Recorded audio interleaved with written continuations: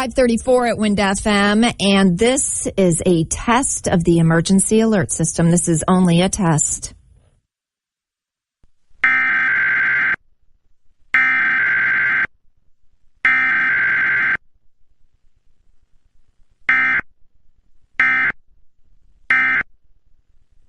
Esta es una prueba del sistema de alerta de emergencias. Repetimos, esto es solo una prueba.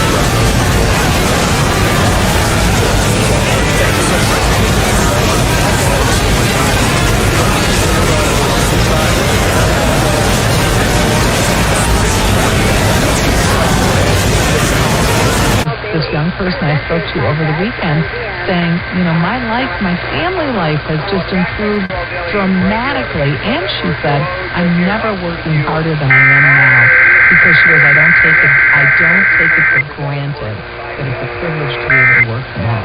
Well, I hope bosses think about this and take it all. This is a test of the emergency alert system. So in the last 40 years, this is the first 150-1 long shots from preseason are this deep into the playoffs. We get once in a while like a team comes out of nowhere, right? And they make a run, they're good. We've got two. Both the Giants and Jaguars, 150-1 or 1877 cars for kids. KARS cars for kids.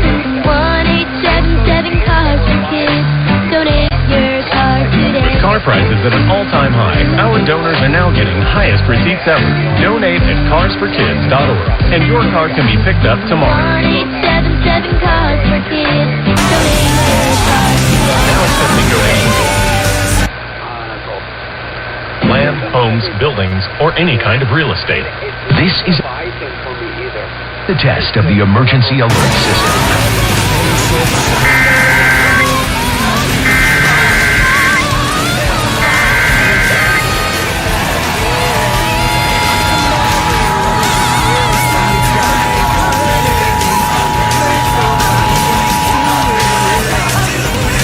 Coordinated monthly local test of the emergency alert system originating from the EAS local primary station for this area. Equipment that can quickly warn you during emergencies is being tested. If this were an EAS actual emergency, such as a tornado, a toxic material release, nuclear plant accident, or other state or local emergency that affects your safety, official messages would have followed the alert tone. This station serves the Southeast Michigan local operational area. This concludes this test of the EAS system. Am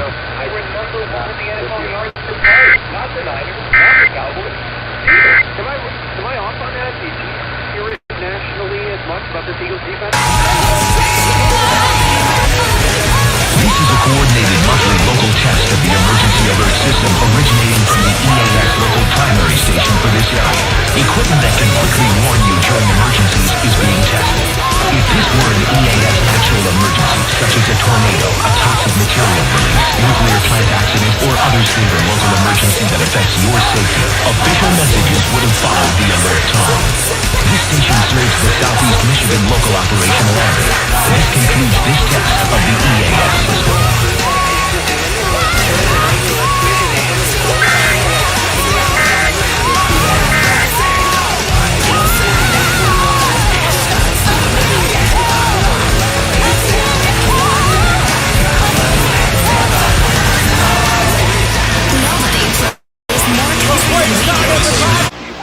The ultraviolet index forecast for January 19th is 3, or moderate.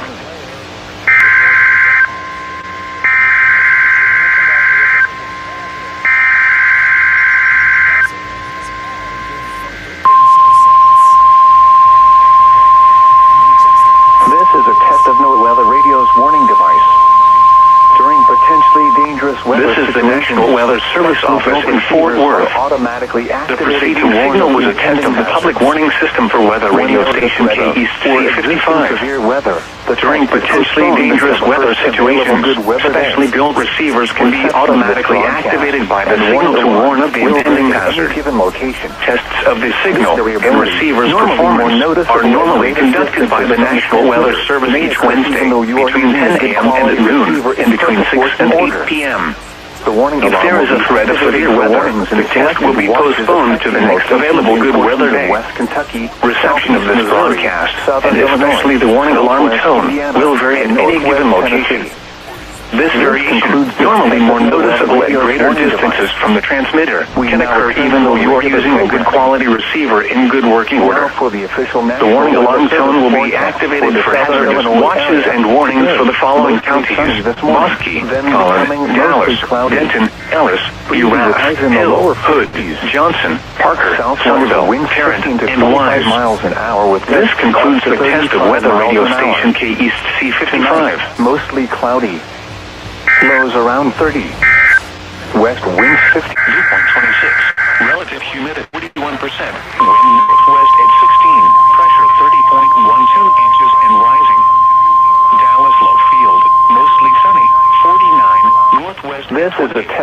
Weather Radio's warning device.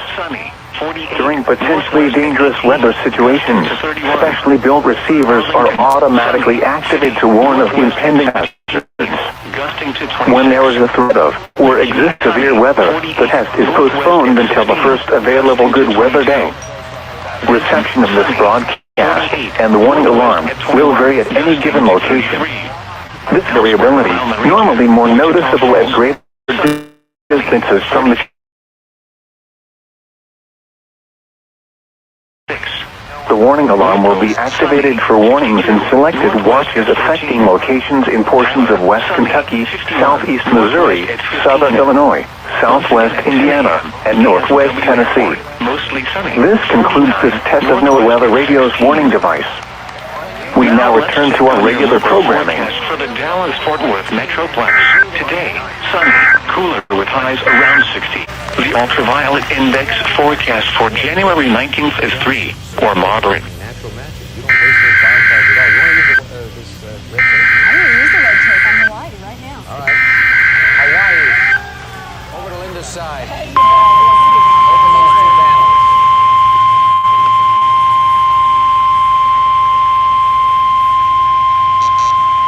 This is the National Weather Service Office in Fort Worth.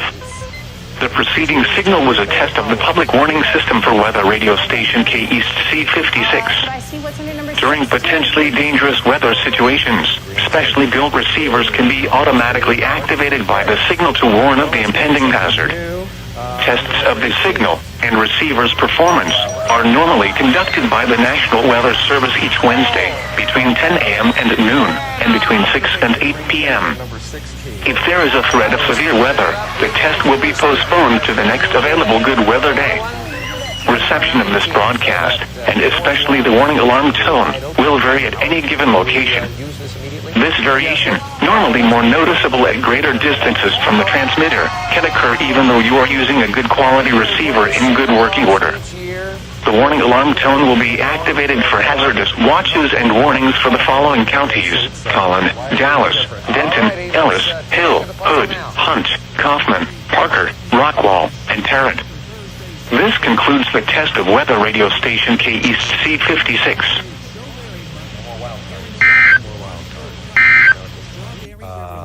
Be cloudy. A slight chance of showers in the evening, then a chance of showers after midnight. Lows in the mid-40s. Today, sunny, cooler with highs in the lower 60s. The ultraviolet index forecast for January 19th is 3, or moderate.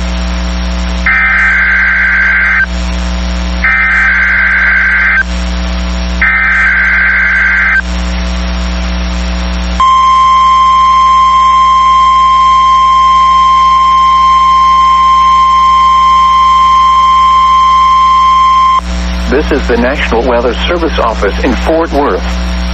The preceding signal was a test of the public warning system for weather radio station K-West North 34.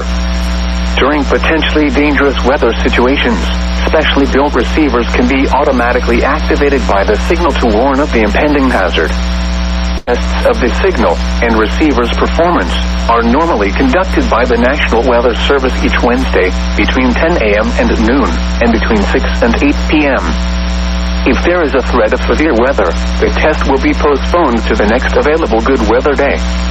Reception of this broadcast, and especially the warning alarm tone, will vary at any given location. This variation, normally more noticeable at greater distances from the transmitter, can occur even though you are using a good quality receiver in good working order. The warning alarm tone will be activated for hazardous watches and warnings for the following counties: Anderson, Cherokee, Freestone, Henderson, Houston, and Leon, and Navarro. This concludes the test of weather radio station K-West North 34.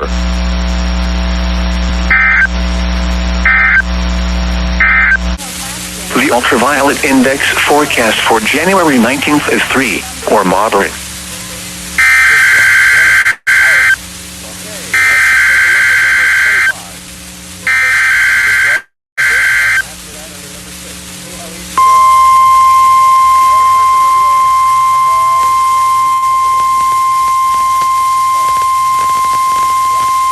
This This is the National Weather Service Office in Fort Worth.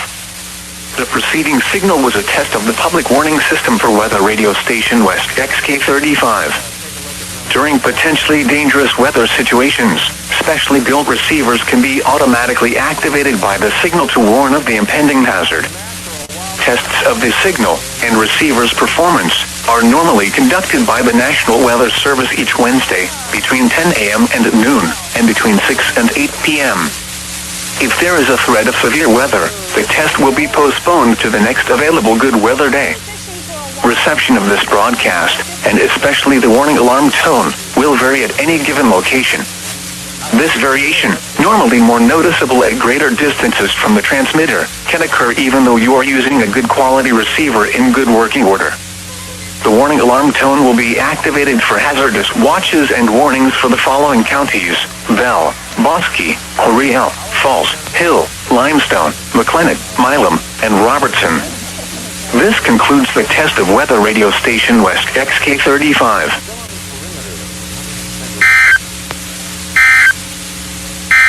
This is a test of the emergency alert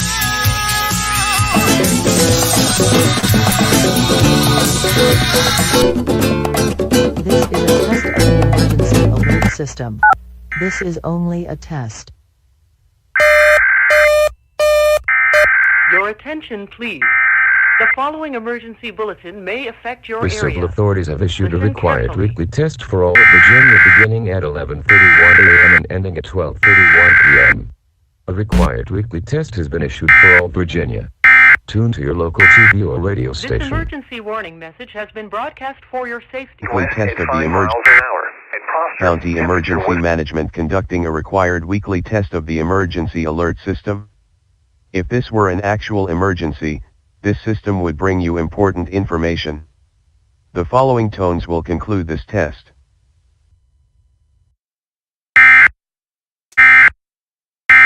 Northwest at 15, land, sunny, 52, northwest at 9, coast to Cerri, sunny, 53, northwest at 10, northwest around the region, mostly sunny, 49, northwest at 15, College Station, sunny, 59, north of 49, Houston Intercontinental, mostly sunny, 61, northwest at 10, mostly sunny, 54, west at 12, to 24. Now let's check on your local forecast for Dallas and surrounding locations today. Sunny, cooler with highs in the lower 60s. Northwest wind 5 to 10 miles an hour. Tonight, mostly clear in the evening, then becoming partly cloudy. Lows in the upper 30s. Northeast winds around 5 miles an hour. Friday, partly sunny in the morning, then becoming cloudy. Highs in the mid-50s. Winds 5 to 10 miles an hour. Friday night, mostly cloudy. Lows in the lower 40s. Winds 5 to 10 miles an hour. Now the extended forecast for weather for Saturday, mostly cloudy. A slight chance of showers. There are chance of showers in the afternoon. Highs in the mid-50s. Winds 5 to 10 miles an hour. Chance of rain 4% per hour. Saturday night, mostly cloudy with a 20% chance of showers in the evening. Then partly cloudy after midnight. Lows in the upper 30s. Sunday, sunny. Highs in the mid-50s. Sunday night, clear. Lows in the mid-30s. Monday, sunny. Highs in the lower 60s. Monday night, mostly cloudy. A slight chance of showers and a chance of showers after midnight. Lows in the upper 30s. Chance of rain 30%. Tuesday, mostly cloudy in the morning. Then clear. A 40% chance of showers. Highs in the lower 60s. Tuesday night, mostly cloudy. A 20% chance of showers in the weather. Lows in the lower 30s. Wednesday, sunny. Highs in the 50s. The hazardous weather night for northeastern. No hazard is expected at this time. Water activation is not expected at this time. And now the hazard humidity 75%. Winds were from the northwest at 24 miles an hour. The pressure was 28.9 inches in rising. Grant, it was fair with a temperature of 16. At Imperial, it was sunny with a temperature of 15.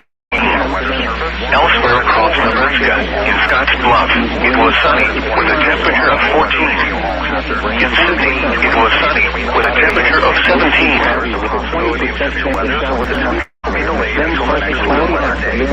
The NOAA Weather Radio all-hazard system is equipped with a warning service called SAME.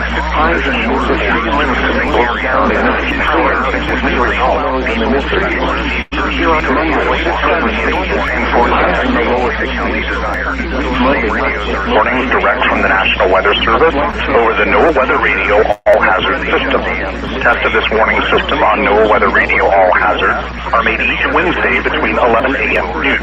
When there is a possibility of severe weather, the test will be delayed until the next good weather day. NOAA Weather Radio all-hazard system is equipped with a warning service called SAME. This is short for Specific Area Message Encoder. SAME allows people with special receivers be notified of watches and/or warnings affecting only the county desired. SAME radio is especially useful for schools, hospitals, businesses, government agencies, radio and television stations. This is then a test.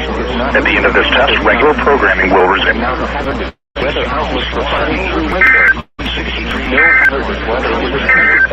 temperature was 24. This is International Weather Service forecast for southwest Nebraska. Today, partly sunny in the morning and clearing. Highs in the lower 30s per hour. Northwest winds 10 to 20 miles per hour. Tonight, mostly clearly evening. Becoming partly cloudy. Lows around 9. West winds around 10 miles per hour. Friday, partly sunny. Highs in the lower 30s. Northwest winds around 10 miles per hour in the morning. Becoming light and variable. Friday night, cloudy. Lows around 16. Light and variable winds. East west up to 10 miles per hour after midnight. Saturday, mostly cloudy in the morning. Becoming partly sunny. Highs in the lower 30s. Northwest winds 10 to 15 miles per hour. Saturday night, partly cloudy in the evening. Then becoming mostly clear. Lows around 12. Sunday, sunny in the morning. Becoming partly sunny. Highs in the lower 30s. Sunday night, mostly cloudy with a 20% chance of snow showers. Lows around 16. Monday, mostly cloudy with a 20% chance of snow showers. Lows in the upper 20s. Monday night, mostly cloudy with a slight chance of snow showers in the evening. With mostly clear after midnight. Lows around 8. Chance of precipitation 20%. Tuesday,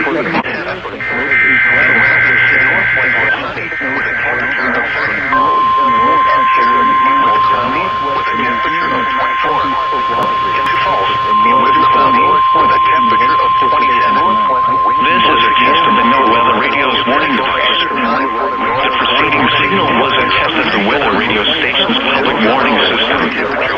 During potentially dangerous situations, specially built receivers can be automatically activated by the signal to warn of the impending hazard. Tests of the signal and resource performance are normally conducted by the National Weather Service every Wednesday between 11 a.m. and 12 noon.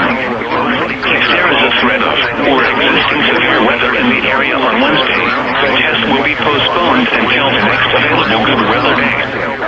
Problems with reception of this broadcast, normally more noticeable at greater distances from the transmitter, can occur even though you are using a good quality receiver in perfect working order. To provide the most consistent and dependable warning service possible, the warning alarm will be activated for hazardous watches and warnings for the following counties: Austin, Brazos, Burleson, Grimes, Leon, Madison, Millam, Robertson, Walker, Waller, Washington.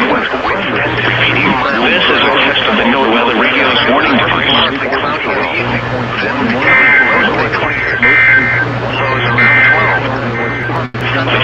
forecast for College Station and the surrounding areas. Lows around the for today and tonight. The probability for widespread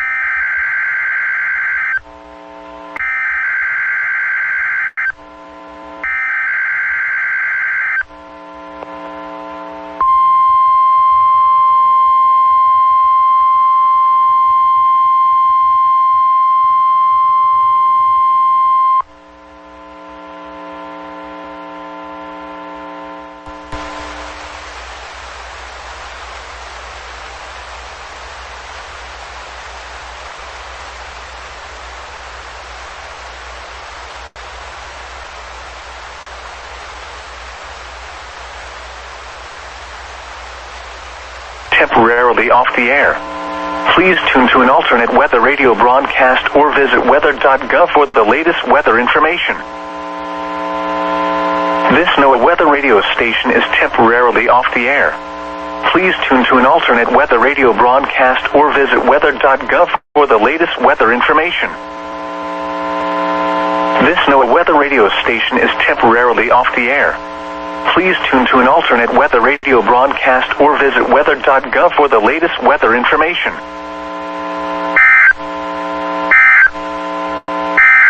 No, the temperature was 32 degrees and the relative humidity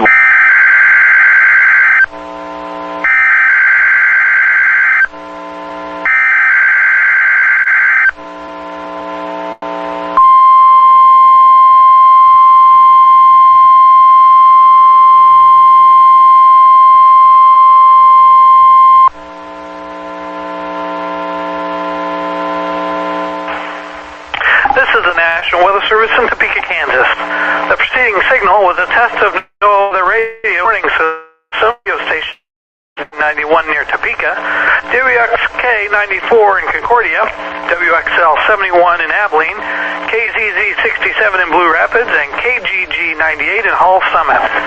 During potentially dangerous situations, specially built receivers can be automatically activated to warn the public of impending hazards. Tests of this signal and the receiver's performance are normally conducted each Wednesday around noon and again around 7 p.m. If there is severe weather or the threat of severe weather in the area, the test will be postponed until the next available good weather day. Reception of this broadcast, and especially the warning alarm tone, will vary at any given location. This variability, normally more noticeable at greater distances from the transmitter, can occur even though you're using a good quality receiver in good working order. This warning alarm will be activated for selected watches and warnings to alert you to potentially dangerous weather. We now return to your normal broadcast.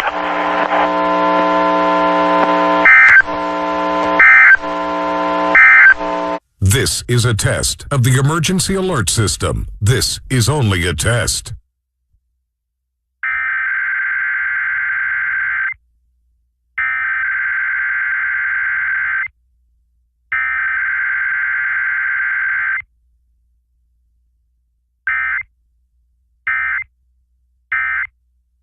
This has been a test of the emergency alert system. This was only a test. The National Weather Service has issued a severe thunderstorm watch, effective until 7 p.m. This watch includes the following counties in Ohio: Champaign, Clark, Delaware, Fairfield, Fayette, Franklin, Greene, Hocking, Knox, Licking, Madison, Marion, Morrow, Pickaway, and Union. Remember, a severe thunderstorm watch means the conditions are favorable for the development of severe weather, including large hail and damaging winds in and close to the watch area.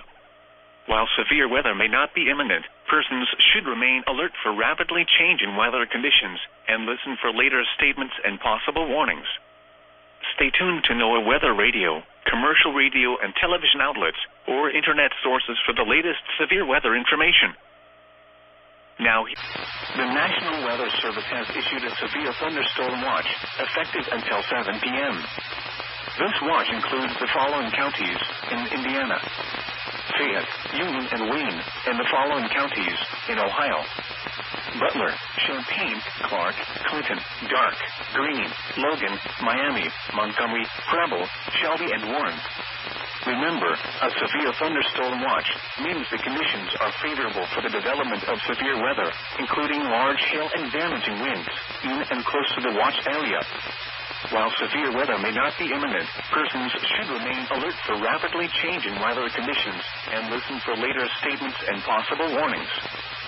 Stay tuned to NOAA weather radio, commercial radio and television outlets, or internet sources for the latest severe weather information. The National Weather Service has issued Severe Thunderstorm Watch number 26, effective until 7 p.m. Eastern Standard Time. This watch includes the following counties in Indiana, Jefferson and Jennings, and Trimble, Kentucky. Remember, a severe thunderstorm watch means the conditions are favorable for the development of severe weather, including large hail and damaging winds in and close to the watch area. While severe weather may not be imminent, persons should remain alert for rapidly changing weather conditions and listen for later statements and possible warnings. Stay tuned to NOAA weather radio, broadcast radio and television outlets, or internet sources for the latest severe weather information. 2 p.m. Eastern Standard FM, South Los Angeles. Để mừng xuân Quý Mão, chúng ta hãy cùng chúc sức khỏe cho những người thân yêu và bảo vệ họ khỏi Covid. Điều đó có nghĩa là nên tiêm vaccine hoặc liều tăng cường nếu đến lúc. Tết này, hãy ở nhà nếu thấy bị bệnh và làm thử nghiệm Covid. Rửa tay và che miệng khi hắt hơi và ho là những điều cần thiết để mang lại sức khỏe tốt trong năm mới. Tiêm vaccine hoặc liều tăng cường gần bạn tại myturn.ca.gov. Thông điệp được gửi đến từ California Department of Public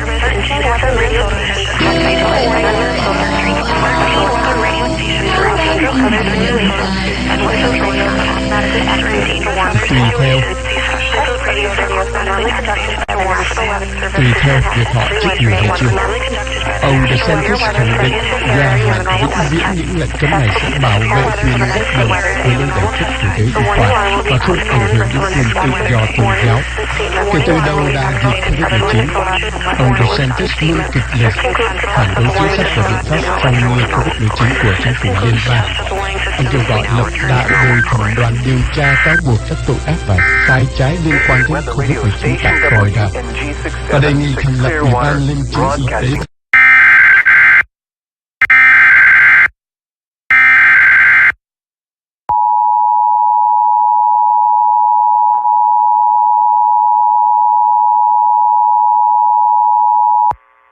The National Weather Service in Indianapolis has issued a severe thunderstorm warning for southeastern Madison County, northeastern Hancock County, until 3 p.m. Eastern Standard Time. At 2:24 p.m. Eastern Standard Time, a severe thunderstorm was located 7 miles north of Greenfield, or 13 miles south of Anderson, moving northeast at 45 miles per hour. Expected hazards include 60 miles per hour wind gusts and quarter-size hail. This is a radar-indicated threat. The following impacts are expected. Hail damage to vehicles is expected. Expect wind damage to roofs, siding, and trees. This severe thunderstorm will be near Shirley, Markville, and Wilkinson around 2:35 p.m. Eastern Standard Time. This includes Interstate 69 near mile marker 229.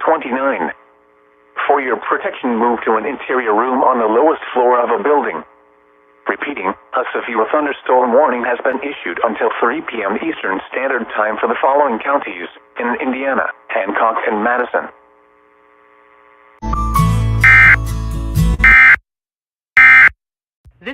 The following is a test of the emergency alert system.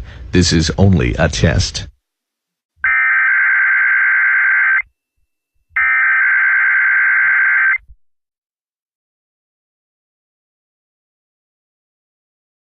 Simple, cost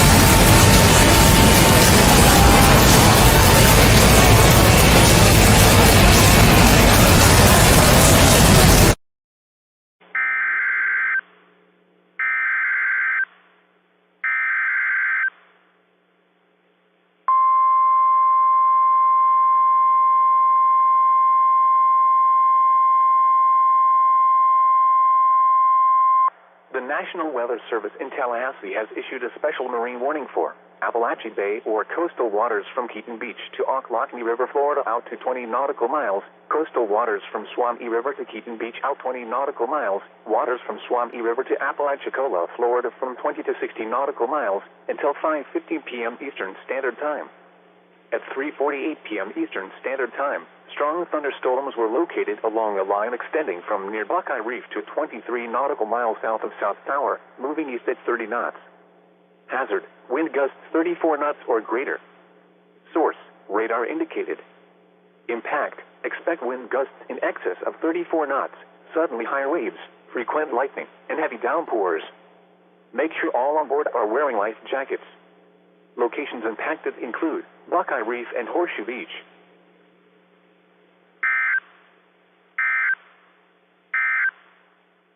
The National Weather Service in Cleveland has issued a severe thunderstorm warning for southwestern Seneca County in northwestern Ohio, northwestern Wyandotte County in northwestern Ohio, southern Hancock County in northwestern Ohio, until 5 p.m. Eastern Standard Time.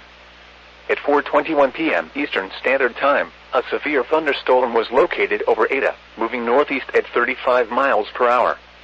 Hazard, 60 miles per hour wind gusts and quarter-size hail. Source, radar indicated. Impact, minor damage to vehicles is possible. Expect damage to trees and power lines. Locations impacted include Bluffton, Forest, Arlington, Van Loo, New Regal, Cerri, Mount Blanchard, Wharton, Genera, Mount Corey, and Williamstown. For your protection, move to an interior room on the lowest floor of a building. Repeating, a severe thunderstorm warning has been issued until 5 p.m. Eastern Standard Time for the following counties in Ohio: Hancock, Seneca, and Wyandotte.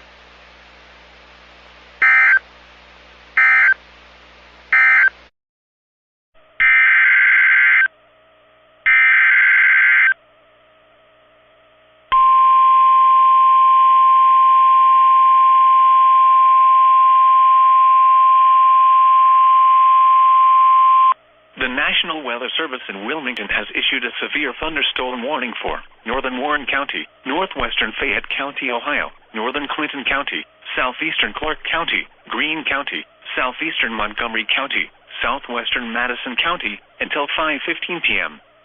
At 4:32 p.m., a severe thunderstorm was located near Waynesville, moving northeast at 40 miles an hour. Hazard, 60 miles an hour wind gusts. Source, radar indicated. Impact, expect damage to trees and power lines. Locations impacted include Dayton, Kettering, Beaver Creek, Fairborn, Mason, Xenia, Lebanon, Springboro, Wilmington, Bellbrook, Oakwood, Yellow Springs, Cedarville, Waynesville, Sabina, Jamestown, South Charleston, Jeffersonville, Wilberforce, and Riverside.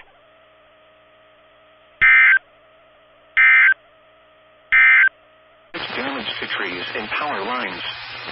Locations impacted include Springfield, Marysville, Urbana, Enon, St. Paris, West Liberty, Mechanicsburg, North Lewisburg, Choctaw Lake, Harmony, Milford Center, Northampton, South Vienna, Tremont City, Woodstock, Donnellsville, Catawba, Unionville Center, Mutual, and Cable.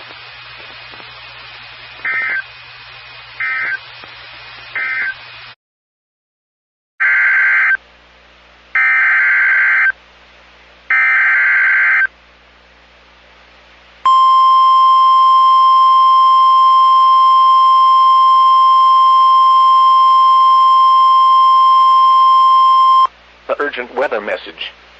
The National Weather Service in Cleveland has issued a severe thunderstorm warning for northern Richland County, southeastern Huron County, southwestern Medina County in northeastern Ohio, Ashland County, northwestern Wayne County in northeastern Ohio, southwestern Lorain County, until 6:15 p.m. Eastern Standard Time. At 5:47 p.m. Eastern Standard Time, a severe thunderstorm was located near Plymouth, or 15 miles south of Norwalk, moving east at 60 miles per hour. Hazard, 60 miles per hour wind gusts. Source, radar indicated. Impact, expect damage to trees and power lines. Locations impacted include Mansfield, Ashland, Shelby, Willard, Wellington, New London, Plymouth, West Salem, Savannah, Polk, Sullivan, Penfield, Greenwich, Spencer, North Fairfield, Bailey Lakes, Congress, Rochester, Roseburg, and Nova. For your protection, move to an interior room on the lowest floor of a building. Repeating, a severe thunderstorm warning has been issued until 6:15 p.m. Eastern Standard Time for the following counties in Ohio: Ashland, Huron, Lorain, Medina, Richland, and Wayne.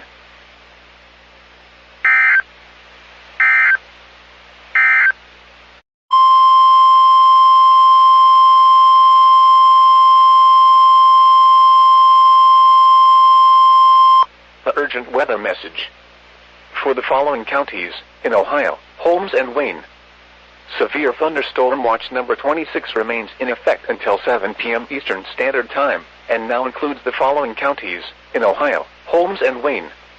Remember, a severe thunderstorm watch means the conditions are favorable for the development of severe weather, including large hail and damaging winds in and close to the watch area. While severe weather may not be imminent, persons should remain alert for rapidly changing weather conditions and listen for later statements and possible warnings. Stay tuned to NOAA weather radio, commercial radio and television outlets, or internet sources for the latest severe weather information. Repeating, severe thunderstorm watch number 26 remains in effect until 7 p.m. Eastern Standard Time, and now includes the following counties in Ohio: Holmes and Wayne.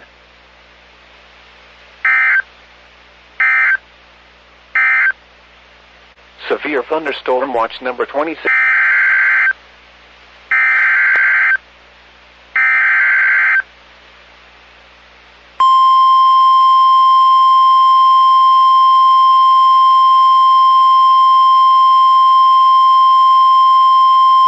The urgent weather message.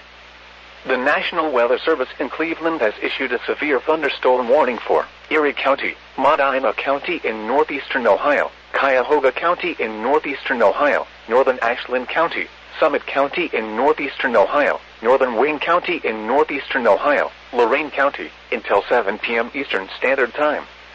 At 6:05 p.m. Eastern Standard Time, severe thunderstorms were located along a line extending from 9 miles northwest of western Vermilion to near Wellington to near Belleville, moving east at 60 miles per hour. Hazard, 60 miles per hour wind gusts. Source, radar indicated. Impact, expects damage to trees and power lines.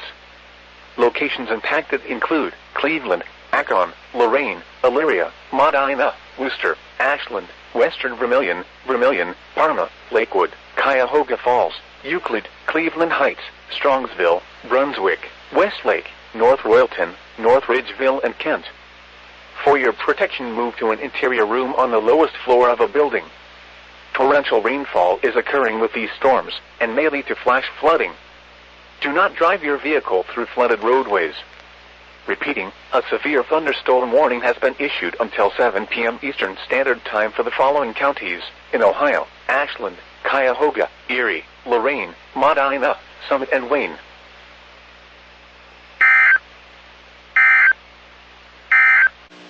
The ultraviolet index forecast for January 20th is 3, or moderate.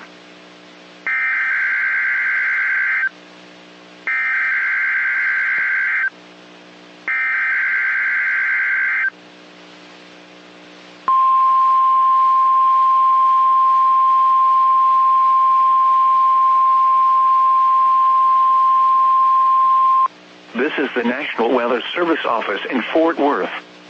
The preceding signal was a test of the public warning system for weather radio station KEAS 55. During potentially dangerous weather situations, specially built receivers can be automatically activated by the signal to warn of the impending hazard. Tests of the signal and receiver's performance are normally conducted by the National Weather Service each Wednesday between 10 a.m. and noon, and between 6 and 8 p.m. If there is a threat of severe weather, the test will be postponed to the next available good weather day. Reception of this broadcast, and especially the warning alarm tone, will vary at any given location. This variation, normally more noticeable at greater distances from the transmitter, can occur even though you are using a good quality receiver in good working order. The warning alarm tone will be activated for hazardous watches and warnings for the following counties: Bosque, Collin, Dallas, Denton, Ellis, Urath, Hill, Hood, Johnson, Parker, Somerville, Tarrant, and Wise. This concludes the test of weather radio station K East C55.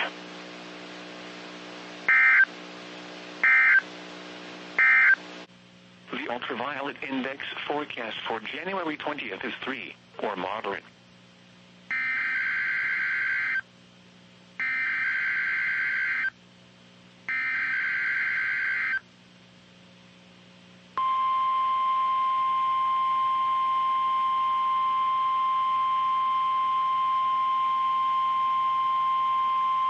This is the National Weather Service Office in Fort Worth. The preceding signal was a test of the public warning system for weather radio station K East C56. During potentially dangerous weather situations, specially built receivers can be automatically activated by the signal to warn of the impending hazard. Tests of the signal and receiver's performance are normally conducted by the National Weather Service each Wednesday between 10 a.m. and noon, and between 6 and 8 p.m. If there is a threat of severe weather, the test will be postponed to the next available good weather day. Reception of this broadcast, and especially the warning alarm tone, will vary at any given location.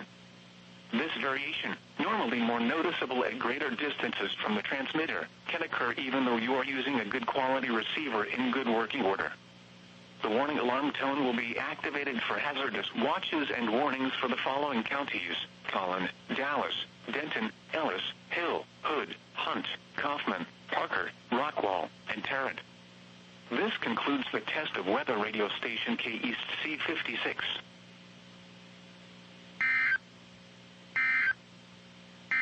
The ultraviolet index forecast for January 20th is 3, or moderate.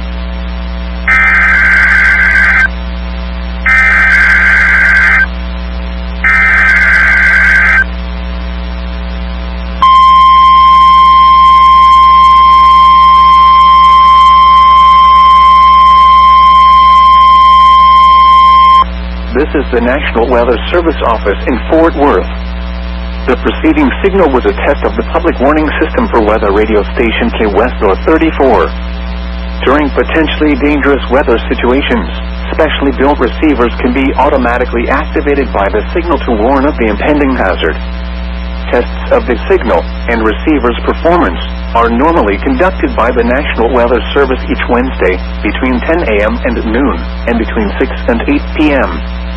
If there is a threat of severe weather, the test will be postponed to the next available good weather day. Reception of this broadcast, and especially the warning alarm tone, will vary at any given location. This variation, normally more noticeable at greater distances from the transmitter, can occur even though you are using a good quality receiver in good working order. The warning alarm tone will be activated for hazardous watches and warnings for the following counties: Anderson, Cherokee, Freestone, Henderson, Houston, and Leon, and Navarro. This concludes the test of weather radio station K West North 34.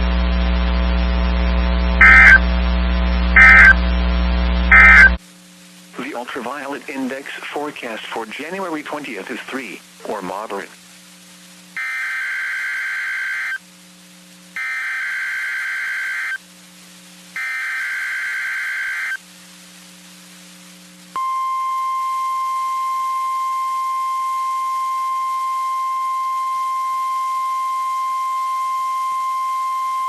This is the National Weather Service Office in Fort Worth. The preceding signal was a test of the public warning system for weather radio station West XK35. During potentially dangerous weather situations, specially built receivers can be automatically activated by the signal to warn of the impending hazard. Tests of the signal and receiver's performance are normally conducted by the National Weather Service each Wednesday between 10 a.m. and noon, and between 6 and 8 p.m. If there is a threat of severe weather, the test will be postponed to the next available good weather day. Reception of this broadcast, and especially the warning alarm tone, will vary at any given location. This variation, normally more noticeable at greater distances from the transmitter, can occur even though you are using a good quality receiver in good working order. The warning alarm tone will be activated for hazardous watches and warnings for the following counties: Bell, Bosque, L'Oreal, Falls, Hill, Limestone, McLennan, Milam, and Robertson. This concludes the test of weather radio station West XK35.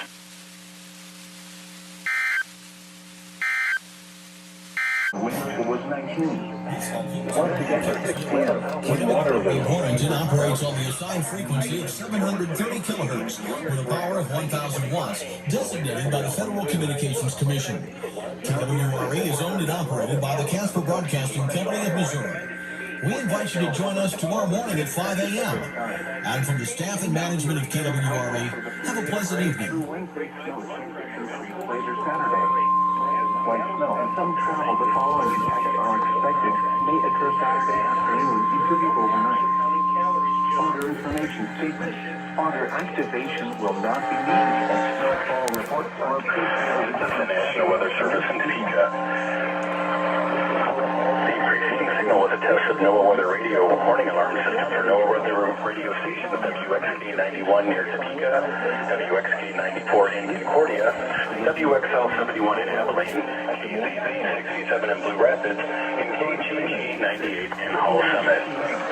Considering potentially dangerous situations, especially though receivers can be automatically activated to warn the public of impending hazards. Since the signal and the receiver's performance are normally conducted each Wednesday around noon and again around 7 p.m. If there is severe weather or the threat of severe weather in the area, the test will be postponed until the next available good weather day, which is today. Reception of this broadcast, and especially the warning alarm tone, will vary at any given location. This variability, normally more noticeable at greater distances from the transmitter, can occur even though you are using a good quality receiver and good working order. This warning system will be activated for selected watches and warnings to alert you to potentially dangerous weather. We now return you to your normal broadcast. This is a test of the National Weather Service NOAA Weather Radio All Hazards Warning Alarm System in cooperation with the Emergency Alert System. Tests of this alarm system are conducted every Wednesday at 11 a.m. and at 7 p.m. If there is a severe weather threat, the tests are postponed until the next available good weather day. The alarm tone will activate for severe weather and other life-threatening emergency messages for the following 14 transmitters and associated broadcast areas: WXL 57 at Des Moines, WXL 94 at Bremer County, WXK 84 at Fort Dodge, KXI 98 at Marshalltown, KXI 62 at Montezuma, WXM 91 at Raspin Lake, WNG 730 at Ottumwa, KZZ 51 at Carroll, KZZ 68 at Dunwood, KXI 65 at Lennox, WNG 666 at Iowa Falls, WNG 668 at Denison, WNG 688 at Ringston, KJY 63 at Forest City. For a detailed listing of what counties are served by each transmitter, please visit the NOAA Weather Radio section of our website at www.weather.gov/Des Moines. Once again, please visit the NOAA Weather Radio section at our website, www.weather.gov/Des Moines. This concludes our test. We now return to regular programming.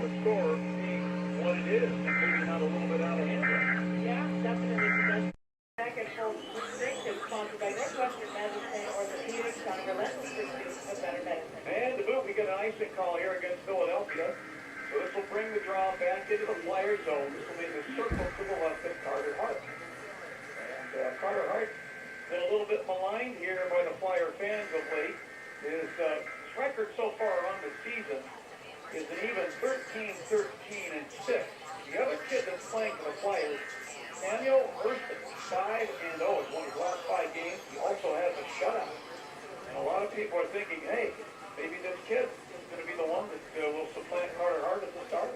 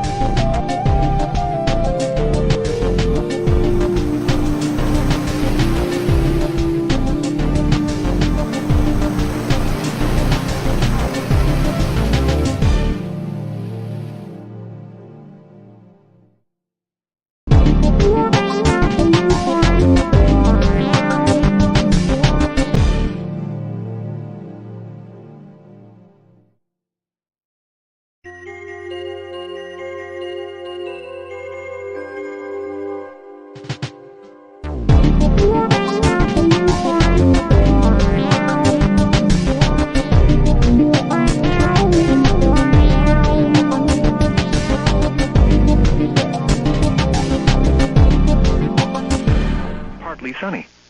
Temperature 90 degrees.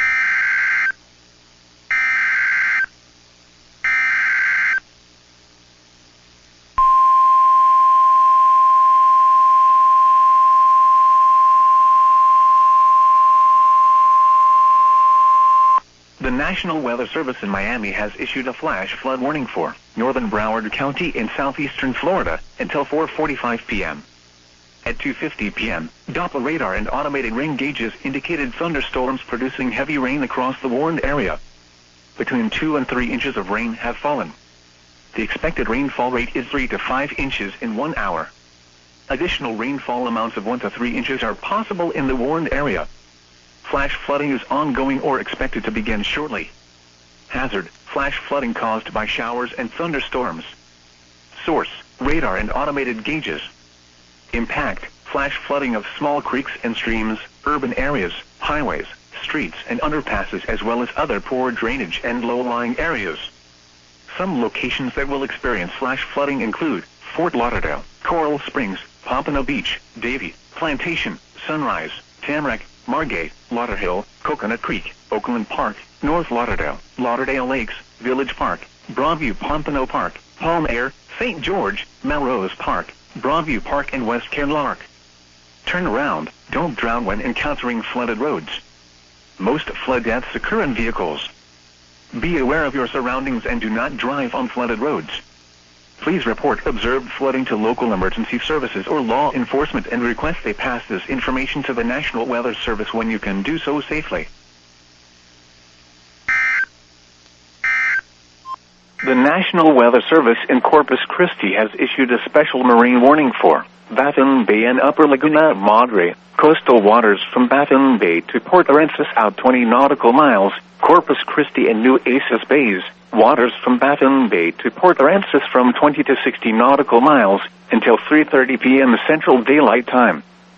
At 2:22 p.m. Central Daylight Time, a severe thunderstorm capable of producing waterspouts was located 14 nautical miles southeast of Malaquite Beach, or 32 nautical miles south of Port Aransas, moving northwest at 25 knots. Hazard: waterspouts and wind gusts 34 knots or greater. Source: radar. Impact: waterspouts can quickly form and capsize boats, damage vessels and oil rigs, and create suddenly higher waves.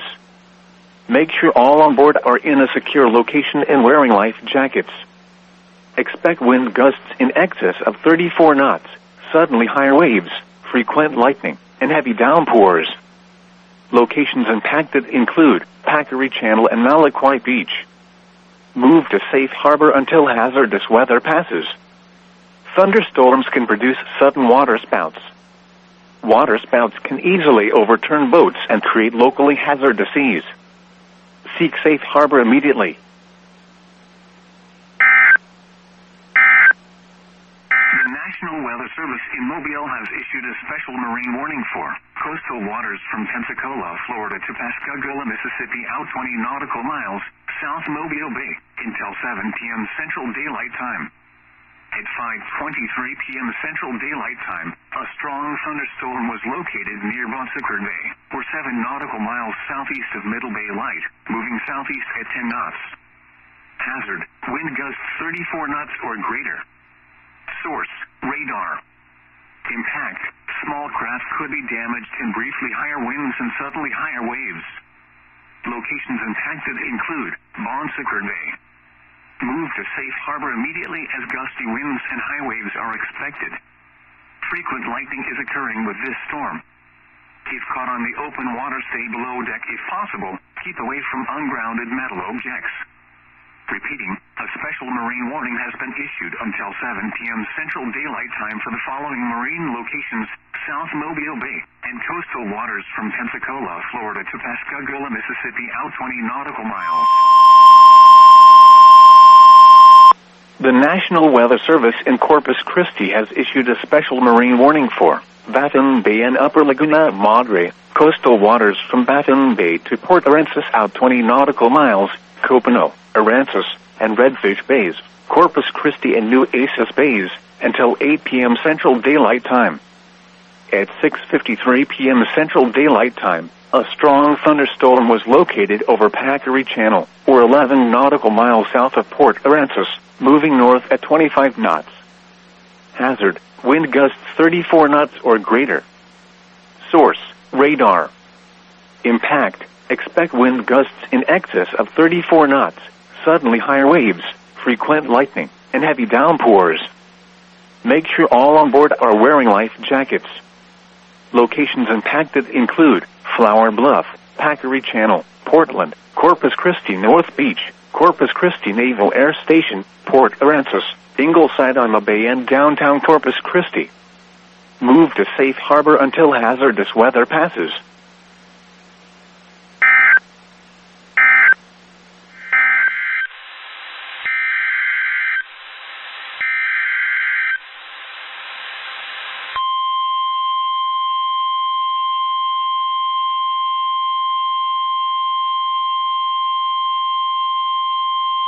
The National Weather Service in Greenville, Spartanburg has issued a severe thunderstorm warning for southwestern Catawba County in the Piedmont of North Carolina, southeastern McDowell County in western North Carolina, northeastern Rutherford County in western North Carolina, northwestern Lincoln County in the Piedmont of North Carolina, northwestern Cleveland County in the Piedmont of North Carolina, Burke County in western North Carolina, until 4:15 p.m. Eastern Daylight Time. At 3:36 p.m. Eastern Daylight Time, severe thunderstorms were located along a line extending from 11 miles west of Hickory to 6 miles west of Morganton to 5 miles south of Marion, moving southeast at 20 miles per hour. Hazard, 60 miles per hour wind gusts and quarter-size hail. Source, radar indicated. Impact, minor hail damage to vehicles is expected. Expect wind damage to trees and power lines. Locations impacted include Morganton, Marion, Rutherford, Longview, Valdez, Spindale, Maiden, Eichard, Drexel, and Hildebrand. For your protection, move to an interior room on the lowest floor of a building. Torrential rainfall is occurring with these storms and may lead to minor flooding. Do not drive your vehicle through flooded roadways. Please report damaging winds, hail, or flooding to the National Weather Service by calling toll-free 1-800-267-8101 or by posting on our Facebook page or tweet it using hashtag NWSGSP. Your message should describe the event and the specific location where it occurred. Repeating, a severe thunderstorm warning has been issued until 4:15 p.m. Eastern Daylight Time for the following counties in North Carolina: Burke, Catawba, Cleveland, Lincoln, McDowell, and Rutherford.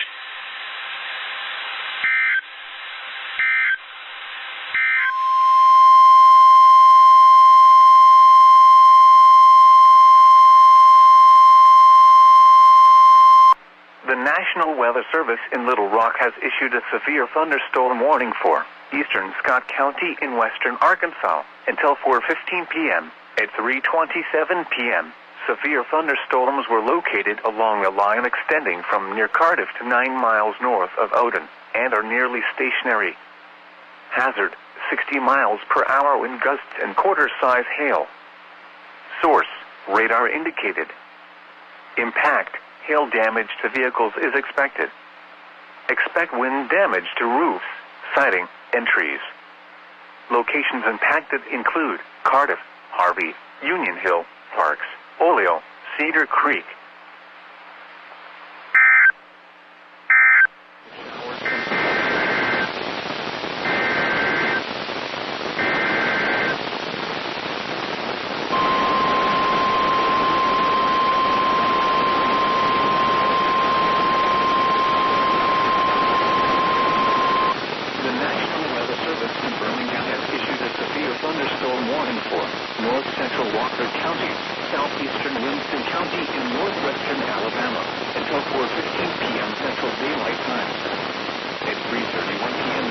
Daylight Time, a severe thunderstorm was located near Poplar Springs, or 8 miles east of Lynn, moving southeast at 20 miles per hour.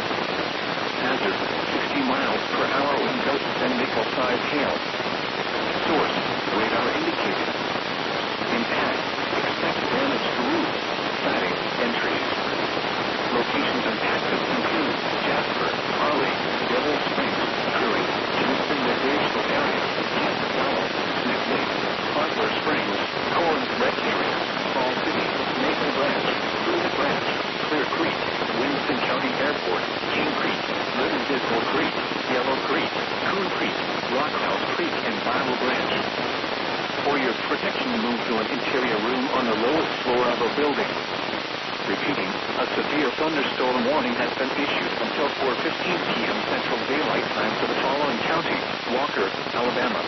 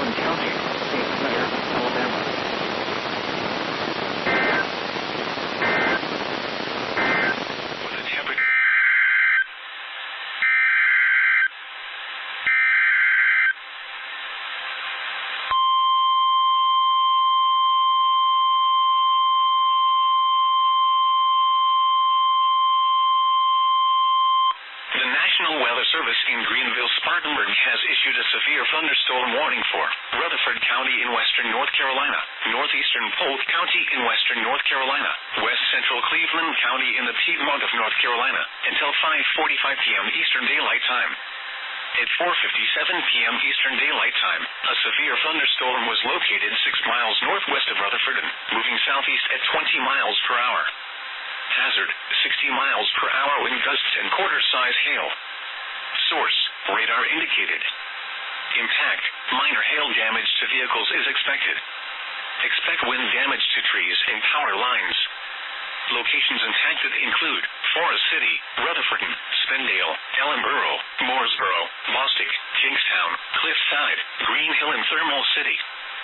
For your protection, move to an interior room on the lowest floor of a building. Please report damaging winds, hail, or flooding to the National Weather Service by calling toll-free 1-800-267-8101 or by posting on our Facebook page or tweet it using #NWSGSP. Your message should describe the event and the specific location where it occurred. Repeating, a severe thunderstorm warning has been issued until 5:45 p.m. Eastern Daylight Time for the following counties in North Carolina: Cleveland, Polk, and Rutherford.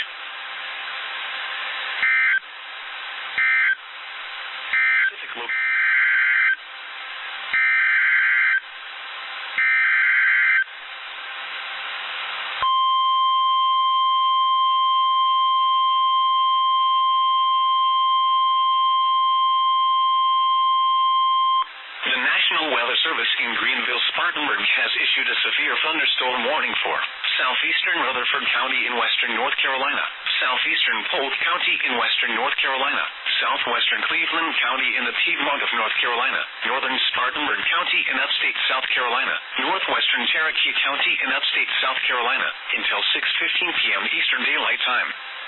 At 5:33 p.m. Eastern Daylight Time, severe thunderstorms were located along a line extending from near Rutherford to 9 miles west of Forest City to near Columbus, moving southeast at 20 miles per hour. Hazard, 60 miles per hour wind gusts and quarter-size hail. Source, radar indicated. Impact, minor hail damage to vehicles is expected. Expect wind damage to trees and power lines. Locations impacted include Forest City, Columbus, Boiling Springs, South Carolina, Landrum, Cowpens, Inman, Mayo, Chesney, Campobello, and Bostic. For your protection, move to an interior room on the lowest floor of a building. Please report damaging winds, hail, or flooding to the National Weather Service by calling toll-free 1-800-267-8101 or by posting on our Facebook page or tweet it using hashtag NWSGSP. Your message should describe the event and the specific location where it occurred. Repeating, a severe thunderstorm warning has been issued until 6:15 p.m. Eastern Daylight Time for the following counties in North Carolina, Cleveland, Polk, and Rutherford, and the following counties in South Carolina, Cherokee, and Spartanburg. The National Weather Service in Bismarck has issued a tornado warning for northeastern McLean County in south-central North Dakota until 6 p.m. Central Daylight Time. At 5:22 p.m. Central Daylight Time, a confirmed tornado was located 8 miles west of Butte, or 28 miles east of Garrison, moving southeast at 10 miles per hour. Expected hazards included a damaging tornado. A tornado has been reported by the public. The following impacts are expected. Flying debris will be dangerous to those caught without shelter. Mobile homes will be damaged or destroyed. Damage to roofs, windows, and vehicles will occur. Tree damage is likely. The tornado will be near Butte around 6 p.m. Central Daylight Time. Other locations impacted by this tornadic thunderstorm include Strawberry Lake. To repeat, a tornado is on the ground. Take cover now. Move to a basement or an interior room on the lowest floor of a sturdy building. Avoid windows.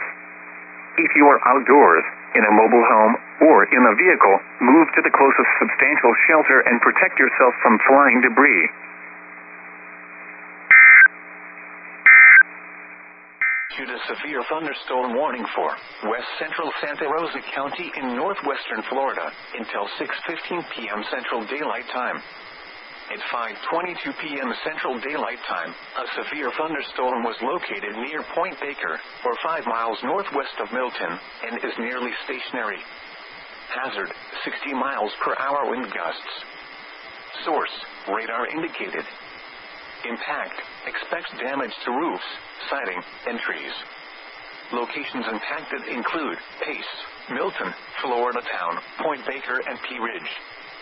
For your protection, move to an interior room on the lowest floor of a building. Repeating, a severe thunderstorm warning has been issued until 6:15 p.m. Central Daylight Time for the following county, Santa Rosa, Florida. The National Weather Service in Mobile has issued a special marine warning for North Mobile Bay until 7:15 p.m. Central Daylight Time. At 5:45 p.m. Central Daylight Time, a strong thunderstorm was located over Battleship Park. The strong thunderstorm was nearly stationary. Hazard, wind gusts 34 knots or greater and small hail. Source, radar. Impact, small craft could be damaged in briefly higher winds and suddenly higher waves. Locations impacted include Battleship Park and mouth of Mobile River. Repeating, a special marine warning has been issued until 7:15 p.m. Central Daylight Time for the following marine location, North Mobile.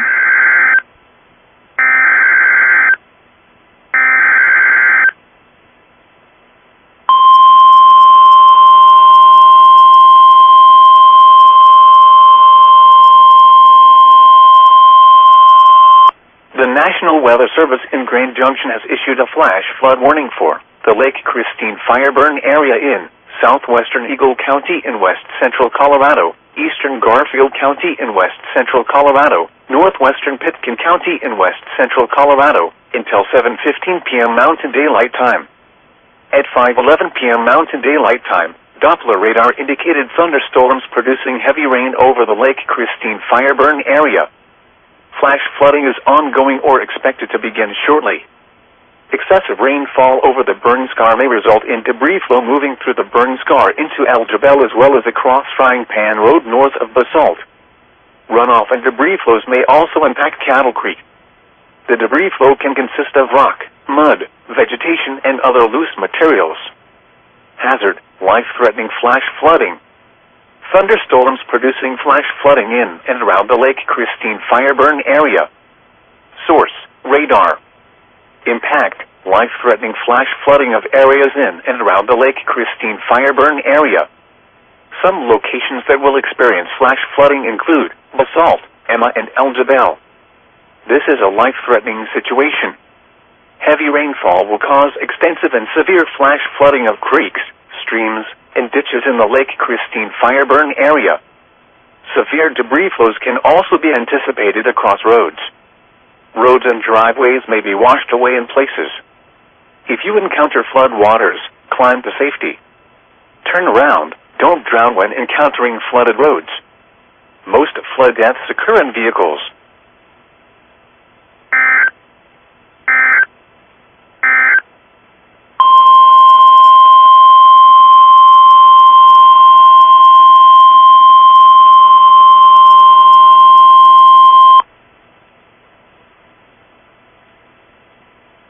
The National Weather Service in Grand Junction has issued a flash flood warning for the Lake Christine fire-burn area in southwestern Eagle County in west central Colorado, eastern Garfield County in west central Colorado, northwestern Pitkin County in west central Colorado, until 7:15 p.m. Mountain Daylight Time.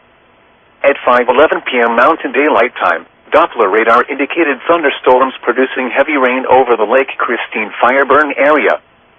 Flash flooding is ongoing or expected to begin shortly. Excessive rainfall over the burn scar may result in debris flow moving through the burn scar into El Jebel as well as across Frying Pan Road north of Basalt. Runoff and debris flows may also impact Cattle Creek. The debris flow can consist of rock, mud, vegetation, and other loose materials. Hazard: life-threatening flash flooding.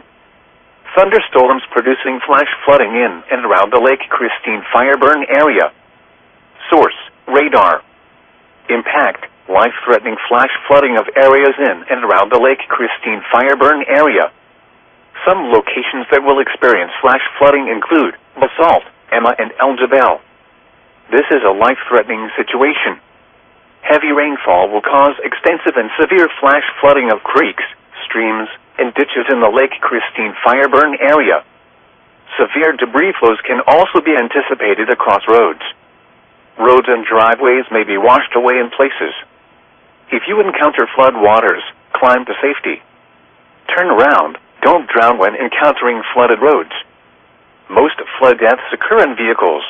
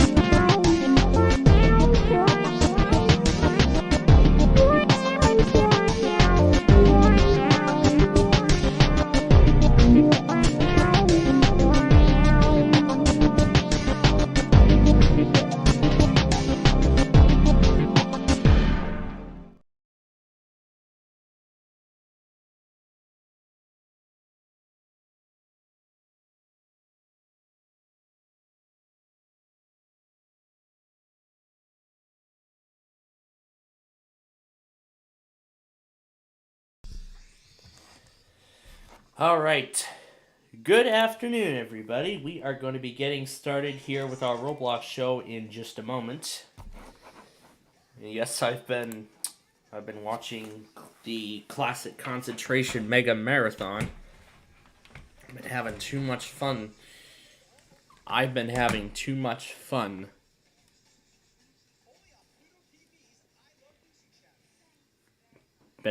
much fun with that show. So far, I've been having way too much fun. But anyway, let's get to our word of the day for today. I see a DPU coming up on the Carney camera.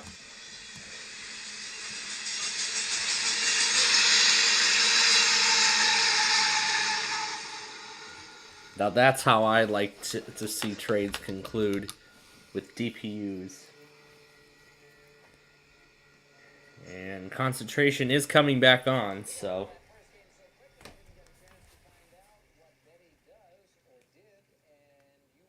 So, yeah, one of those games of concentration earlier, one of them even got through to even got that last prize so quickly. They got the, yeah, they won a whole bunch of prizes and it came through so quickly. So, that's how incredible this game. Well, that's how incredible this game of concentration. Oh no, my power cord. Oh, whatever. But anyway.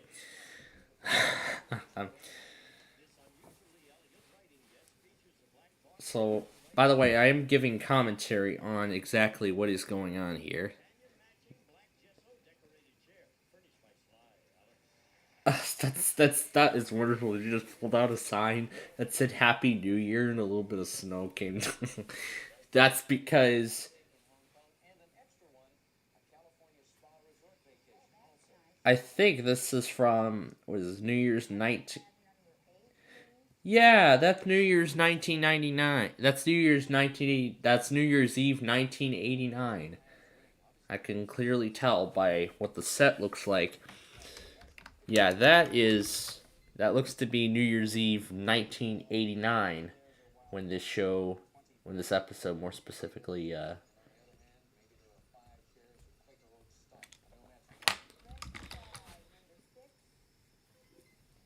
wild card. Yeah, we finally got something.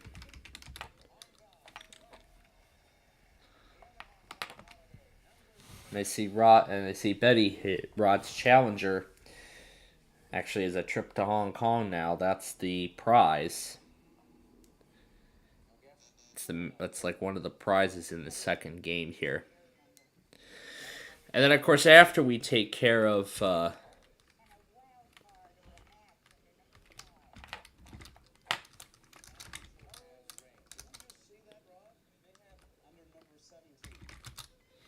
Ruffs. Ruddy. I've never heard of Ruddy, but that anyway is our word of the day for today.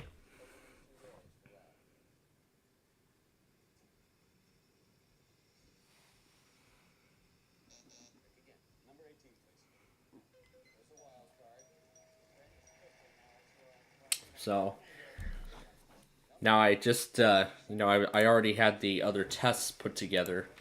I mean, they still have a whole compilation to put together later. Yep, Mississippi, Louisiana, and Tennessee, that's all tomorrow. But let's first explain. But first, let me explain what happened earlier in the morning hours. So, now, I can confirm from WFBC that it is indeed random. They've gone random now. They don't run it automated anymore. It's now random. That's from what I can confirm. The Tampa Cox media stations, they do still stream the tests, which I am very glad they still do. So, yeah, I'm very glad they still do it. Of course, I got WEDR and that other one. Now, WCZK is also random, as far as I can also confirm. And then what came at 3 o'clock in the morning, this is really what made the whole thing Interesting. WIAD ran a random test right at the end of the top of the hour. Minutes later, USH does the same. And then, around 3:52 a.m., and then this happened around 3:52 this morning. The California Spa Resort. Ooh, that's fun. Yeah, but then at around 4 a.m., this happened. Yep. K-Love finally did their test. Happened 5 days. I mean, just the day after Air 1, K-Love finally gets their weekly in. And of course, as soon as I heard it, I did get it live. And I mean, as I was getting K-Love, I thought I was going to miss the Florida Monthly. But guess what? It didn't happen. It didn't happen at all. That's wonderful, isn't it? Yeah, it did not happen at all. Well, I think they probably might push it to tomorrow. Or probably next week. But who knows? Who knows? We will see. But anyway, yes, this is actually K-Love. So, now after this happened, here's what I thought. Here's what I was thinking after I saw this. What I was thinking was that...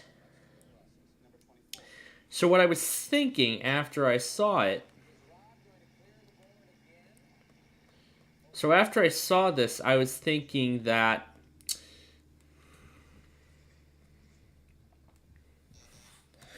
So I was thinking that, So what I think happened was maybe FN32DXer was maybe testing out some new software. Maybe he was testing out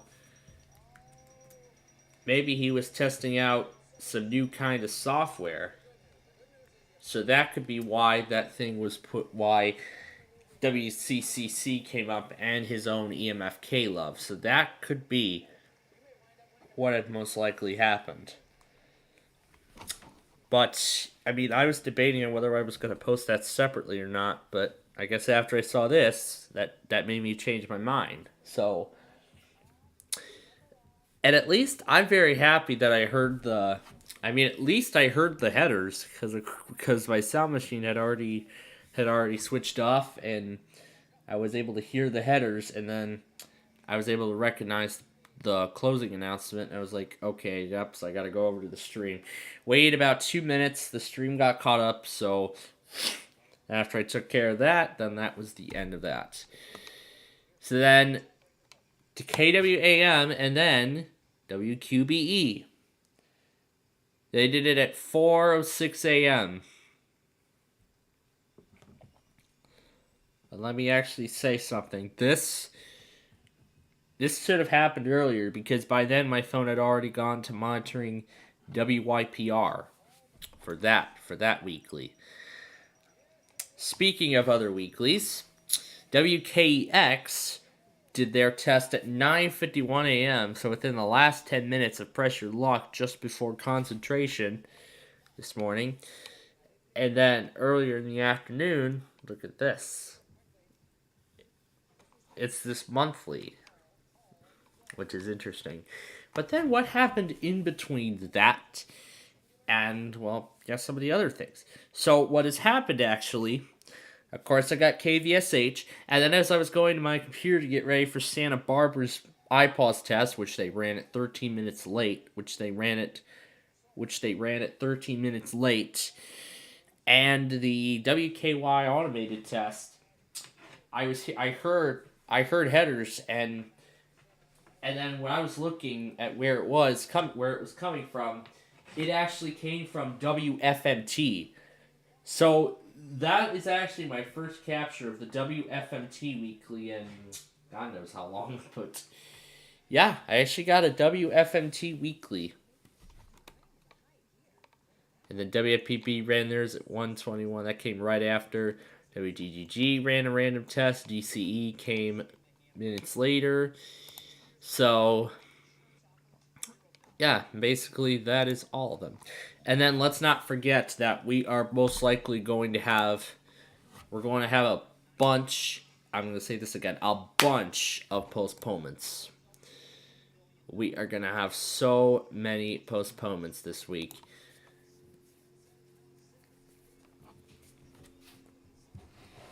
And I mean, we are combining this with tomorrow's slight risk, and we're combining it with tomorrow's slight risk and all those winter weather alerts that are currently in effect, and I'm seeing a whole bunch of them. So, yeah, I mean, there's like an incredible amount of winter storm warnings in effect.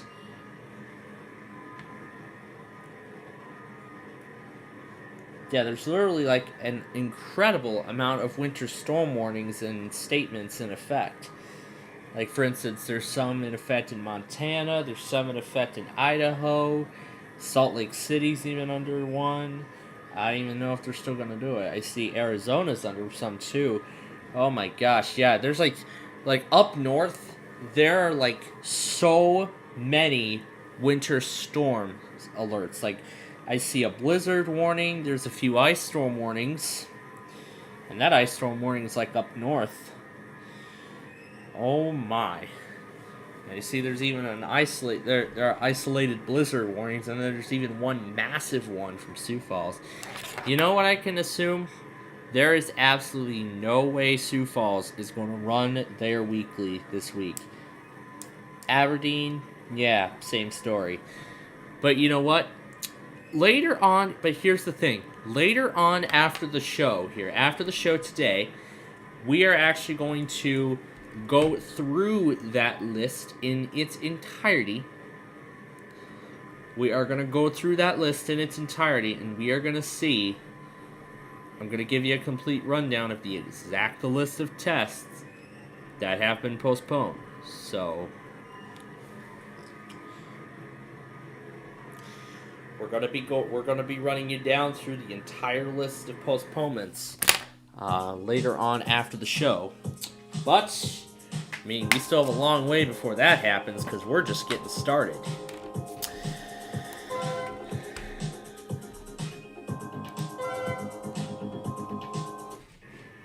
Alright. We're going to try not to miss a day, totally. We'll be back to classic concentration in just a moment. I always like that ending on the program.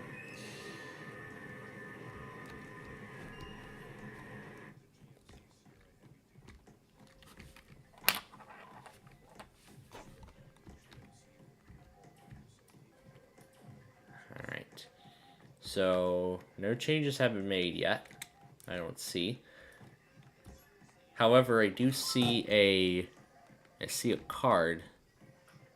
Yeah, it's the Ticket Ninja, but as of right now, there have been no updates made, so everything is still the same from last time. That secret sequence, everything is still where it was the last time we were here. So, nothing new to see. We're actually going to begin with we're actually going to start with the number cruncher this week. We're actually going to start with the number cruncher. I mean, we haven't started it like this before, so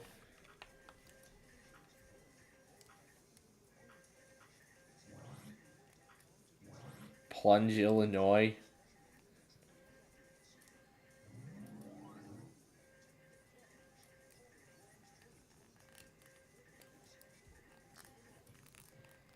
They're promoting the polar plunge? Oh gosh.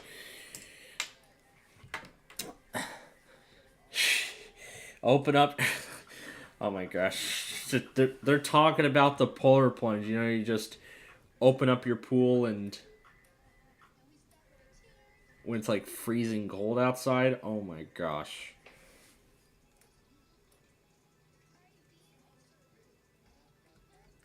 Now, honestly, that is, well, something. Okay, so we're going to go ahead and start with the number cruncher. Alright, let's get to the game. Yeah, remember the... I gotta pay attention to the board.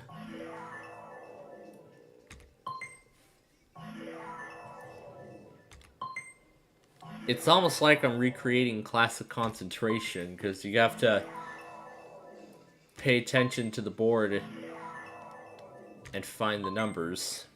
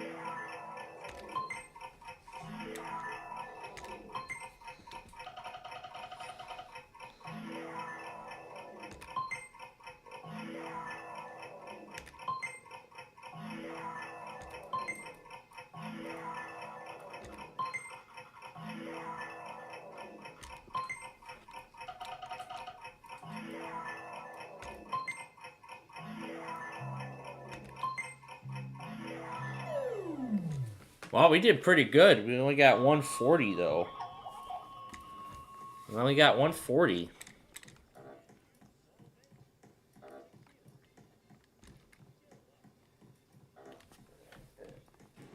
Here's the start of the second concentration episode.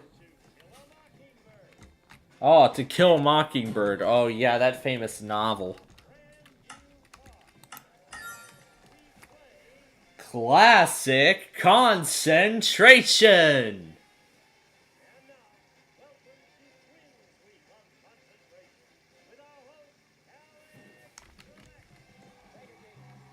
It's gonna be 10.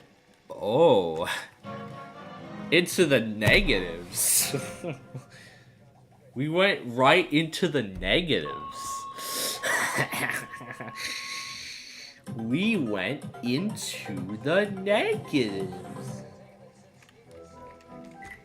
Looks like somebody else is taking the game, but you know what? We will play that.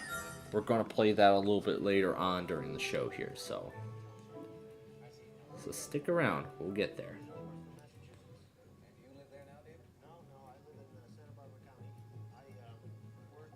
$70 times 1 or 2. We got 40, so it was 70 times 1 minus 30.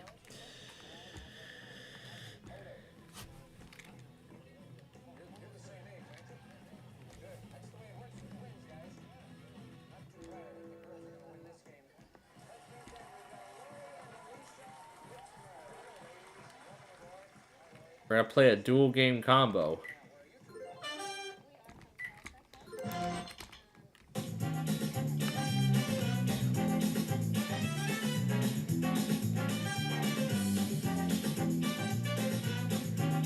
Alright, we're gonna play the general knowledge.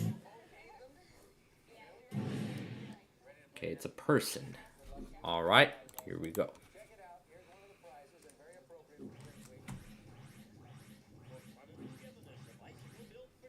Sounds like that one thing on Brain Strain, you know, that game. I haven't made a video on... I haven't even made a video on that.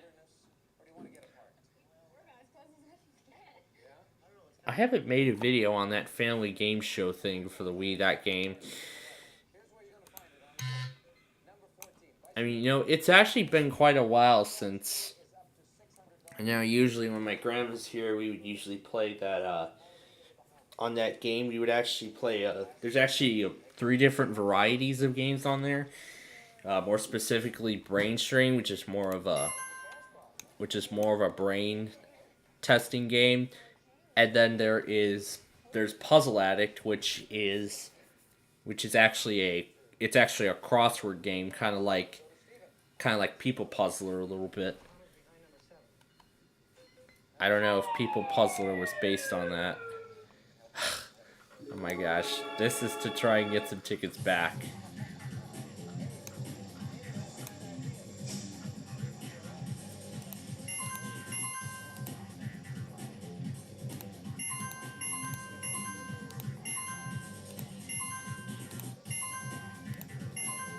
There we go. Got some tickets back.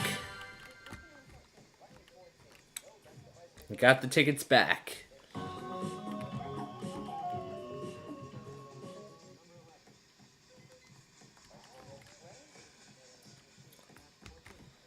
Alright. Next, we're going to spin these two wheels.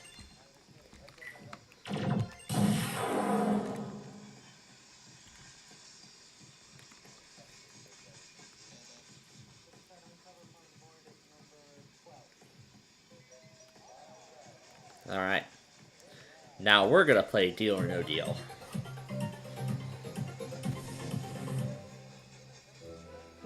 Okay. Number 11. That's going to be our case. Let's see how good that does. Okay, number 5 we'll start with. Ooh, $300. Well, 300 tickets, that's gone already. Number 8. There we go, 2. Number 13. 6. Number 2. Oh, that's the second best gone. Number 15. Okay, 40 tickets. All right. Some of the two highest amounts are off the board already. 139. No. All right.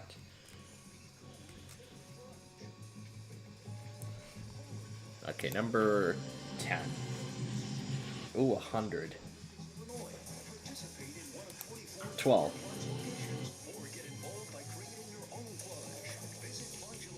Number 1.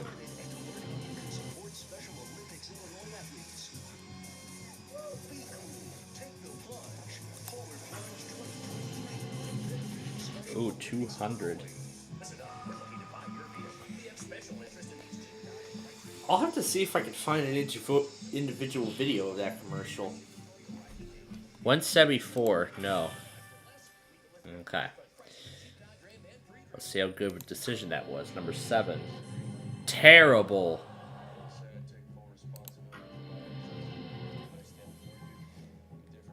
Because 1,000 is gone.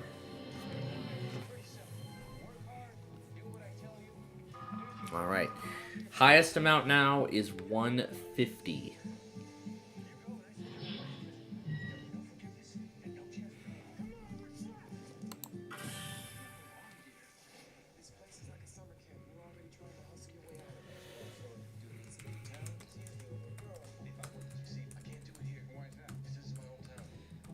All right, we're gonna do. Oh, it didn't matter. Number 14, that's what I would have went with. Yeah, that was actually a good choice for it to pick for me.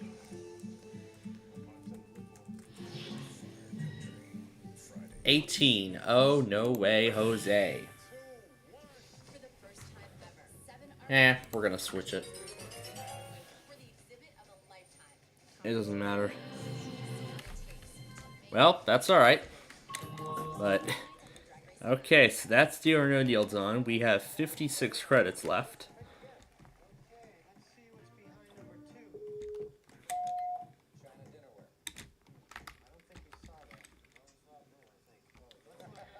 So a lot of these games have actually been moved. This light box thing, I don't know what this is about. Let's see what it is. How do we play this? Toggle adjacent lights on and off. Try to turn on all the lights before the time runs out. Okay. So you have to turn every single light on before the... so we have to get every single light on. So wait a second. Is this like Jenga? Actually, this feels like Tetris. This feels like Tetris right now. Because this game here feels like Tetris.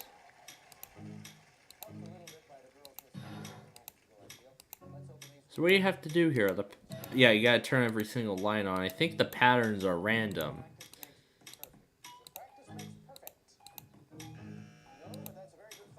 Yeah, I think the patterns on here are random.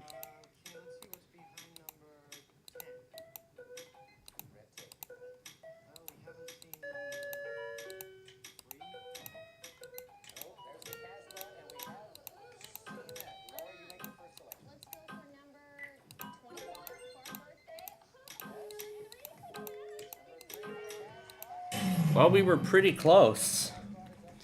We were actually pretty close.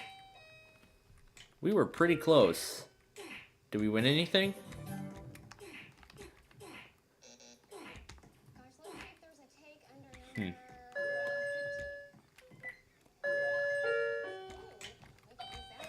Let's see what this is.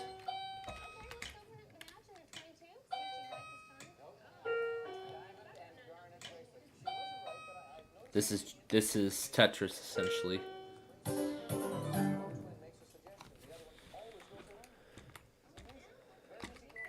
Yeah, this is Tetris, essentially.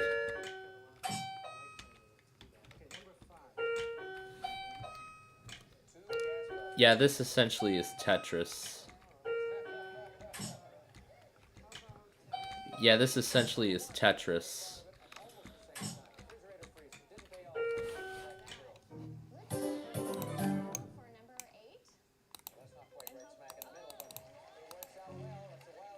Oh, H flips the...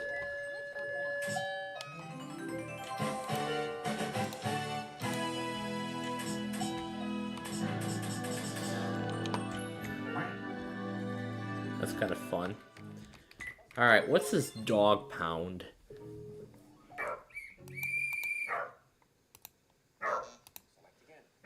This is whack-a-dog.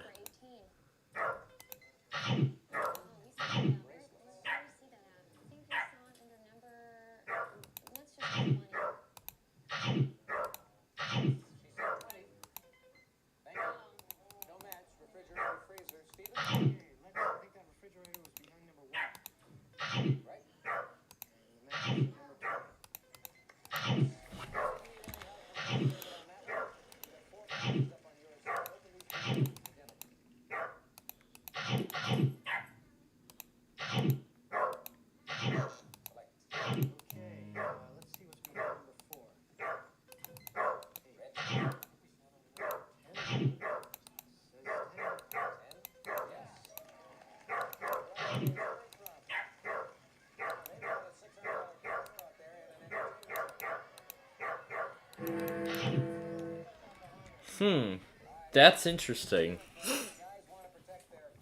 So that's interesting what this game is.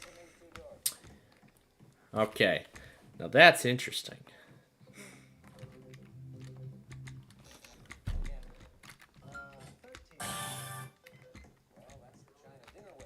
And this wheel deal is finally done. So this is new. Yeah, this essentially is, if you remember Wheel Deal from like way back in the day, you should know what this game actually is. So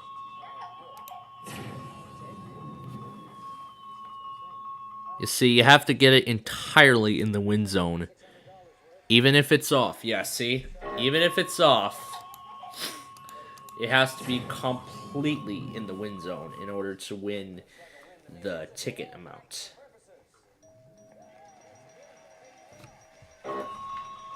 So yeah, that's what that is. Interesting.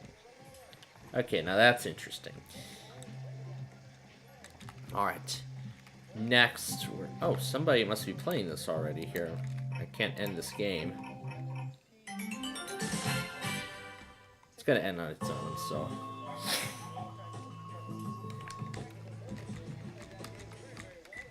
Okay, we're gonna go ahead and play bingo now.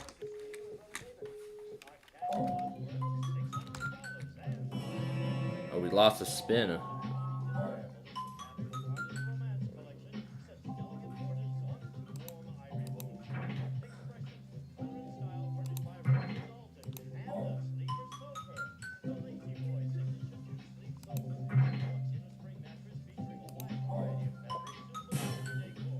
Okay, we can mark down any numbers here.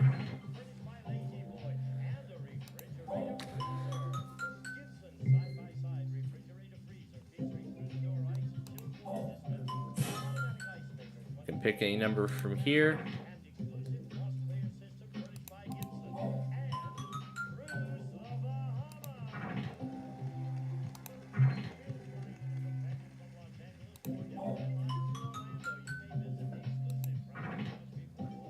Somebody's going to the Bahamas.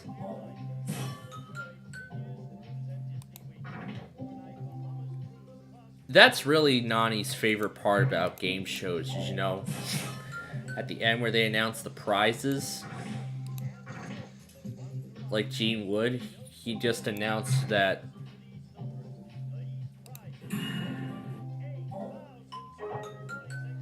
okay, we got a free spin. That will be useful, but we don't have anything to mark down, so let's keep it going. Okay, we don't have anything to mark down, so let's keep going. Let's get this bingo right here. Nothing else to mark down. Now we can mark down any number. It's time to swing the hammer. Anyway, there's nothing else to mark down, so we got another bingo. Let's put another bingo right here. Nothing else to mark down. Okay, there's nothing else to mark down on this side of the board. This is the last spin. And nothing. Sure, we'll buy another spin. And we lost a spin because I can see... No, I don't want to risk losing it because there's that space right there. So 30 tickets.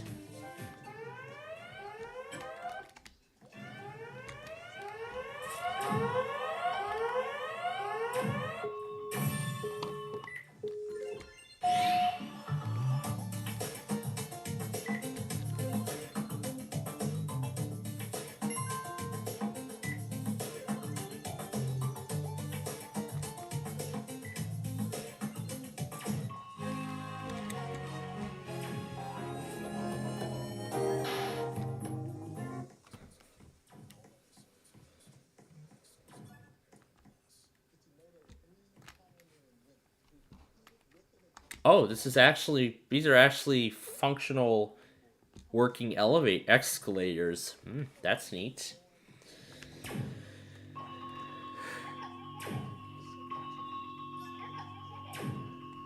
Warning. Core overheating. Nuclear meltdown imminent. Some may think twice before using the self-checkout at Walmart. Here's why. That's a great story. Okay. Alright. So now.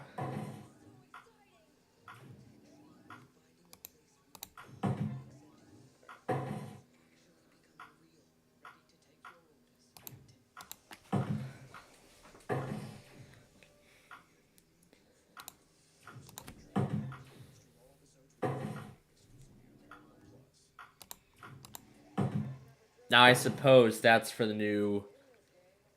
I don't know if this applies for their NCR models, but I suppose it maybe applies to their newer ones. You know, the newer self-checkout system probably applies to those too.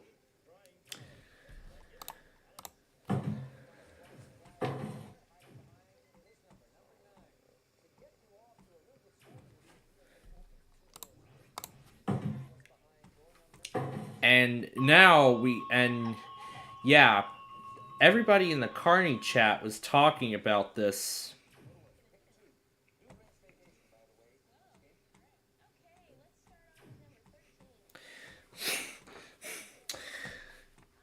Now, there were actually, there's actually another thing. They were, I heard a bunch of people were talking about this in the Carney chat as soon as I got the Carney, Nebraska camera up. Apparently, at around 1:45 this morning, there was another derailment. It was in Gothenburg. This time, it was in Gothenburg, Nebraska. Well, as of now, there were no derailments. However, one of the tracks reopened. I mean, this comes weeks after that Norfolk Southern derailment in East Palestine. But this one just involves coal. So I don't think it's not going to be that severe. So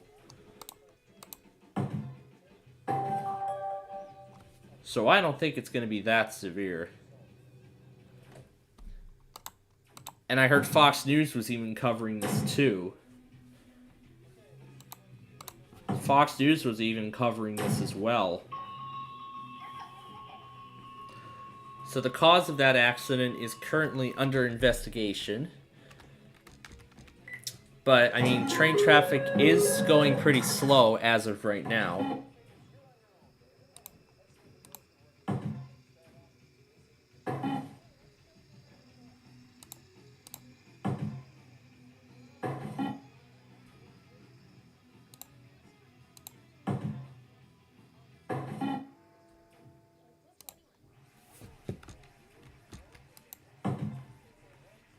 Boo.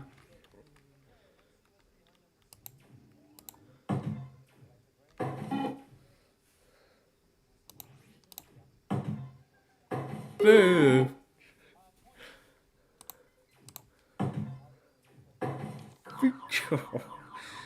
Oh my gosh.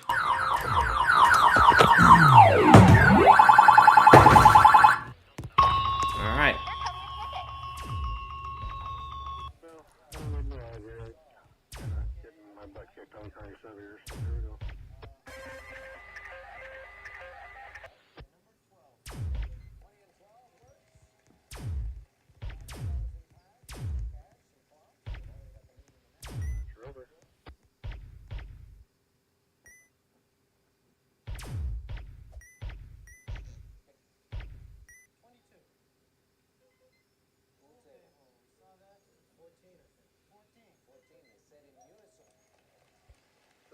To the operator, communication over.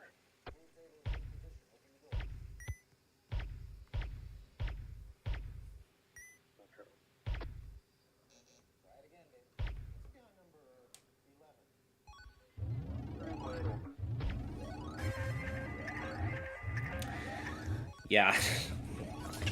I mean, what I'm hearing on the news, yeah, that is, it's just terrible, but I mean, there's a reason why we're here. Anyway, now let's get to Nani's favorite skee-ball game, and more importantly, mine too. So 53,000 will get us 1050.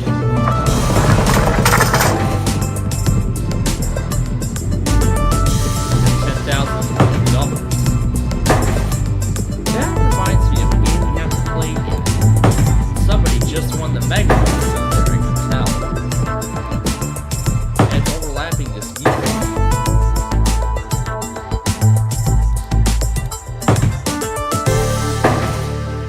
In about 5 minutes to Mark Levin and Louisville.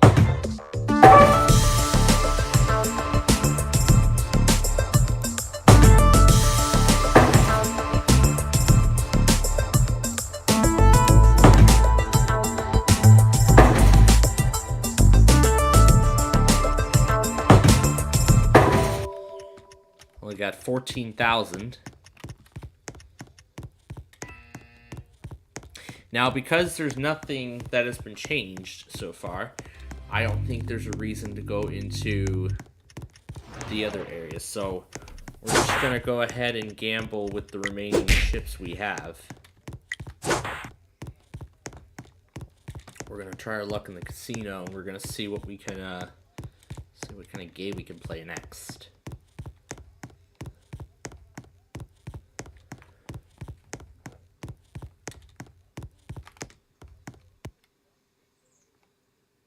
Oh, they must have upgraded the... Looks like they must have upgraded the level. Looks like they upgraded that to level 20 plus. Ugh. Yeah, they must have upgraded the... They must have upgraded the level requirement from 10 to 20. personally, I don't like that move. I don't like the move they did, because then we can't play like that. I don't know why they made that decision, but I think it makes perfect sense. The current party reservation has ended. Please leave now. Just in time for the arrival. Just in time for the arrival of the vessel. This stop is the arcade. Go ahead.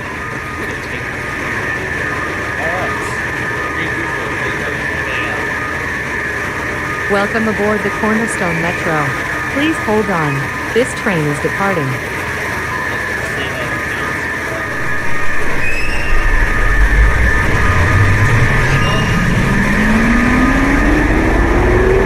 The next stop is the Plaza.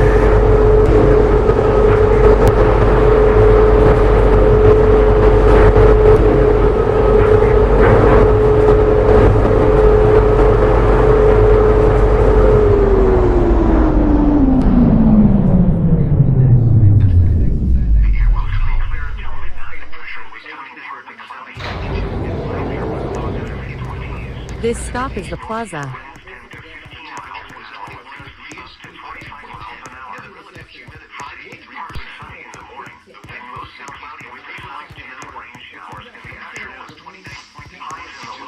Alright, with only 44 credits left, it's really hard on deciding how we're gonna spend it. It was cloudy Saturday, mostly cloudy with a 30% chance of rain showers. Not as cool times in the lower 50s. Saturday night, cloudy. A slight chance of showers on intermittent. Not as cool with lows in the upper 40s. I've already updated the playlist, but I just haven't updated it on this computer yet. Rain showers. Highs in the mid-40s. Lows in the lower 30s. Chance of rain 30%. Yeah, it's just that I haven't released the update yet on.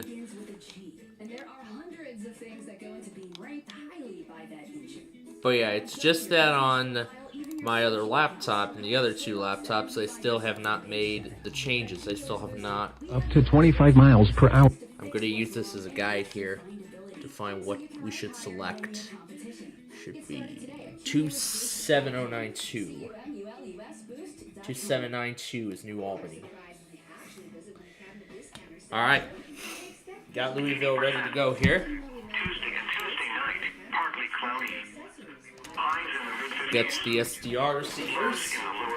Mastermind. The current time is 5:59 p.m. Eastern Standard Time. 5 p.m. Eastern Standard Time weather conditions across north central Kentucky.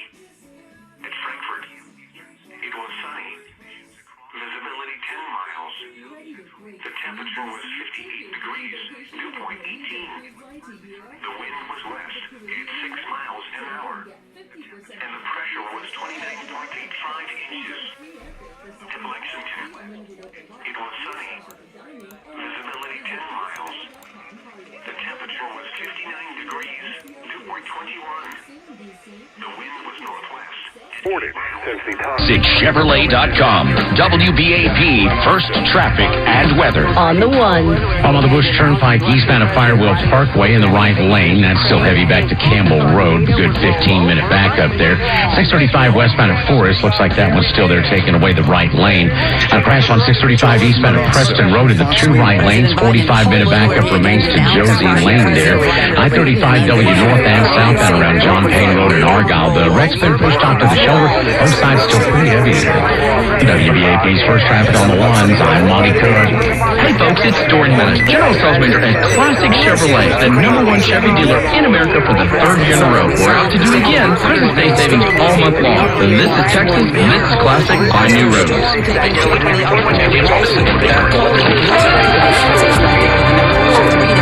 Today, meteorologist Kyle Roberts. We do have a chance of some showers and storms first thing tomorrow morning. In the meantime, tonight, we'll see increasing clouds and only a low of around 64. Then a quick round of rain first thing tomorrow. The rest of the day will be sunny, windy, and dry with a high of 78.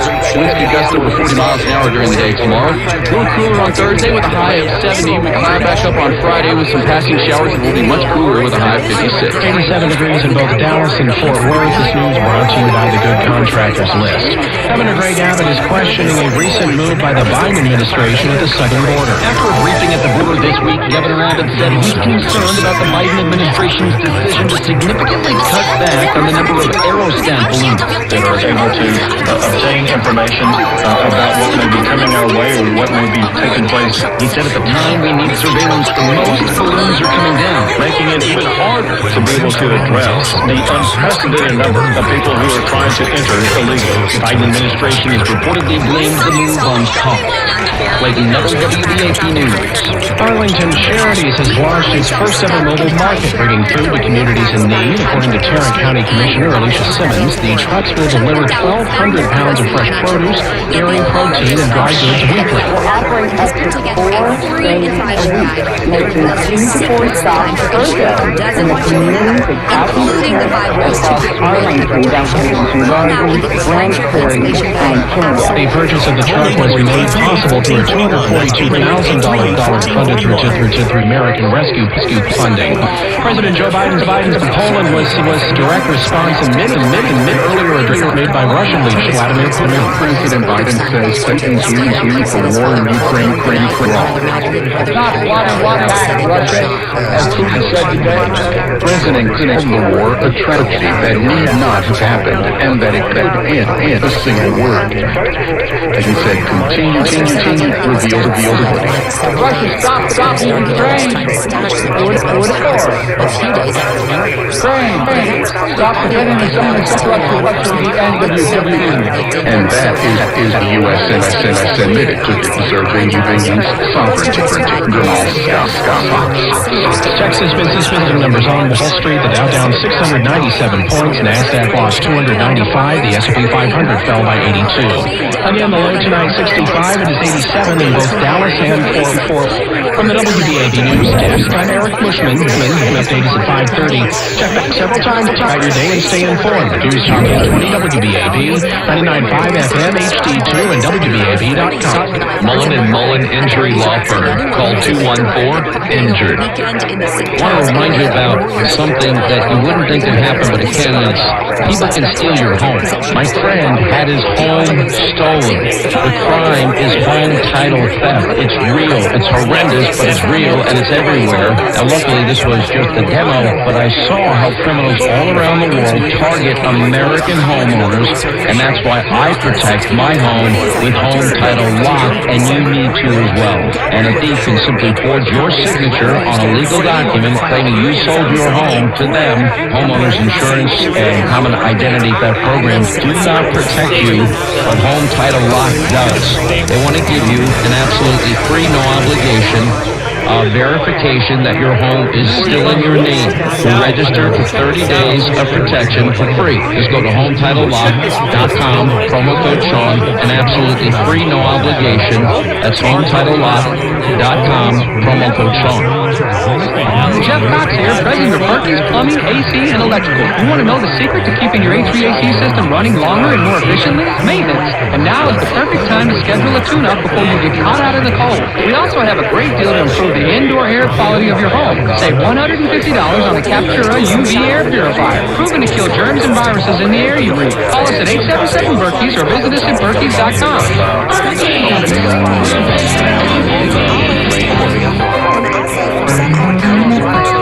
Donate to Junk for Joy. Donate to Junk for Joy. Donate your car today to Junk for Joy. Donate to Junk for Joy. Donate to Junk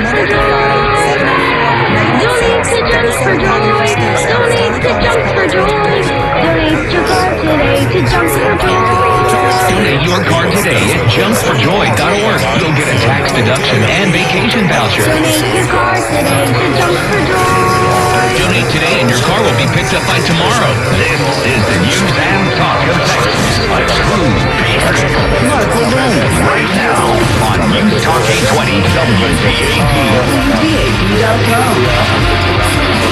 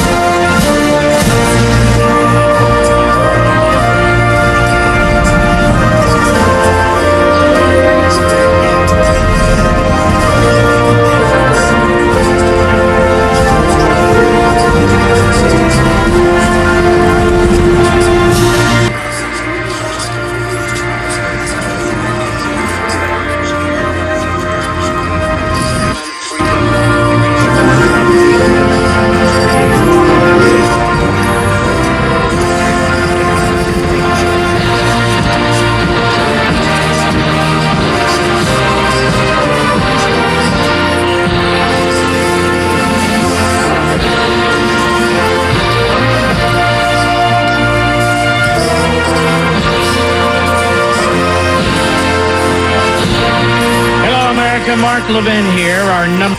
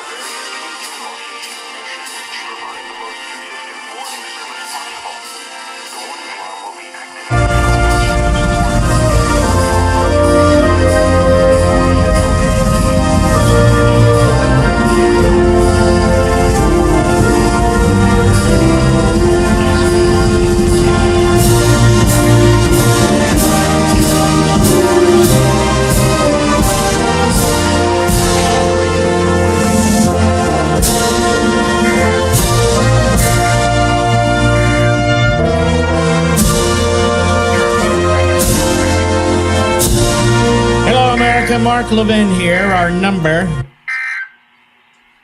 p.m. Eastern Standard Time weather. There you go. The Mark Levin Louisville combo. Isn't that wonderful? Alright. Shut this down. Let me actually shut this down correctly. Now, let's get to the game. That was the best part with that one part of the anthem. That was actually by far the best.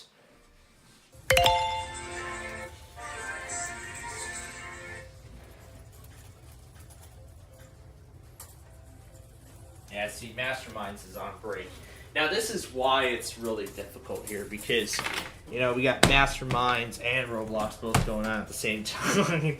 So, yeah, that's how kind of inconvenient it is. I mean, I was already thinking about making some changes, so we could fit both Mark Levin and Masterminds together. Man, let's play this again. That was awesome. Even the WBAP anthem was fun too.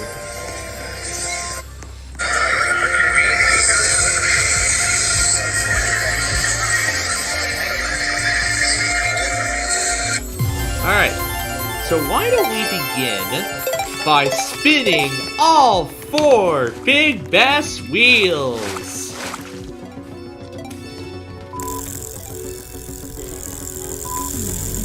Play some trivia too. Let me bring this up before it, Did I get it in time?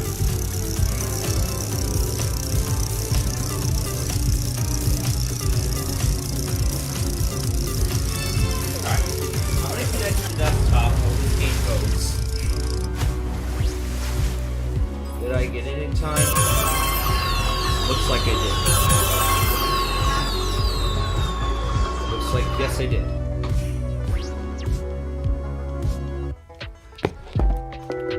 It's not responding to the keyboard.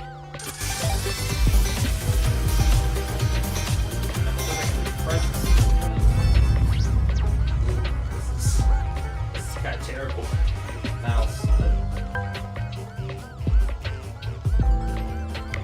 Okay, good. Please press a key on the keyboard. Okay.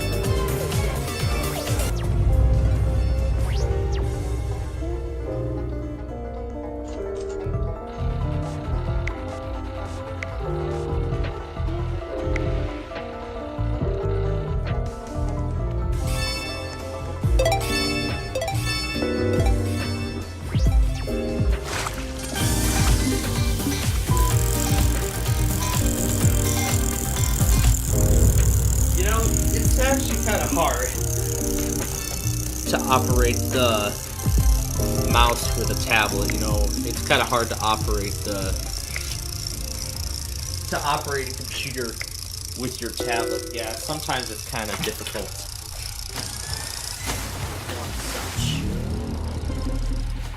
SPC Memphis EAS. SPC Memphis EAS is really on here right now.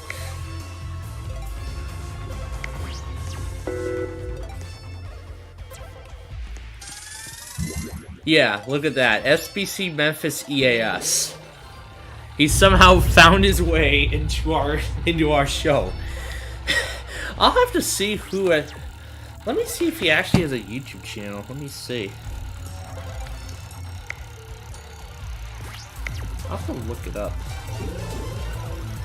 Let me see. SPC Memphis EAS 2354. I think that's the one.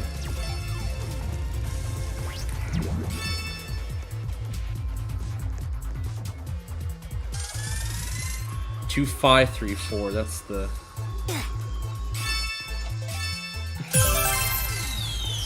That's interesting how I came across them. That's neat.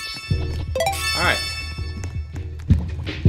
See, somebody cleared off all those bonus balls.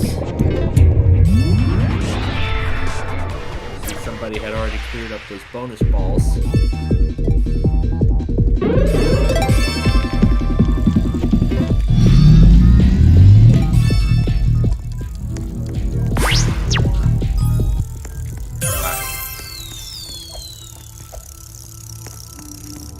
Spin this wheel. We're going to spin the pirate wheel. We're going to spin 2 wheels simultaneously.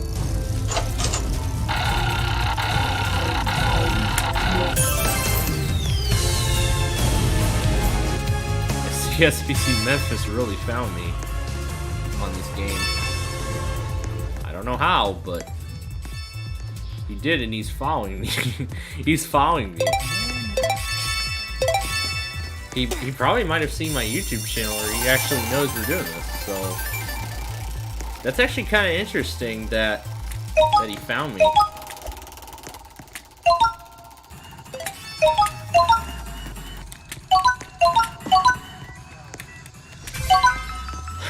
Just watch.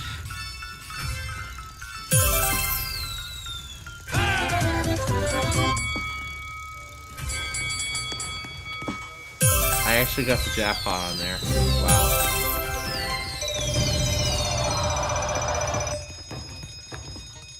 Why don't we play this now?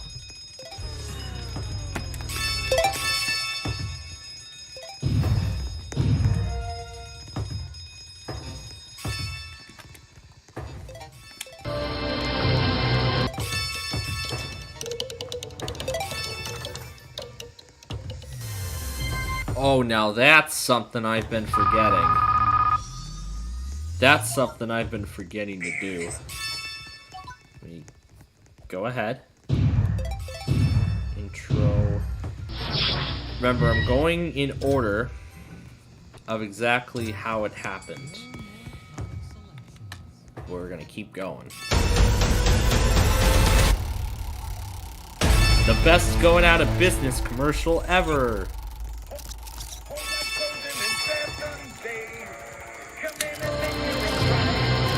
I would love to come in and name my own price. There's your own price. Okay, back to astronauts. Oh my.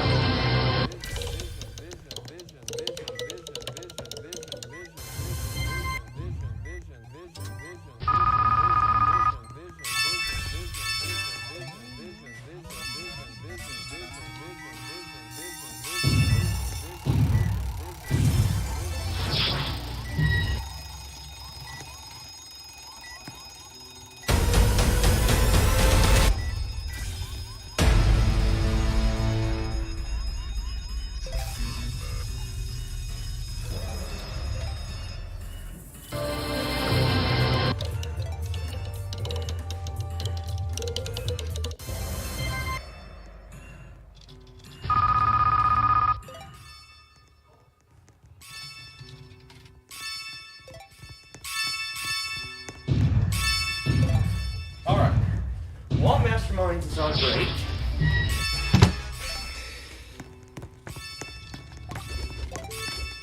We're gonna go ahead and play some skee-ball now.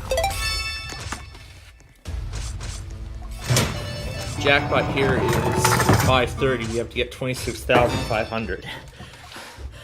Oh yeah, that best going out of business commercial. It's this home life commercial. Yeah, I don't know when that commercial aired, but it sounds like it was. Oh yeah, this is from 2001.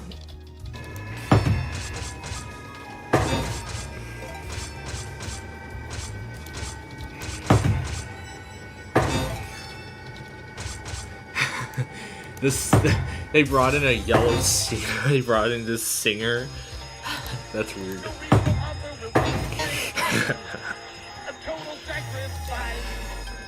That has to be one of the greatest going out of business ads that anyone could ever make. Well, one of the best, because then there was actually a follow-up to this. It was the best bedrooms in Oak Factory. See if I can find it. It's out here somewhere. 13 years ago, that's when this thing was produced.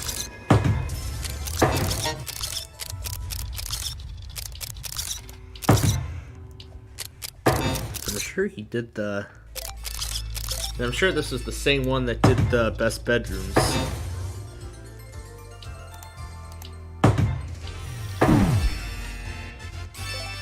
The end of Fox Philadelphia.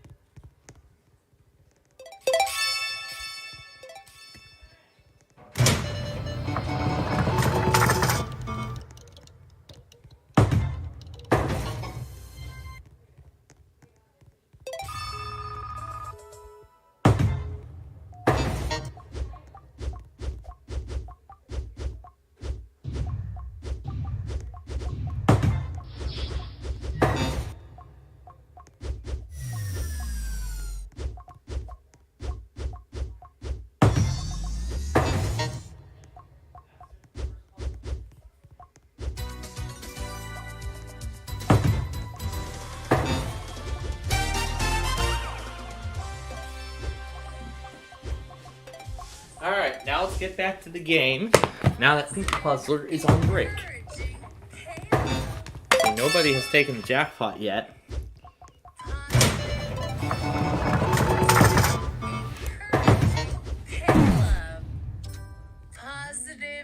I'm going back on a lot of my previous EMF test captures.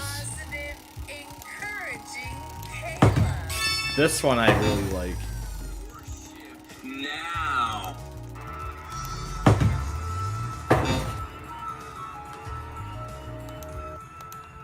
The new Air One.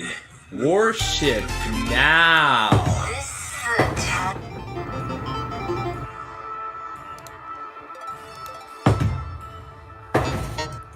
The new Air One. Warship now. This is a test of the Warship now. This is a test.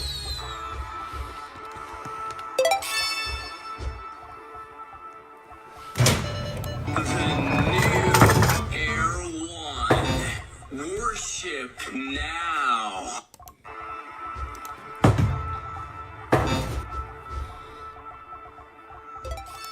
The new Air One. Warship now. This is a test.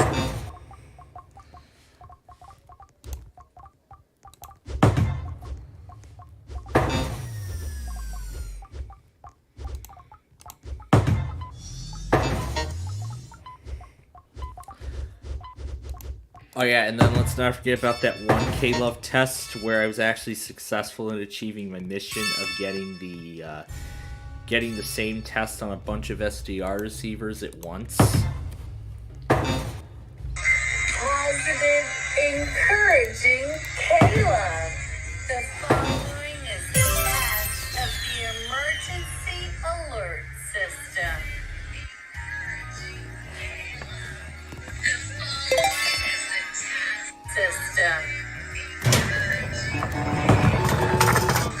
Positive, encouraging Kayla. The following is a test of the emergency alert system.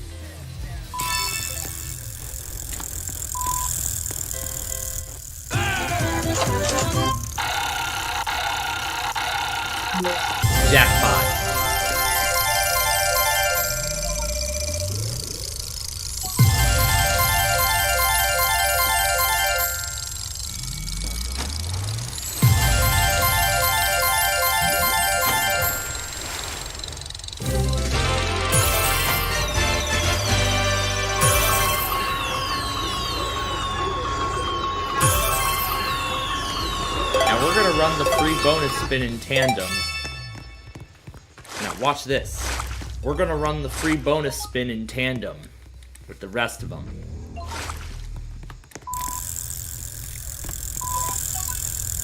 We're gonna run the free bonus spin in tandem.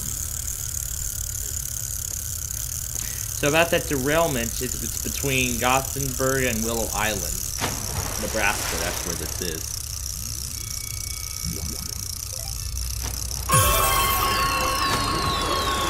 So much fun, actually. Okay. Now I'm ready to clear off the remaining chips that I have. We have 24. We only have 9. So that'll leave us room for the spinning, the wheel game after that.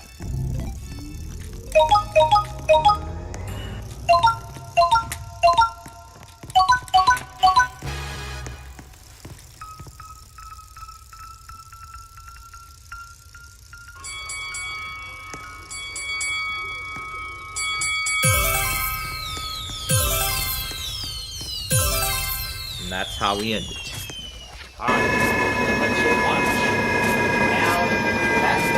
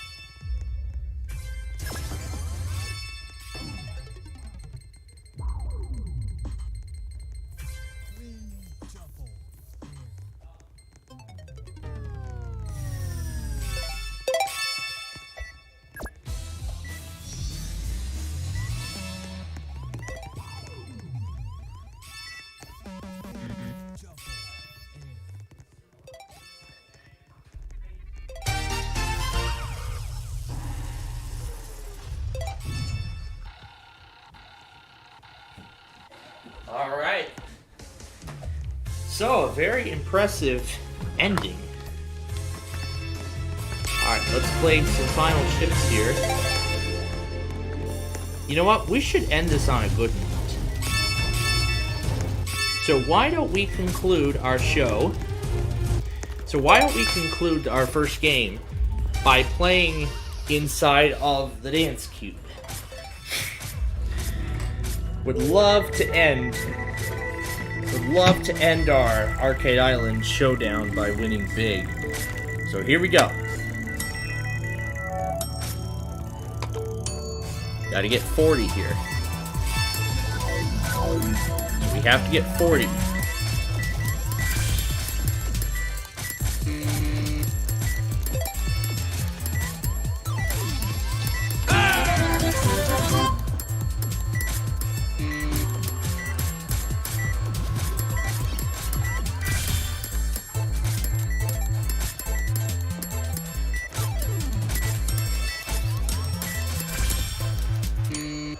Yeah, 52, that's enough.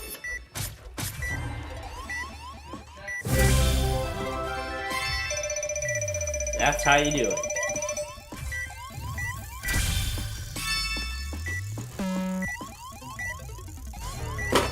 Now that, folks, is how you get things done.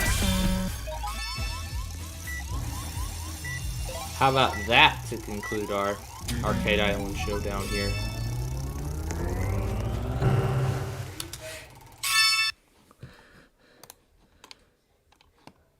Alright. Well, that was fun.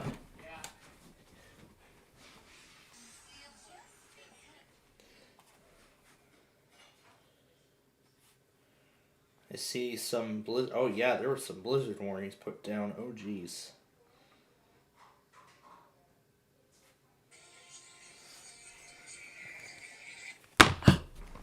I almost forgot. Don't we have a monthly coming up in just a few minutes?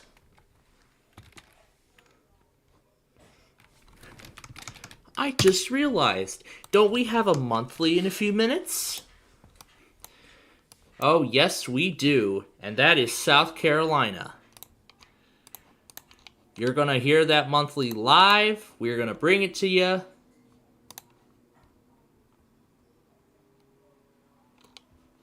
All right. I'm going to get every South Carolina station pulled up here. Alright. And then I'm going to reuse this for WXMB. You know, the one we usually use for the iPause. And NWR. Okay. WSEC, or WESC, that's it. WESC. Alright. Now we just start everything else.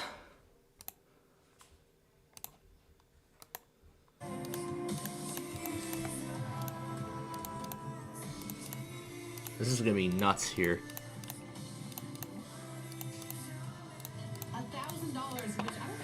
Is it going already? Oh my god, it's going already. I'm not even done yet.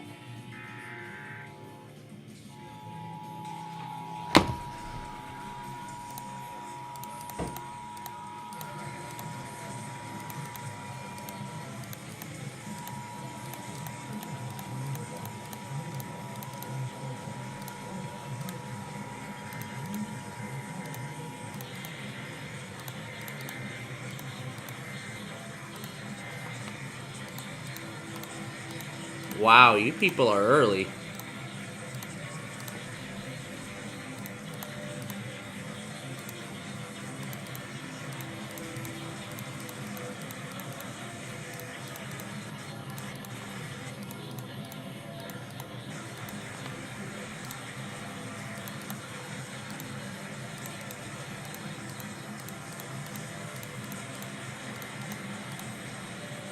Wow.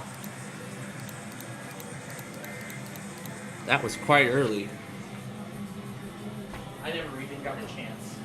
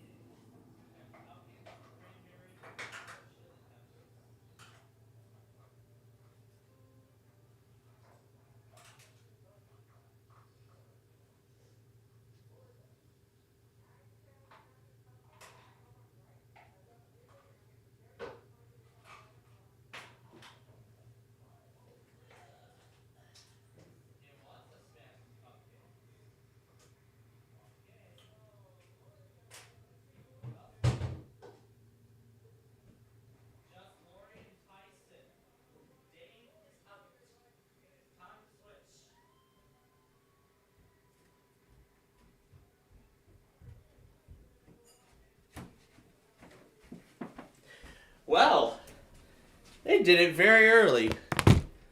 Boy, am I impressed. Okay, so while Switch is on its first commercial break, there were a lot of known clues on People Puzzler. Yeah, there were a lot of known clues on the People Puzzler bonus round. So let's see what this is, because I mean, I've honestly never played this specific one before, so let's just see what it has. This looks just like Windows 10. Very much like Windows 10. This is just wonderful. So I suppose if you're joining this game for the first time, you go through the out-of-box. Make sure you pick something you'll absolutely remember. Six numbers. 6 numbers.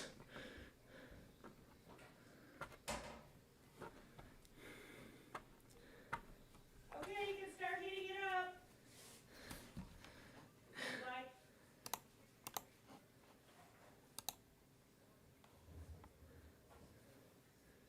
Don't worry if you mark something wrong. You can change these settings at any time.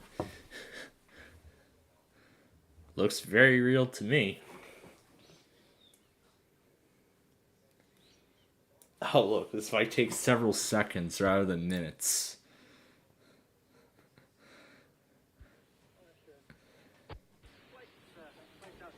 Installed. Yeah, very real. This looks very real.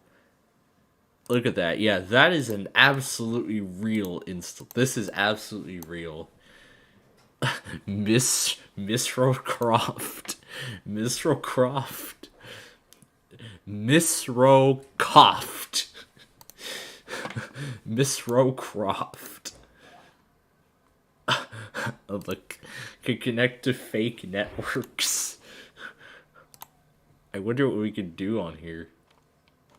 Well, this is everything. I don't think we could put in anything else, but that's interesting.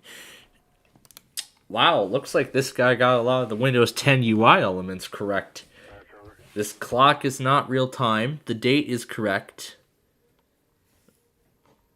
The time is wrong. The date is correct. Sample post. The only thing missing is the notification area. But other than that, you got nearly every single UI element of Windows 10 correct. The Wi-Fi menu, yeah, he got that right. The volume settings, yeah, he got that correct. Well, if this was a laptop, you would see the battery, but this is not a laptop. On Explorer, close enough. Ooh, we could delete the Windows folder. Oh, we'll do that later. Start menu. Kind of looks like the Windows, kind of like the classic Windows 10 menu here. Oh, it's back on. Okay, let's go back to Switch, and we'll take a look at this a little more.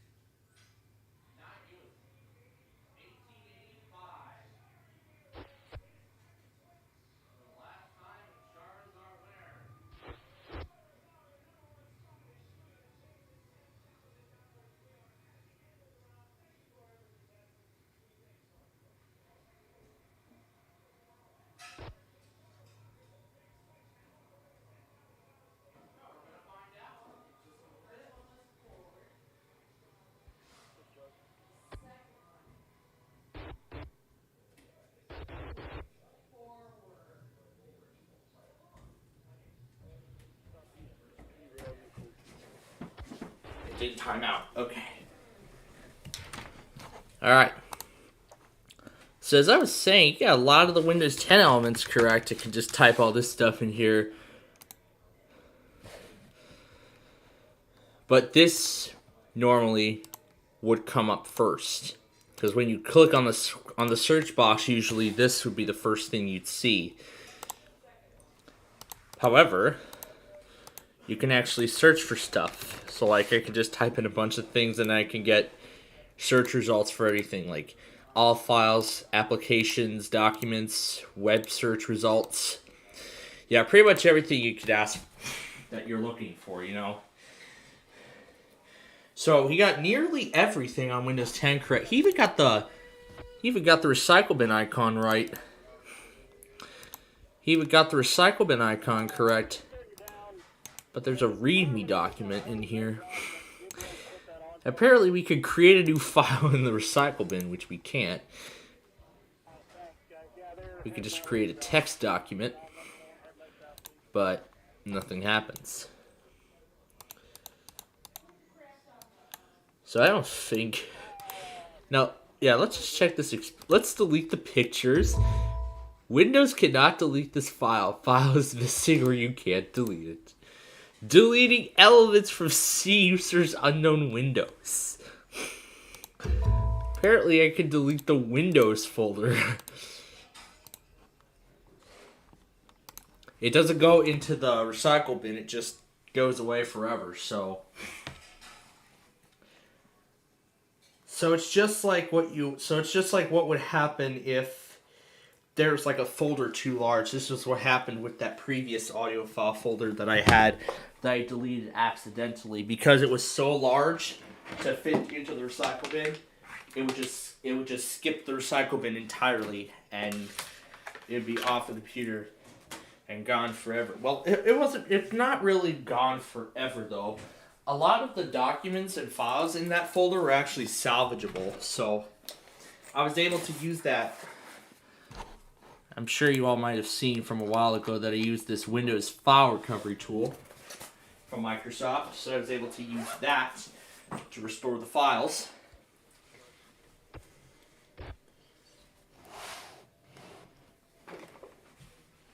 Where did my power bank go? Oh, there it is. Well, let's go ahead and I'm just gonna give this a good charge. Now let's see what happens if we try to reboot without the Windows folder. The difference here is that it says rebooting.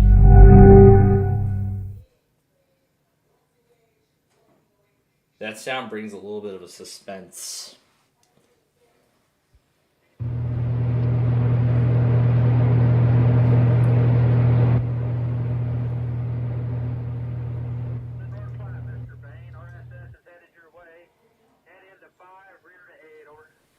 The lock screen, very accurate.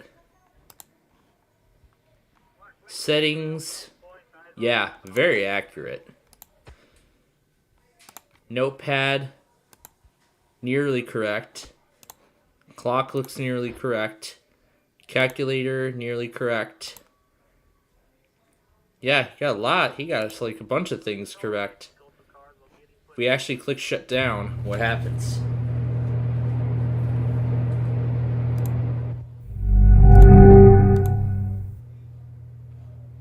Press F4 key or click text. So essentially by this point, yeah, so after a little bit, if you don't respond, yeah, of course you leave the experience. Okay. Alright, now for Wheel of Fortune.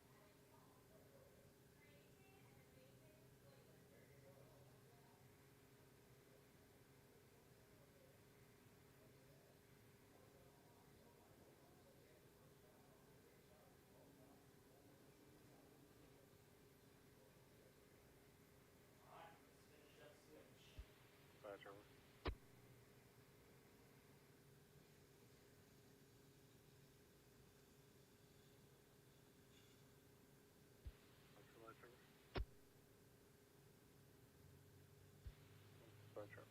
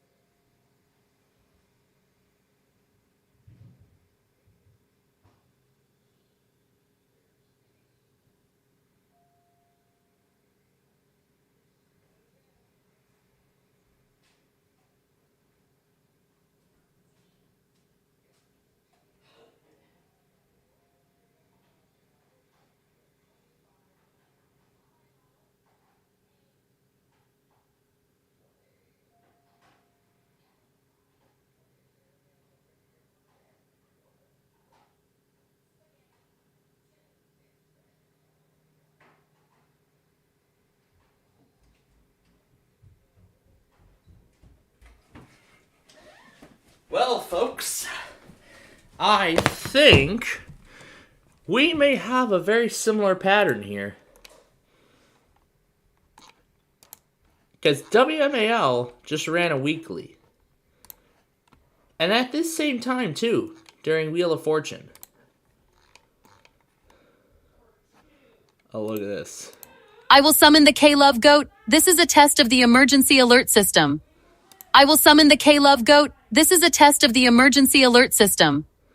I will summon the K-Love Goat. I will summon the K-Love Goat. I will summon the K-Love Goat. I will summon the K-Love Goat. This is a test of the emergency alert system. That sounds just like it. That sounds just like that K-Love goat. Hold on. But hold up. Did they test at the same time last week? Hold on. Let me scroll back up to the 14th. Let me really quickly go back up to the 14th. Because, you know what? I have a feeling that WMAL might have a pattern. They actually might have a pattern.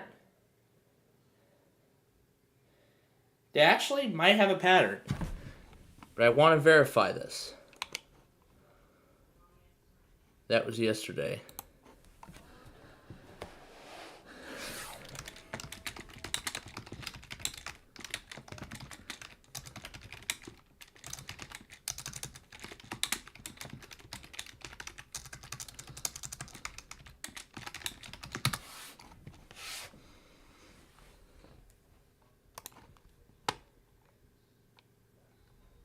Alright. I'm going to let this keep scrolling. And we will go back to Wheel of Fortune.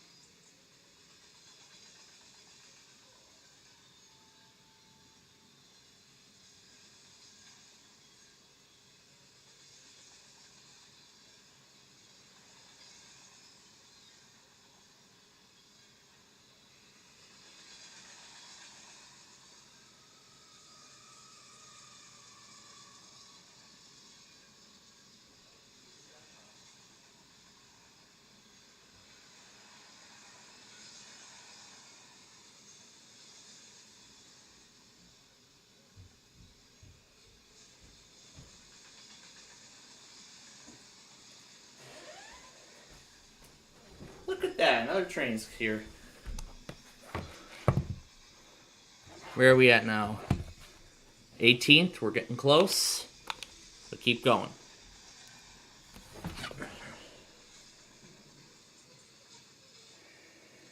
I just got WKEX up. I'm starting to post today's tests.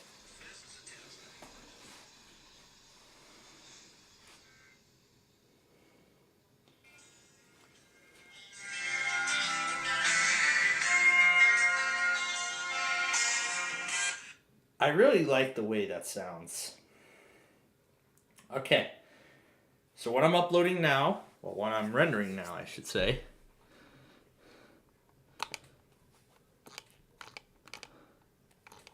Why are we back at the 20th all of a sudden? How are we suddenly back at the 20th? We just went up to... Oh, we only got as far as the 18th. We're just going to let it keep scrolling.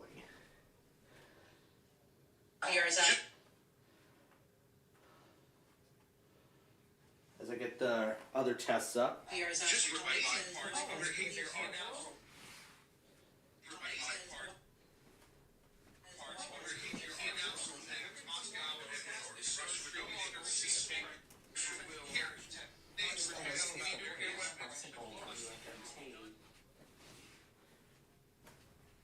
That was nice. I got a WFMT pre... Oh, no, that's not what I wanted to do.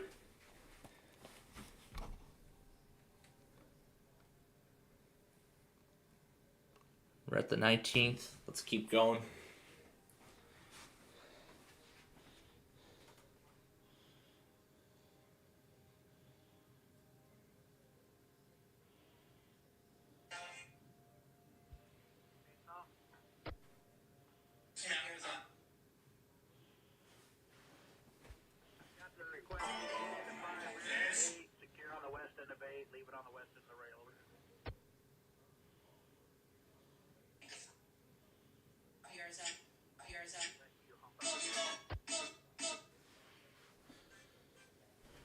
Wait a minute, I remember recording Oklahoma.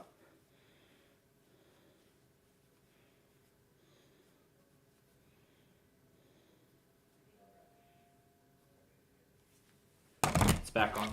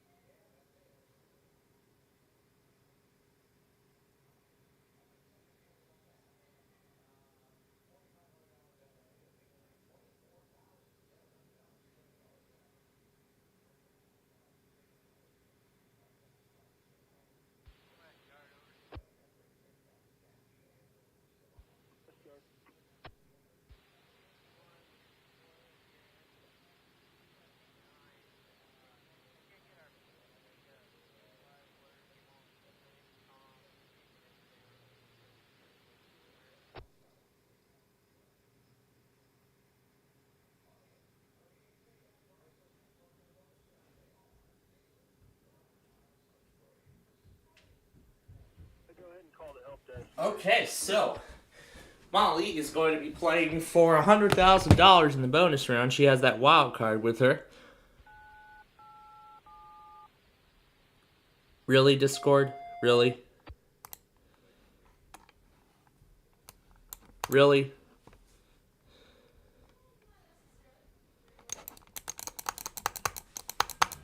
Really? Now I forgot where I just scrolled.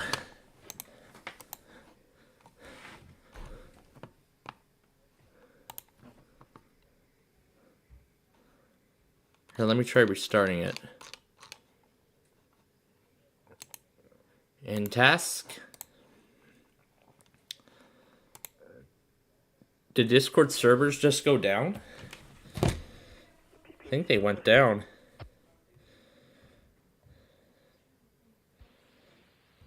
And I forgot to send over a test, so let me send that over now.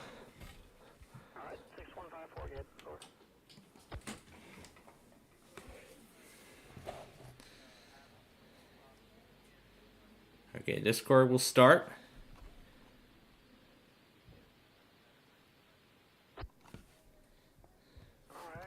It does still work. Okay, it's still.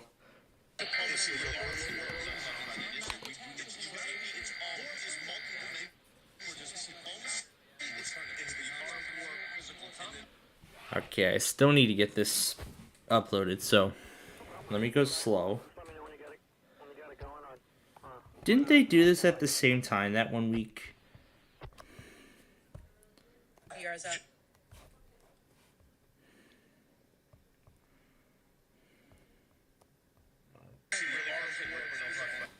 Here we go.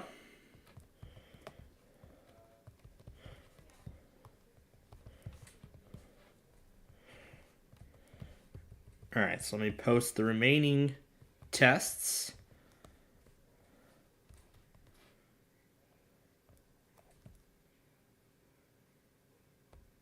Wait.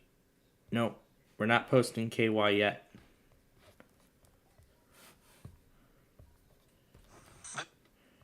Want to go in order. First comes KVSH. So I think I just crashed the program. Yeah, KVSH. Then WFMT.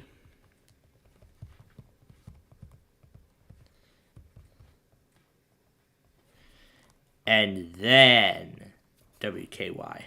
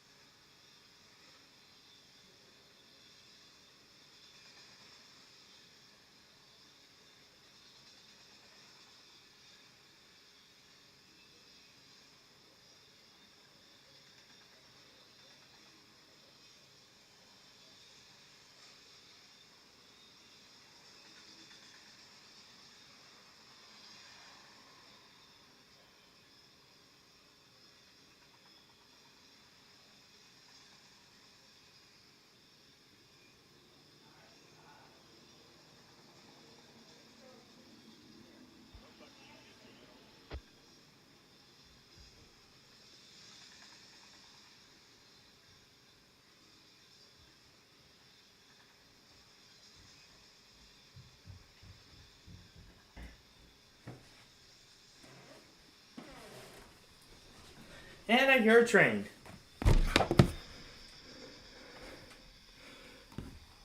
Alright, we're getting closer to that date. We're looking for the 14th.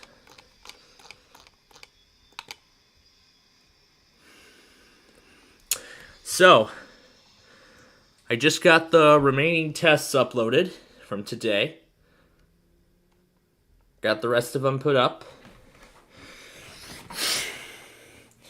The last two have just went up, so we're all caught up in terms of that. So, KEX, KVSH, WFMT, WKY, those two stations out in Mississippi, KCMM, WZHF, and... oh, that's right.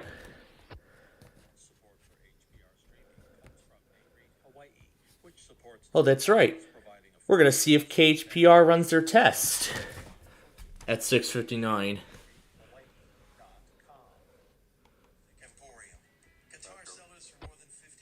That would be a nice addition to that collection.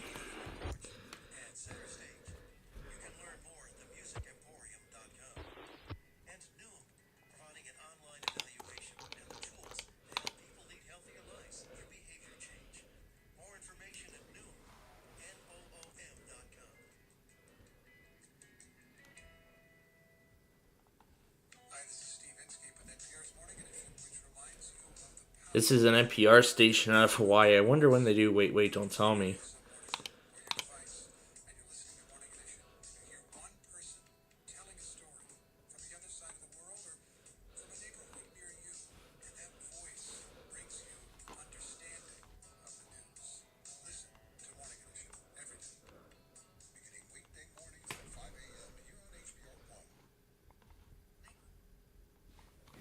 Excuse me.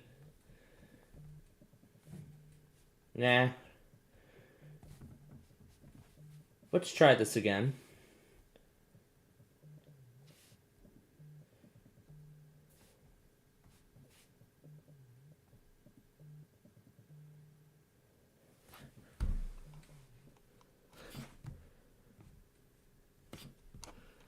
I may have just missed it now.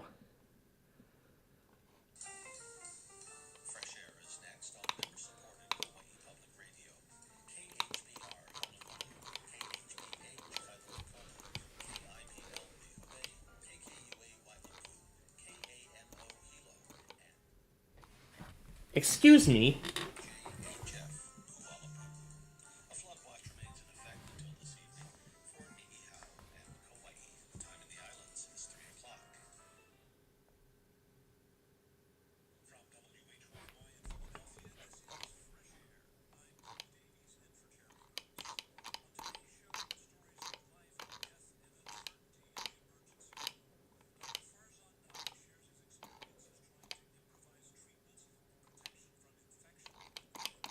Okay, this is the 13th. We're looking for the 14th.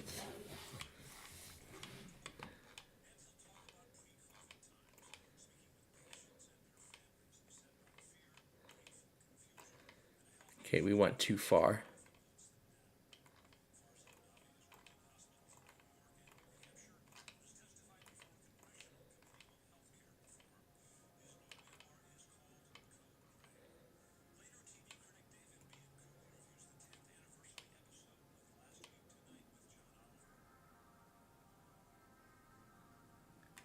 That's weird.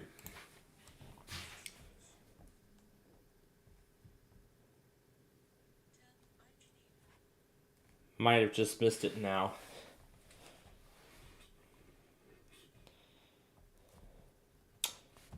Might have just missed it now. But I'm sure you all know how I feel.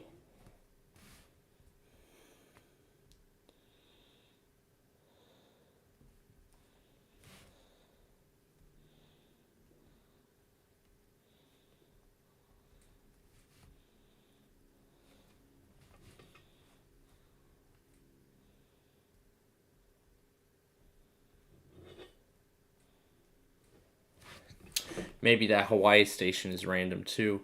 Because I saw it come up at 6:59 p.m. on Tuesday twice. So that pretty much was the last straw. But, anyway, let's check this out, because I don't think we've ever played this before. Yeah, get that out of here, and this reminder. Looks like Gabriel Gregson left me an audio clip. Let's see what he left me. Probably about tomorrow's slight risk.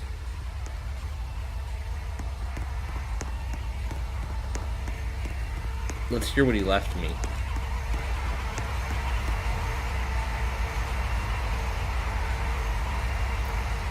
That's the disadvantages of sending audio clips directly on iMessage, because it sounds very quiet, even with the speakers up all the way.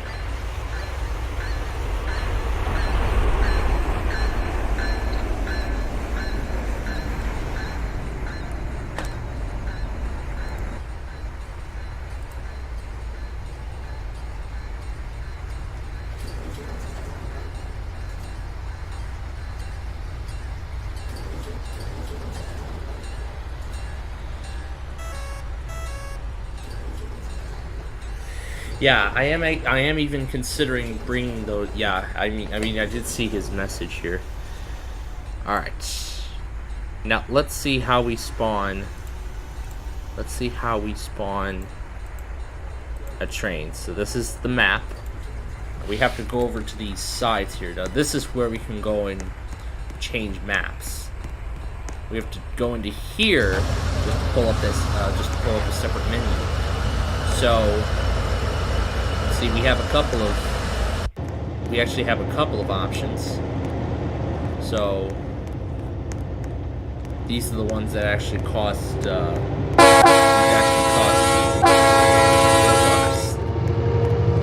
I could actually switch between different categories. Now if I want to play this Marshall, it only costs me 10. These are all of them. This general is free.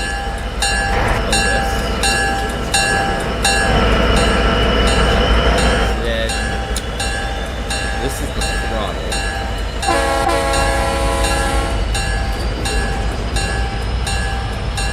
I think you use the up arrow.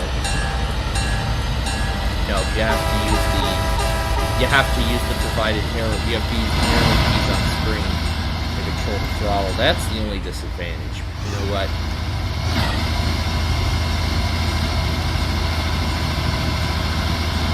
I better slow it down.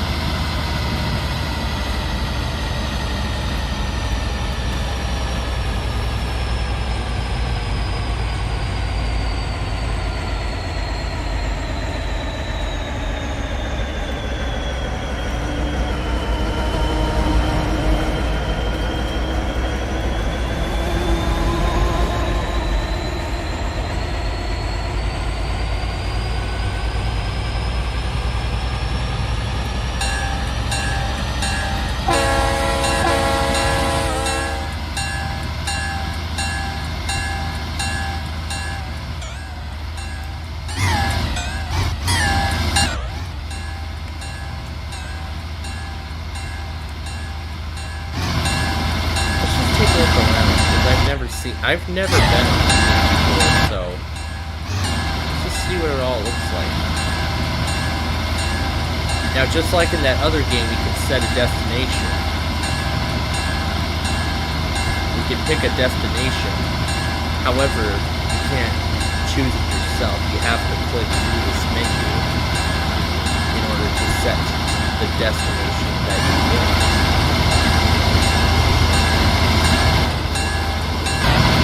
I wonder if there's any custom railroad crossings here, like Rails Unlimited. I think this is most likely a more stable version of Rails Unlimited.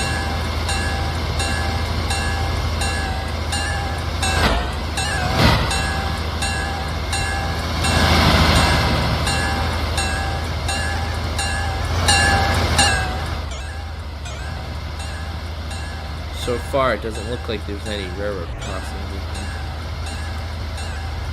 But maybe that'll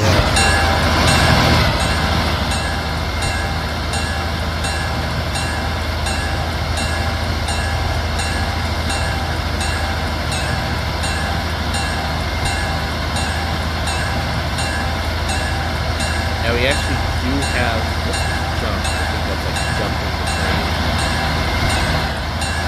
Dodging, like getting out of it. This again is the map. Now that's as far as the map can go. It can't go like further than that. Like railroad crossings or roads. It can't go that far down. But as you're passing by, you can. There actually is a custom railroad crossing in here. So there actually are custom-made railroad crossings in this game.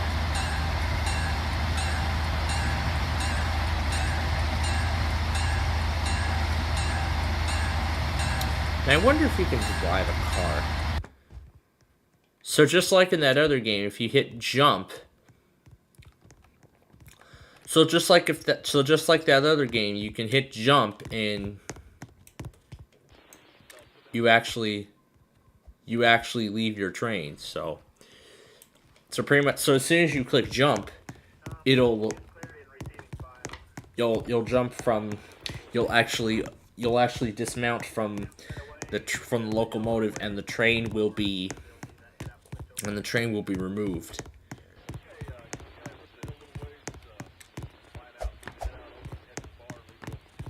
And I have a little criticism on the positioning of the buildings.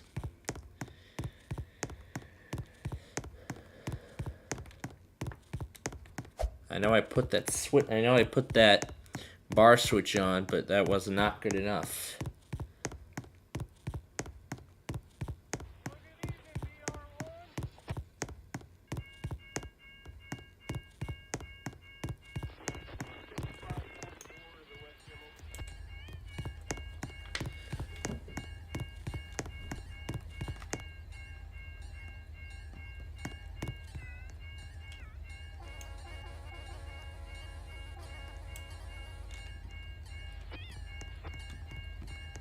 I feel like I'm in Lockport right now.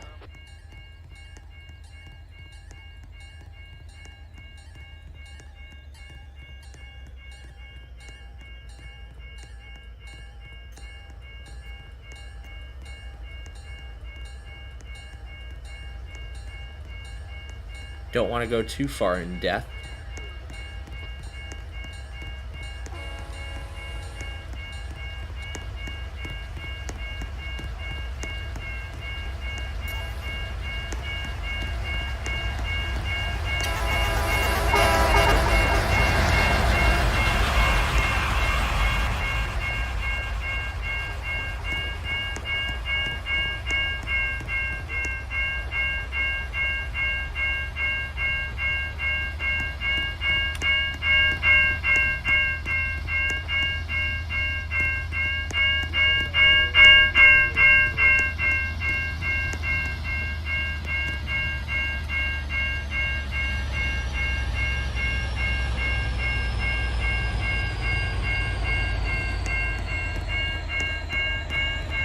Now I wonder if any of these cars are drivable.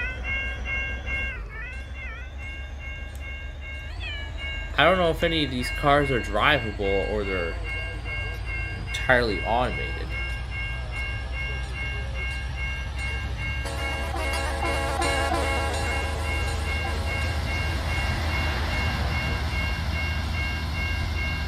We're gonna see if they are.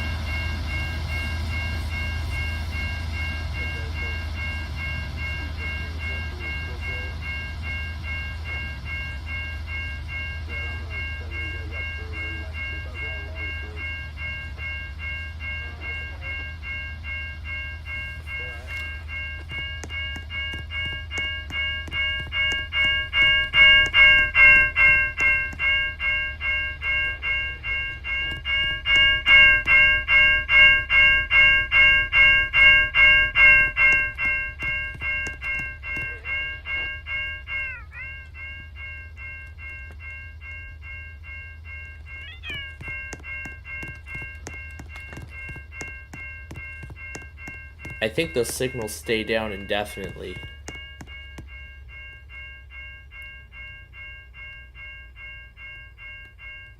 Yeah, those signals probably stay down indefinitely.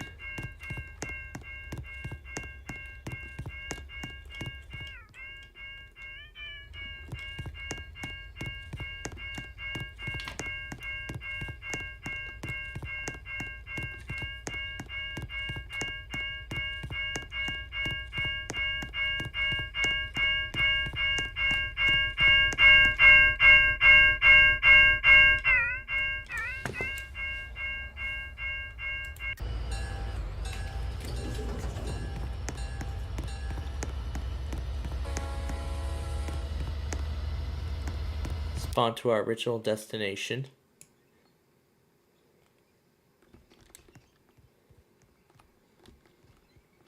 There's probably no beach here. Oh. We have to pick the destination manually. Alright. Let's actually try and drive a train again. We're gonna do a passenger.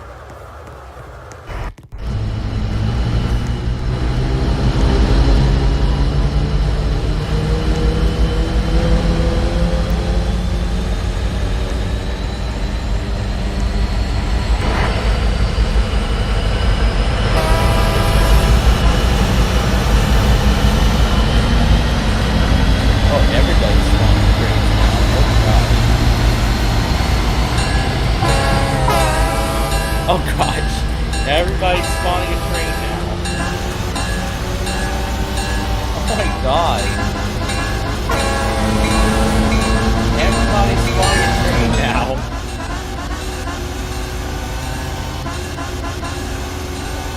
I can still run even when the two collide. Set it to coast. Let's set it to coast side.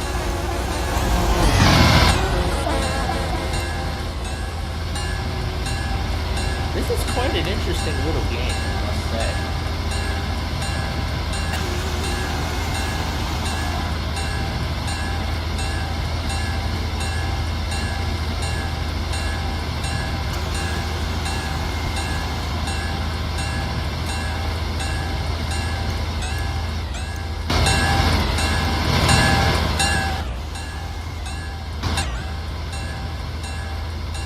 I think that's a freeway. I don't think we can actually drive on the highways. I don't think we can drive on the highways like that Crashtown Gang thing. So on the Crashtown Gang thing, we cannot drive a train. We can't drive a train, but we can drive cars. Now that's the reason why I picked that. That's why we're going to play that again later on for our finale. In about 15 minutes here, we'll have our Blackhawks and Golden Knights game.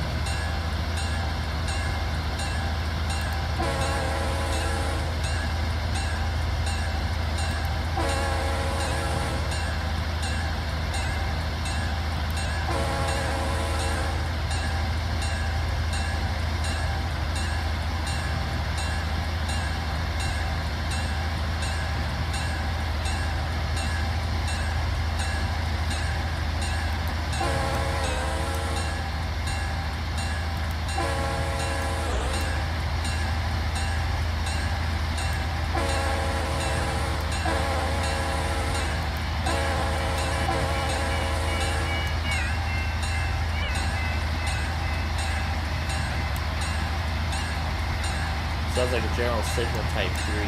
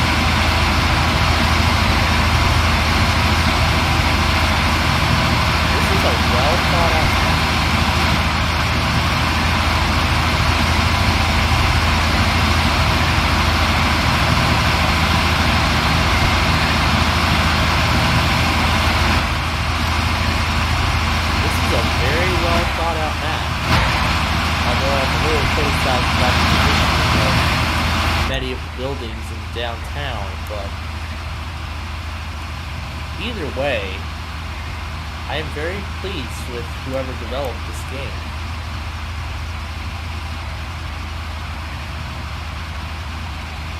This is like an improved Rails Unlimited in some way. However, the only difference is that, like, if you want to get some of the additional trainings, you have to spend the Robux, I think, each.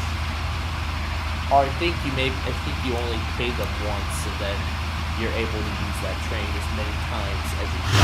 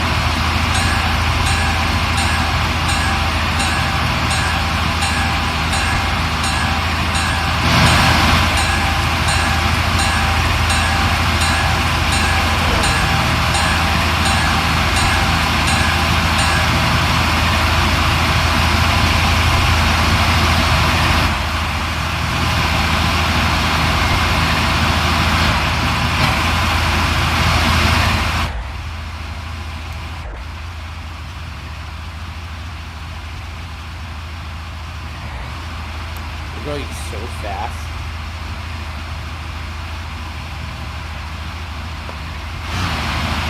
But I always make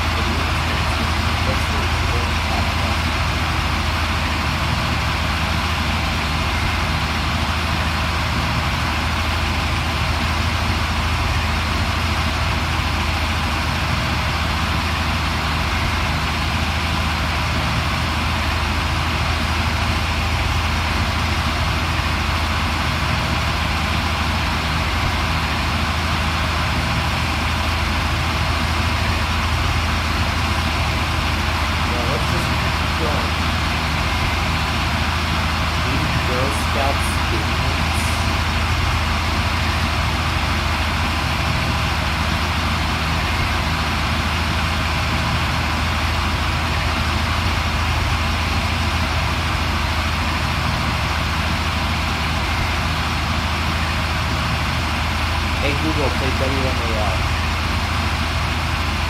No. Hey Google, play 101 ESPN. Hey Google, play 101 ESPN. Now that's what we do.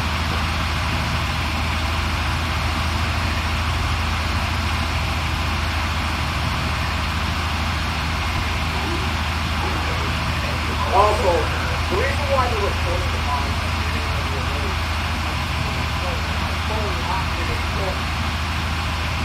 that's why I use my iPad for all this stuff.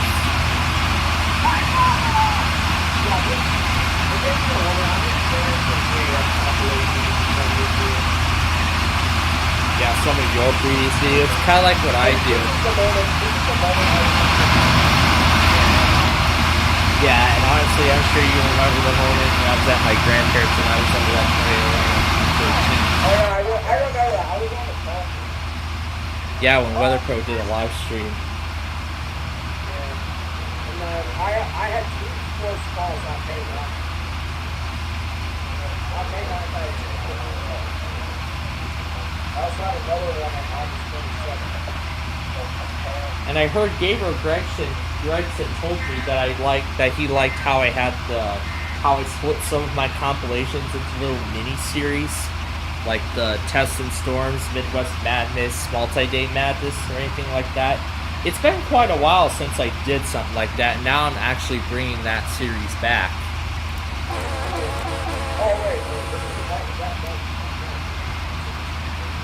I was under a severe thunderstorm.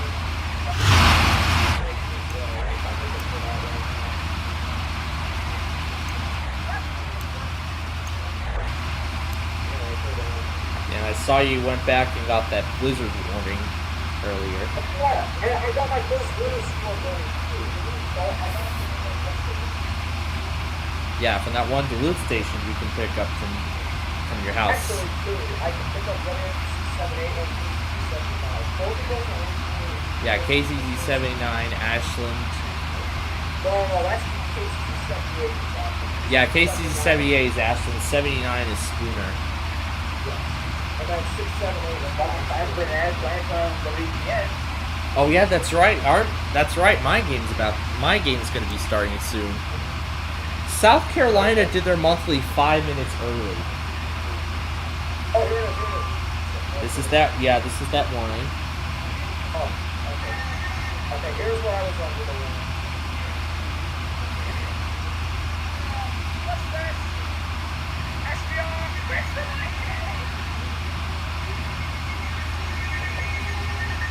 I didn't have that much of a reaction. As much. Where? It was a dust one. You know, I believe this actually happened. I believe this actually did happen in my county before. What's the first time it happened to me? And I hear a train coming in Kearney, Nebraska right now. We're going to be going over to watch Amtrak 3 in a little bit. Listen. Look at a dust one.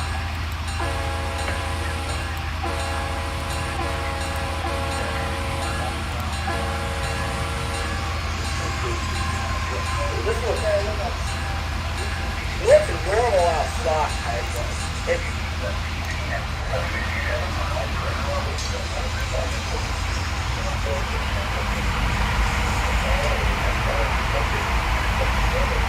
We got maximum monthly tonight. That's right. Nebraska, Missouri, Vermont. I'm staying up for all three. Then we had DC versus Maryland. Oh, yep, that's right. DC and Maryland. WMAL ran weekly during Wheel of Fortune and Mark Levin. Oh, here's where they mentioned like window time? Yep, they went right with the Mark Levin anthem. Wow. They did it while the Mark Levin anthem was still going. They mentioned my city.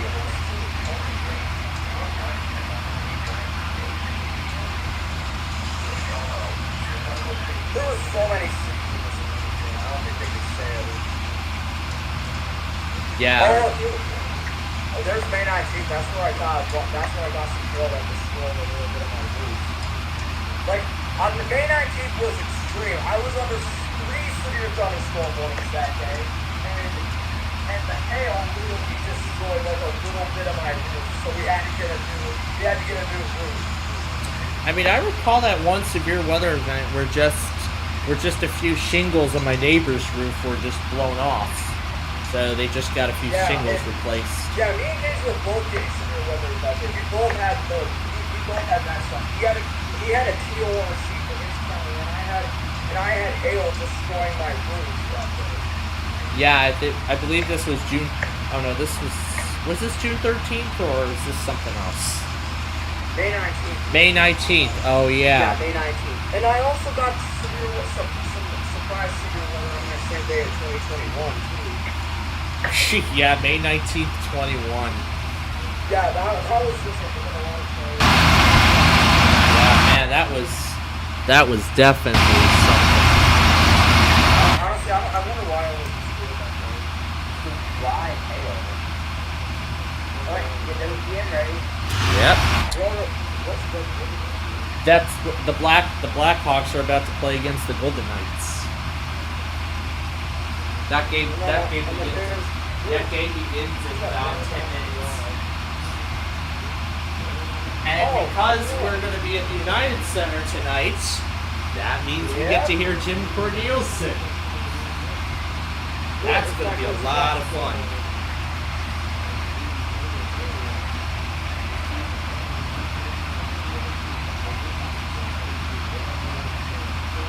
That was my first flash ever. Yeah, literally the first EAS alert I ever recorded before I even got into YouTube. was a flash flood warning. The first, yeah, honestly, I could have got my first one sooner, but the thing is, I had my zone up once already in Train 88, and yeah, we issued 2 flash flood warnings for 4 people that were in the area. I'm so bummed I wasn't able to do it. But yeah, then again, at the time, I didn't have an ND319 and WR120 or an SA3301. I didn't have those yet. Or even a Zone Guard or a 996. I didn't even have any of those at the time either.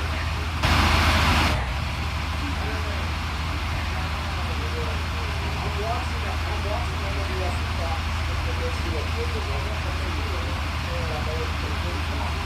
With all those winter weather bulletins going into effect, yeah, I'm very sure we're going to see Chanhassen and lacrosse. I think at Chanhassen and lacrosse, they're going to postpone their weekly.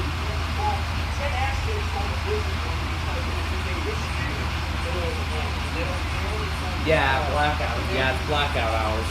They only call them during the daytime hours. So yeah, it was in blackout hours. So I prefer to be up and it's fun being woken up. Oh yeah, and speaking of which, K-Love ran a weekly at around 4 in the morning. Here's where I got woken up. I got woken up quite a few times. I have many times. Perfect home services. I'll just go ahead and show every single time I got woken up, guys. So here is this. This was on May 11th when they decided. Call 630 perfect home services.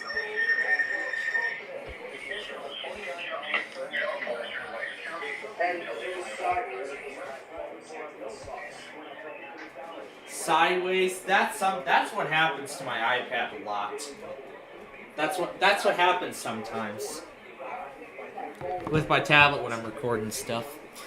Yeah, I use one of the camera I use for recording sirens for recording alerts. Yeah, thankfully Apple's built-in Photos app provides a tool where I can actually rotate the video to the correct orientation. I mean, I was going kind of quickly though because it was kind of my fault because I was going kind of quickly because it woke me up. I had to hurry up. I was trying to get my phone ready as quick as I can. But, it woke me up. Just like with Air 1 and K-Love, before I even had the Kato, that was the same story. Yeah.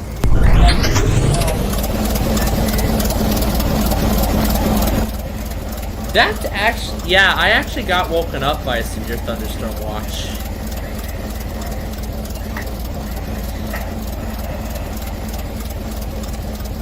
Alright, it is time, folks.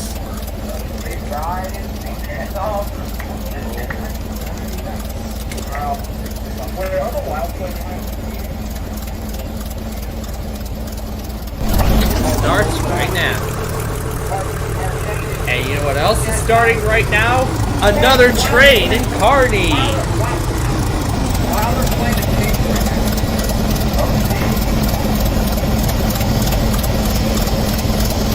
I hear a train. Yep, in Kearney, Nebraska.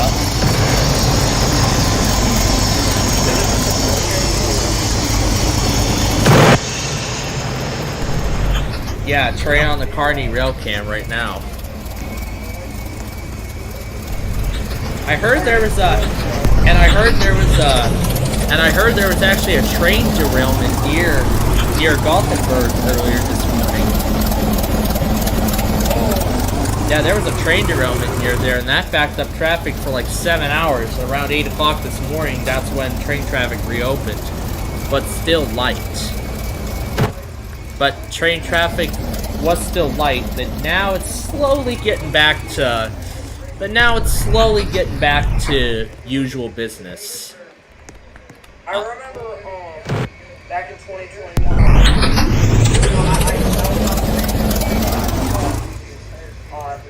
surprise SVRs in Wisconsin, and they issued a civil emergency. Well, I can't remember if it was civil danger warning or civil emergency message, but they issued one of those two for a train derailment. I think it was civil emergency. Now it's straight nothing, Carolina Lee. They issued one of those for a train derailment in Fillmore County, Minnesota, in southeastern Minnesota.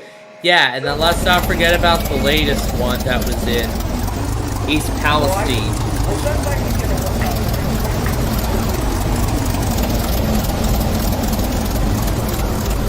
Yeah, of course, they did it over iPod's cap, not NWR like with East Palestine weeks ago. Now it's straight nothing, Carolina.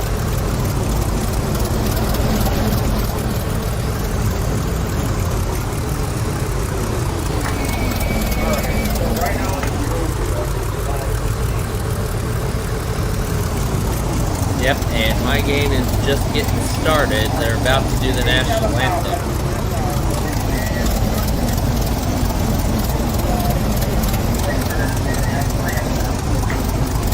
Yep, and he's going to be getting it on the live stream. And of course, we're going to hear it on the physical radio.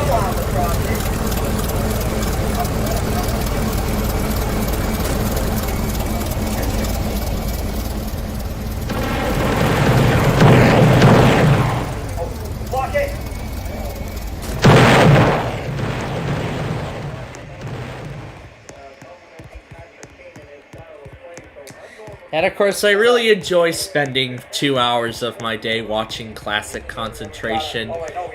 Even while I have lunch at school, I still enjoy watching Classic Concentration.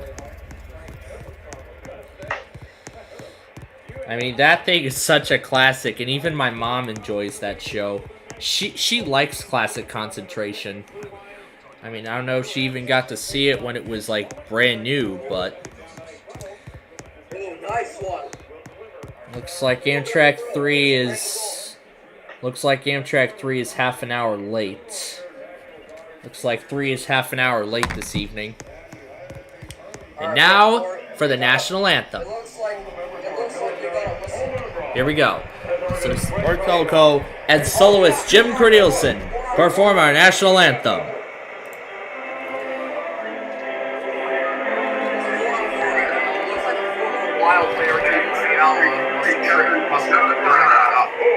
Must have got a penalty for interference.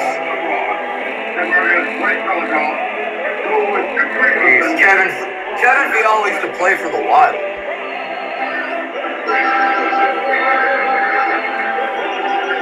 Oh, there's Kaprizov, best player on the Wild. Oh, I hear the national anthem. That's my fault. Alright, we got 40 seconds in the 4-on-4. Whoa. Damn it. Hey, yo!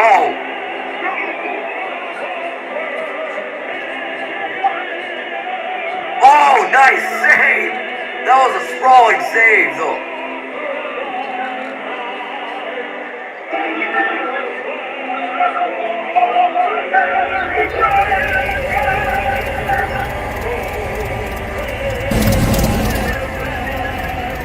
Alright.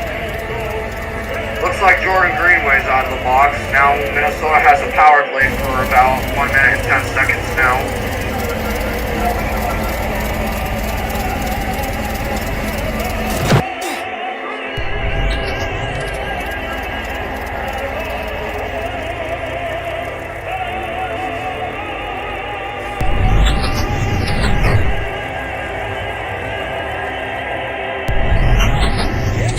Beautiful performance by Jim Cornelison, as always. Alright, Wild got 40 seconds left on the power play. Oh, come on, Kaprizov's out there. So, I also that was pretty fun. Is it gonna be icing? Wait, what? You stuck into a carbon monoxide alarm test? No, no one was home, so I tested every carbon monoxide alarm. Oh, The joys of coming home all by yourself after school. Well, because my brother has band. Because he does bands. Alright, now we're back to the 5-on-5. Oh, that hump was too much. Oh, that Wait, Plainfield, do you come home? When you come home, do you have the whole house yourself or not? Yeah, I have the whole house to myself pretty much for about 2 hours. Like, yeah, 2 to 3 hours. Yeah, 2 to 3 hours, and then on like Mondays and Fridays, and maybe some other times, even up to 4. Have you been learning how to drive? I mean, it's been a while, and I've kind of lost interest. I mean, my permit had already,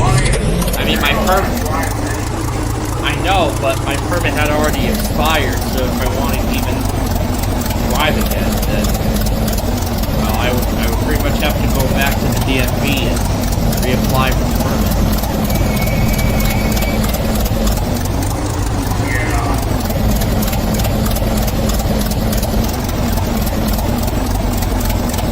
But of course I'm going to be driving in that Crashtown Gate thing on Roblox later on tonight. Yeah, it is a game.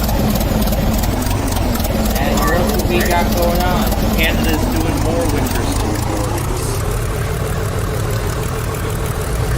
There's some more winter storm stuff coming in from Canada, like We have been our Arizona Super Alert today.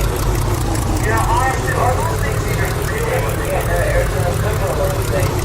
Yeah, they keep coming up. Are they real or are they fake? They're real. Yeah, really. It makes me think that they're fake. They're actually real. Yeah. Yeah, I mean, they are real, because I keep seeing them come up in John's vloggers, so. Yeah, honestly, it feels like they're fake.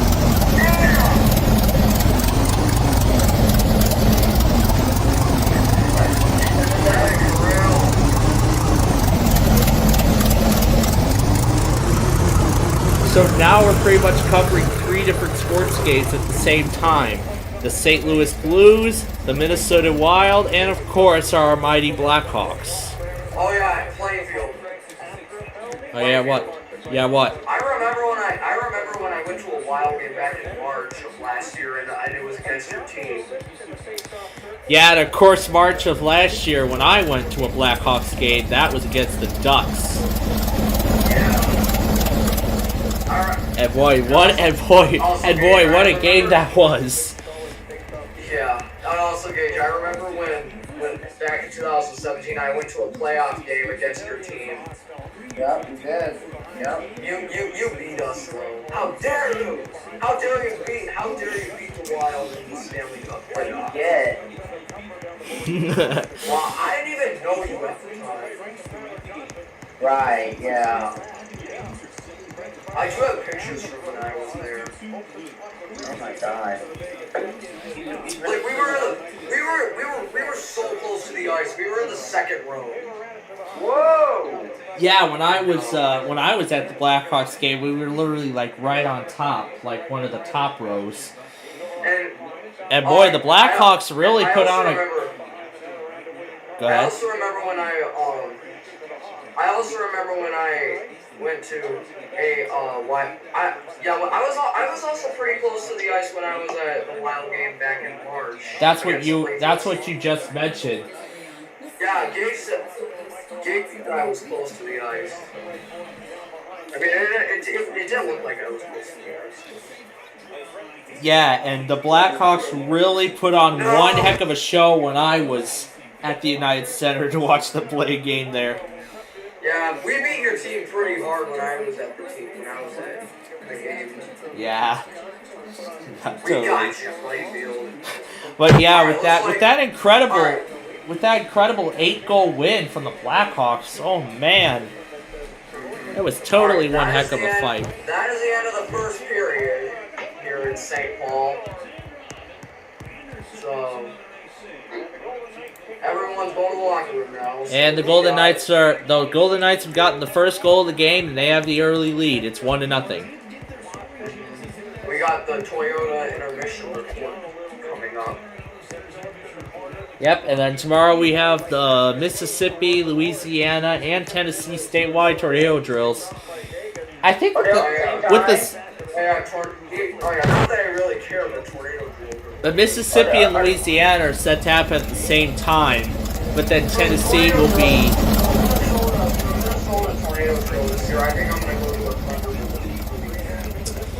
Yeah, but of course I'm going to be getting a massive amount of stations for.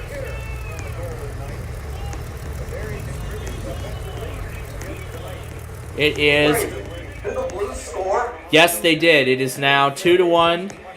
Gage. Gage. Where did Gage go? That was intermission. That's intermission. That's the intermission report. You know, sometimes even when I don't hear the intermission report, I can sometimes get confused. You know, I sometimes kind of mistake it, but yeah. That's a replay. Alright, well, you know what, the game looks like the game was wild game commercial break, so I think I'll watch the Blackhawks game.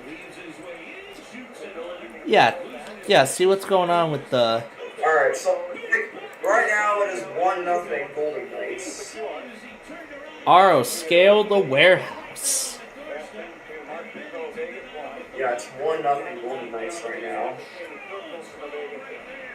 Wonder what this is about. And here comes another westbound. It's coming in Kearney right now. Jeez, so many trains. Yeah, so activity is starting to get back. So it's starting to get back to usual activity after that derailment. Yeah. We're gonna get a shot today. That was no fun. You know, I have the same feeling too. I mean, Hurts a little bit. Your throat hurts. Yeah, it's like a bee thing, kind of. Yeah, I mean, I kind of do. I mean, I know I don't like it myself, but you know, we have to get it every year, so. So yeah. I actually really like this RO scale map already. I am so ready for tomorrow's severe weather with Gage. Gage, you better be ready too. You might get woken up. I wonder if you'll get woken up by it's in the afternoon. It's in the afternoon hours. Well, you never know. They might, Oh man, that means. Sometimes you do. Sometimes whenever you're at risk for severe weather, you get a little pregame. Like that happened to me on May 9th and May 11th. Oh man, this is gonna be one heck of an event. Oh man, yeah man, my compilation is going to be massive. I don't think we're gonna have so much tornado warnings though, because the tornado is so small. The reason it's slight is because of the wind. Yeah. Wait, hold on. Unless it's that change. The slight risk moved up north from where it was originally placed. Alright, Jake, you're in the slight risk still. So, I believe the tornado drills are still going to move forward because they're not in any, like... So what time are the drills at? 9:15 for Mississippi and Louisiana and 9:30 for Tennessee. Oh, jeez. Yeah, the wind is the main concern for this event. Also, tornadoes are a small concern, but you know, they can still develop, you know. That happens a lot. Like, you just get like a bunch of severe thunderstorm warnings and then 1 or 2 tornado warnings. That's about it, yeah. That happened a lot. That happened a lot last summer. Yeah, there weren't too many, there weren't too many mega severe weather events that summer. Did I just hear national test? No, Nashville. Oh. Nashville for the statewide drill. What about the national EAS test? Hold on. I don't think we have a date for that yet. They're planning it, though. Okay, by February 28th, 2023, so please tell me that they'll announce it at least.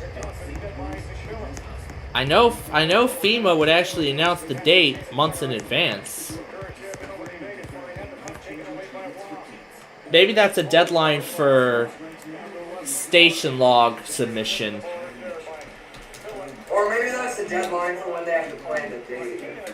I think so. Let me see if it actually has came in. Well, I'm saying on December 15th, the FCC's Public Safety Bureau issued a public notice stating that broadcasters must submit their annual EAS Form 1 by February 20th. That date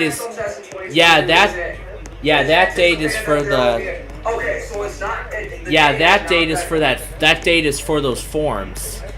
Yeah, so that's when they just have to get their EAS turned in. Yeah, get their EAS stuff turned into the FCC. Yeah, no national test tomorrow, no Memphis test tomorrow. Yeah, because of the statewide tornado drills. Dude, I'm not gonna get. There's no my office will definitely not. Lacrosse will definitely not test either. Aberdeen won't. Sioux Falls won't even do it at all. Tomorrow I have a remote version, so. Oh. Well, that means we're going to have some Thursday stuff. Are you going to stream it? Oh, yes, I am definitely going to live stream my weekly. But you know what? I think because of the ice storm warning being more of Milwaukee, yeah, they're going to postpone too. I'm not sure about... Lacrosse issued an ice storm warning, but that's for Iowa. I don't... Wait, do I serve this... I do serve that ice storm warning. I don't know if Chicago is still going to run their weekly, even though with that ice storm warning up north. I mean, the only thing I see in effect right now is just a winter weather advisory, and that's about it. It's like further up north. So I think Chicago might still get it in, but we're going to see what happens. So, also that blizzard warning for is for my cabins county. Greenfield County.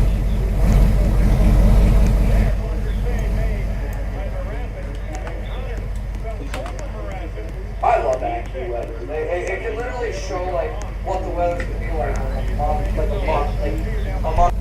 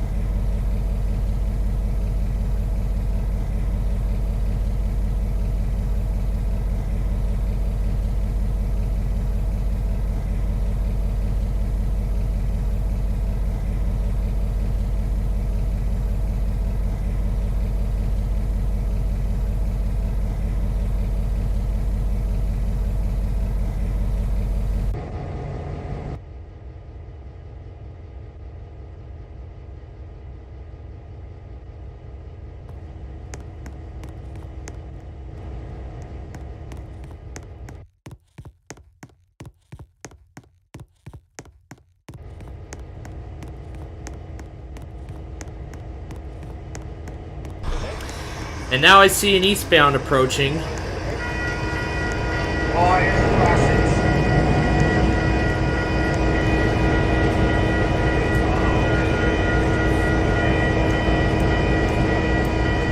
Collecting this coin doesn't do anything.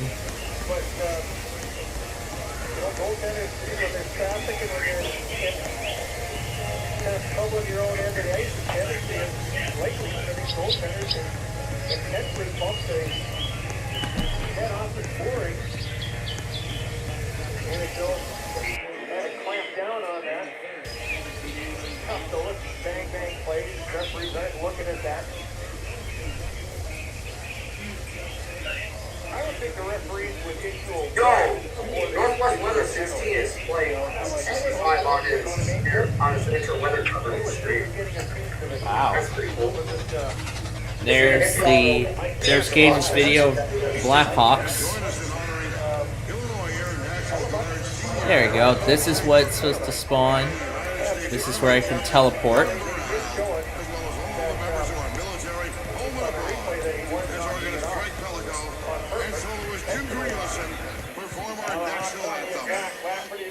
So that's where I can go to collect a token. These are the game rules. Those are the rules. These are the settings, which is still work in progress.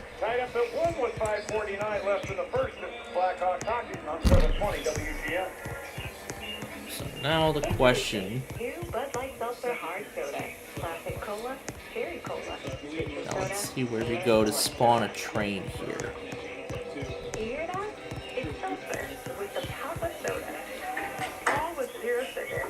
RO gauge.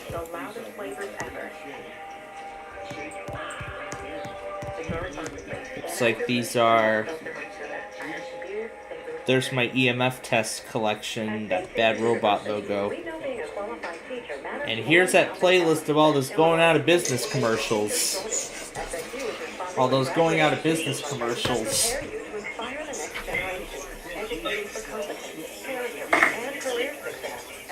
I can put the captions on. And no, I don't leave them on.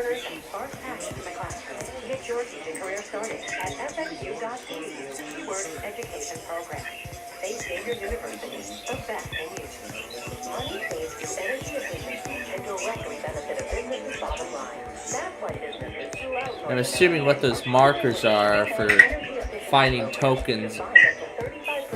And here comes Amtrak 3.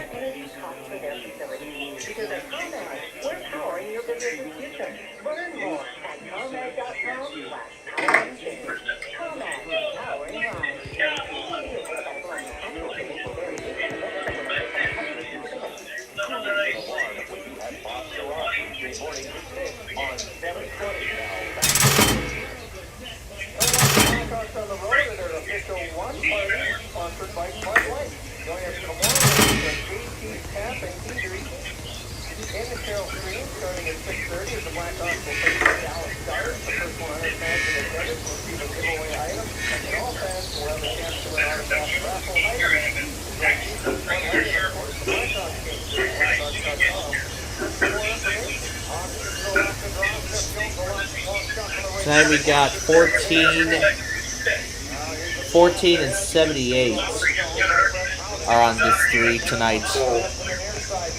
Those are the locomotive numbers.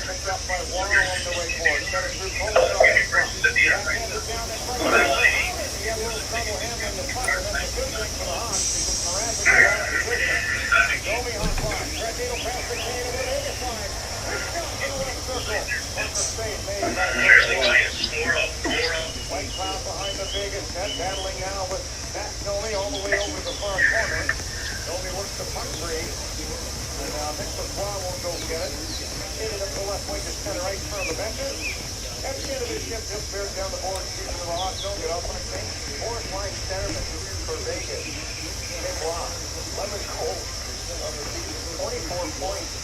They've got some pretty serious depth down there. Look at the live chat. They got size too. What? Gage, I'm your Oh, guys, we got another team. Well, wait, let me check this guy's channel.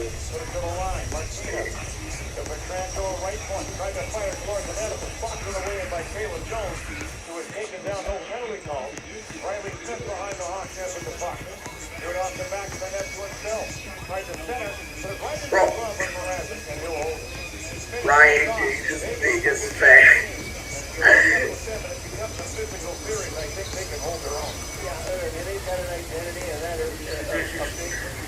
This guy's really hilarious, whoever that is.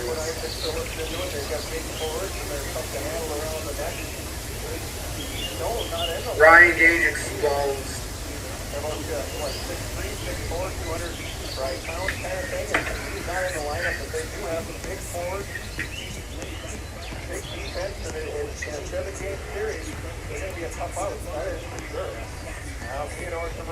I wonder how I can spawn a train. I don't think I can.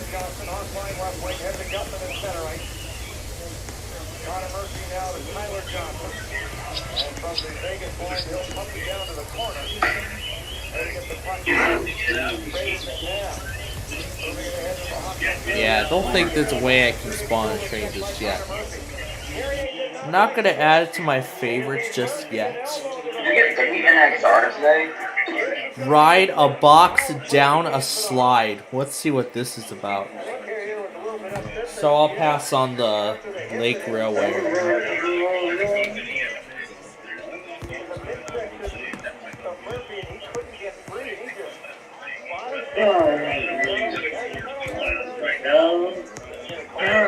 What box should we do?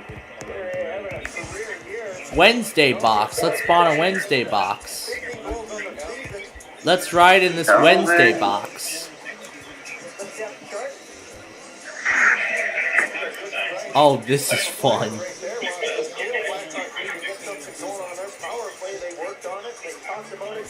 We're riding really fast on a box.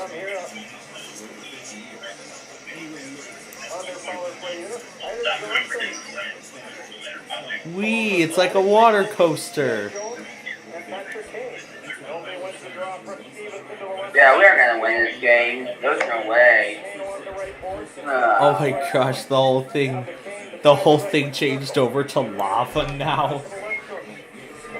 Alright, there's Amtrak 3. Now let's go back to Kearney. Frederick Roofing. And I'm just in time because another eastbound is coming. We got done with 3 just in time because an eastbound's coming.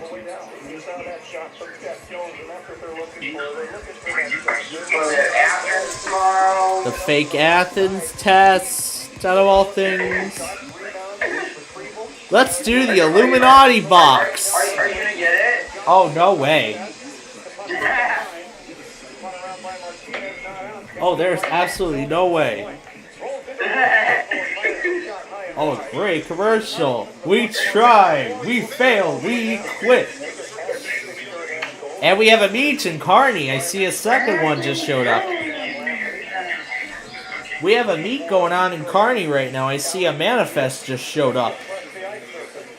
So we have an eastbound intermodal and a westbound manifest. Boy, this just got interesting very fast. Fleming Fine Furniture going out of business.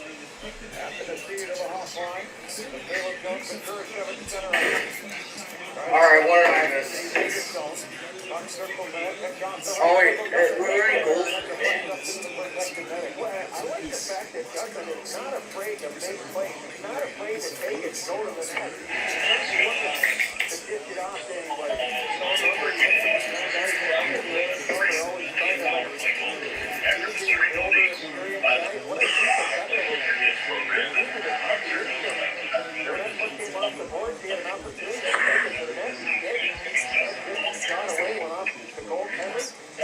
Alright, second period has started.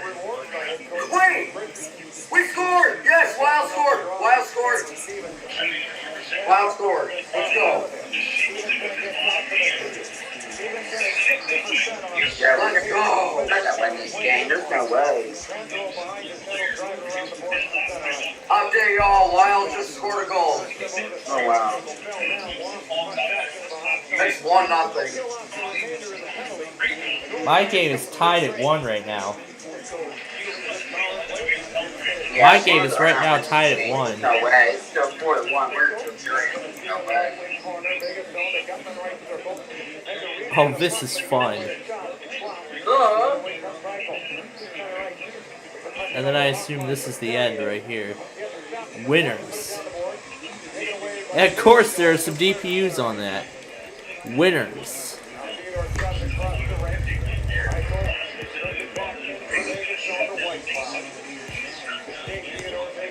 You know what? Let's see if we can ride on our own without the box. Let's see if we can ride on our own without the box. Oh, there's no way we can. There's no way we can.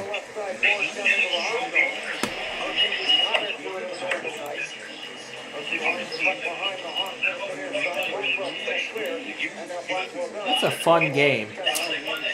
Sure, that's gonna be my new favorite. Rails of What's this game? Word Bomb. I've never heard of this. Let's see what this is.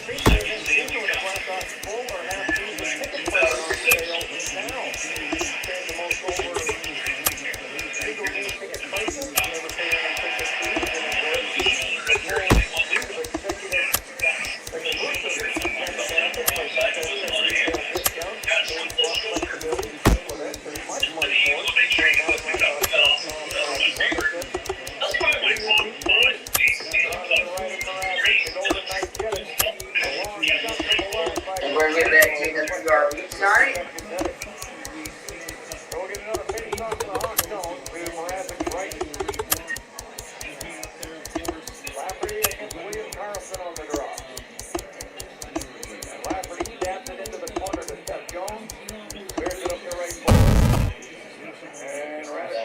WRE tomorrow morning doing their thing.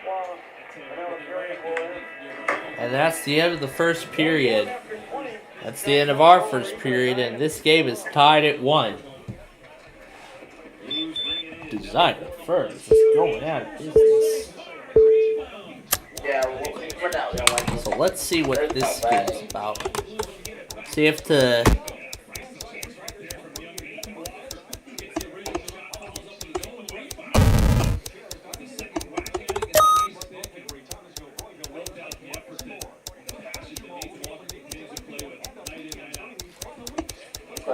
Yeah, we're always at 4:32 a.m. Oh, God. So I guess it's like a process of elimination. So this is like a process of elimination game. So this game is like... So this game is like elimination.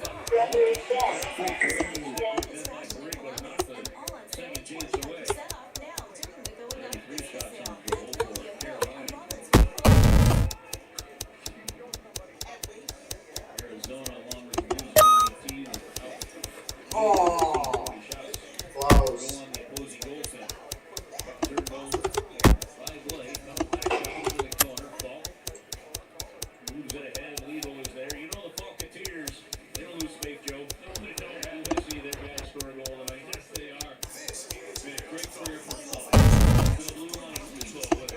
It's all these commercials, all these going out of business ads.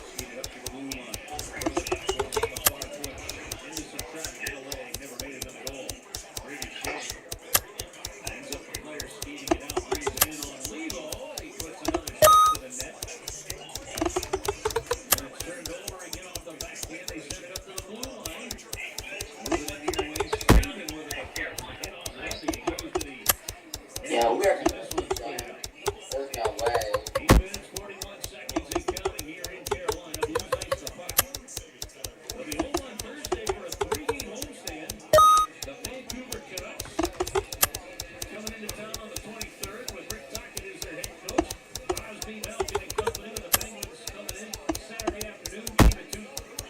So you're pretty much given the first two letters of the word, and then you have to fill in your... We played the crackhead next week. The Seattle Kraken. Was I the one that gave you that idea?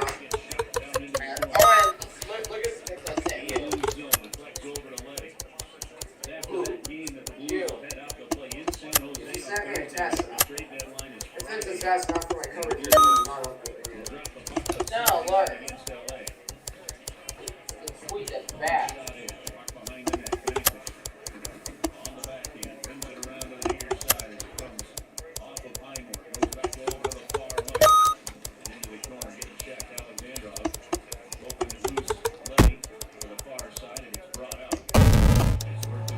And I'm out.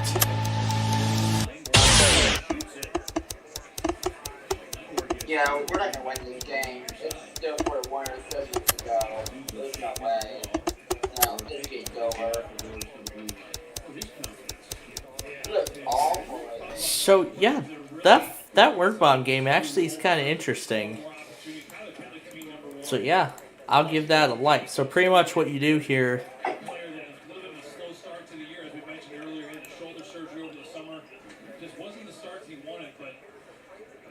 This is Vocab Havoc. This is just like Wordle, actually.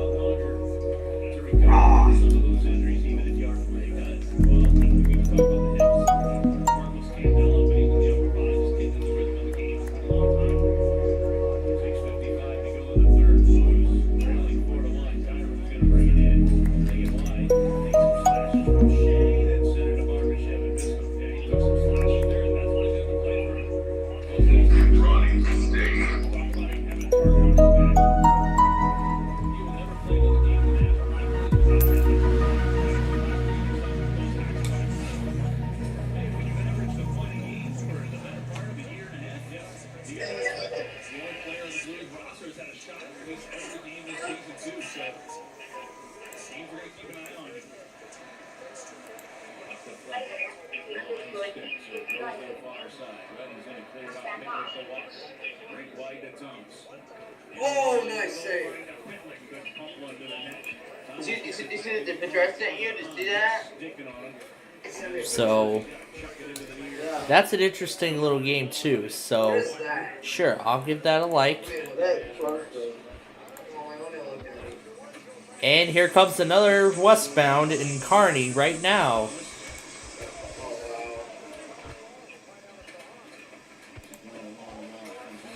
Oh, I'm coming across quite a bunch of new games here.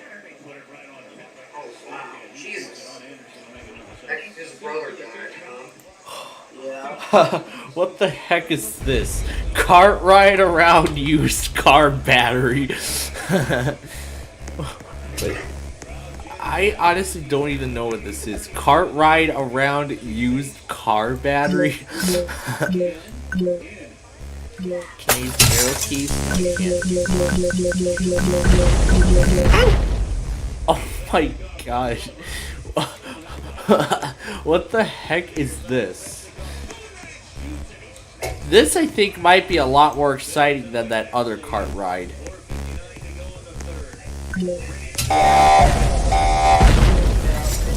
This is so interesting. Yeah,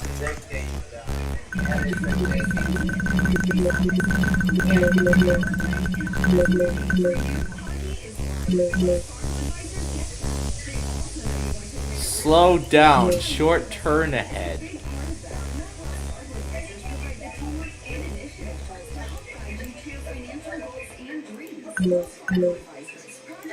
So I actually like this one. This is a lot better than that other cart ride. I actually like this one. I actually like this one a lot better than that other one. So I could actually control the speed. Because here I could actually control the speed. And there's at least some track guides, so...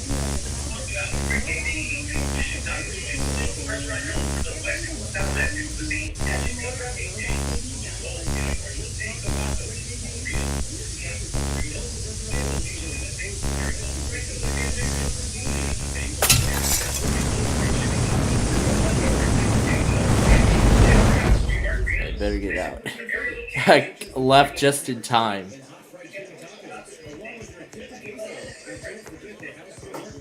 Now this is cool. And I don't have to do any of the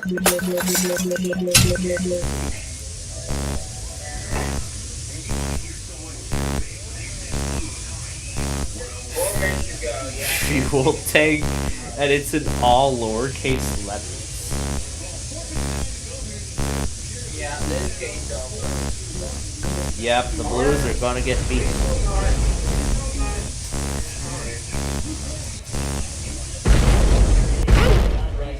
And as for my game, the second period will be starting soon.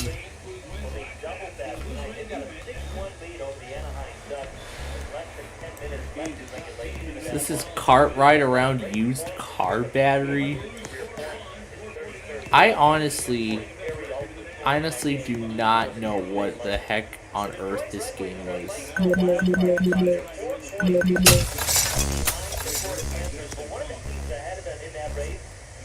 What does this do? Oh, this is their superior card.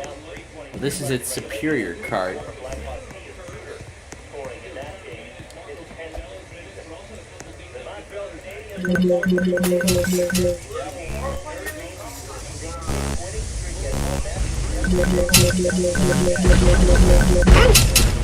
I could put that up to like 126.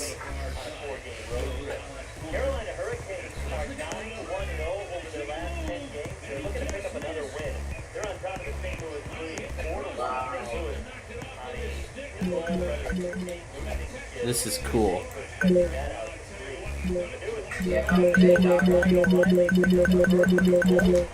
Better get out.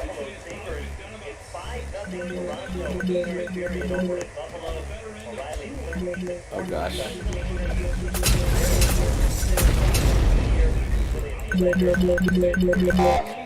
Negative 40.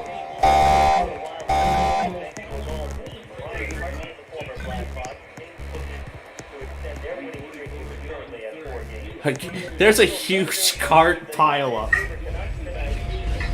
There's a huge cart pileup.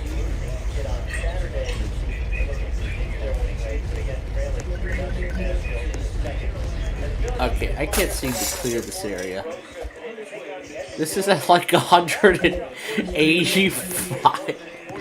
This is at like 185 and it's flipping.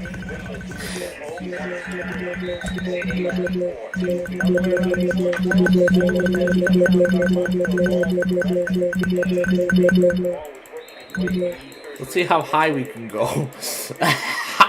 We can go up to how much? 300 and... Oh my gosh.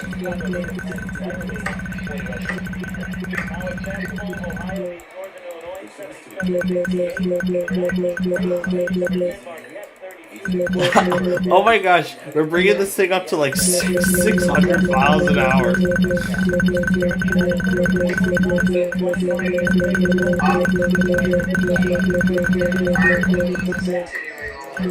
Oh my gosh, we could literally bring this up to like 1,000 miles an hour. And soon, and very soon we'll be traveling at the speed of sound. And very soon we'll be traveling at the speed of sound.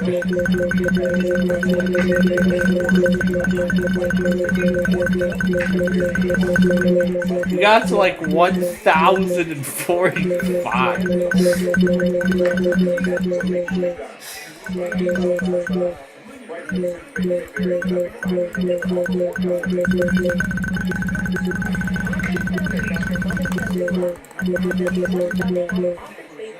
We can't use the arrow keys. Oh, we can use the W key.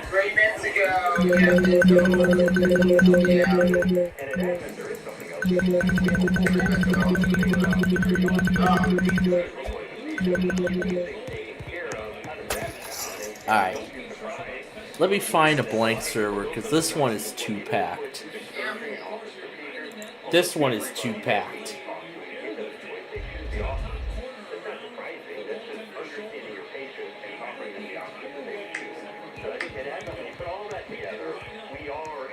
They got for the goalies too. They got for the goalies too. Alright, there we go. And of course, Saturday we're playing against KDKA. Or the Pittsburgh Penguins. What the heck is this kind of card? Is this like customized?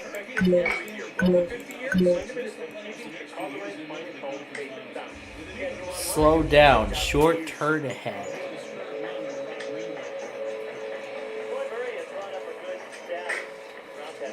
Great.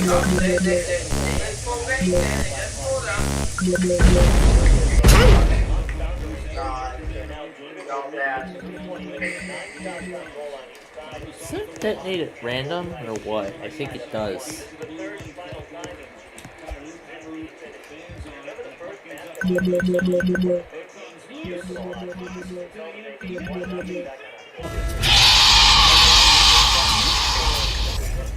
Yeah, hold on.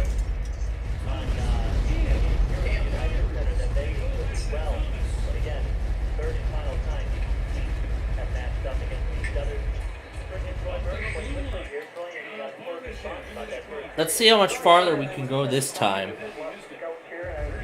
Ask the signal man to lift up the gate. Let's see how far we can go. Let's see if we can even make it to the end. That looks like a used car battery to me. This looks more like cart ride around nothing. This is quite a weird game. You're just driving a cart around used car batteries. Like, there's like nothing special about it. But this is still pretty interesting. Garrett wire up ahead.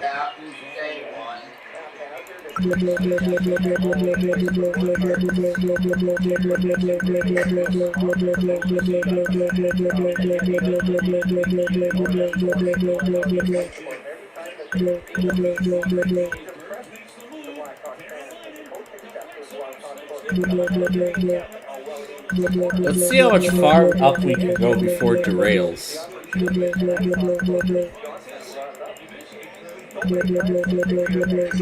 Let's see how high we can go before this derails.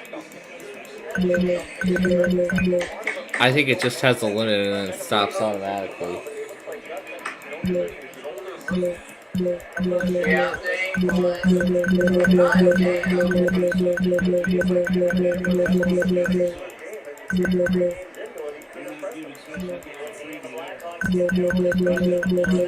This thing is literally going up to like 500 miles an hour. I can literally still try and move and it's going at 500 miles an hour. Oh my god, we're at 600 now. Oh my gosh. And now it's pressing the numbers at random. Let's see how much higher we can go. Let's see how much higher we can go. We could go up to 850 miles an hour. We could go up to 900 miles an hour. And even 1,000 miles an hour.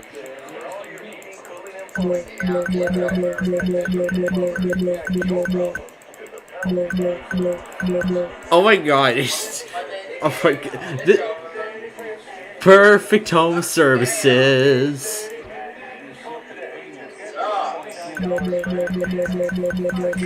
This cart is going nuts. The wheels are shaking out of control with it being at 1,000 miles an hour. Hey, it's a Circuit City going out of business commercial. And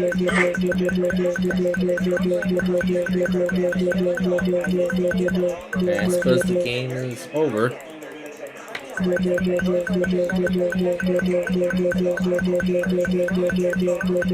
Yep, it is over. During the Circuit City going out of business sale. What the heck is this? Oh, it's a compilation. How much higher can we go? We're at like 1,800. 2,000. We're up at 2,000 miles an hour. How much higher can we go? I'm just gonna keep clicking the mouse and see how high we can go. Let's just see how high we can go.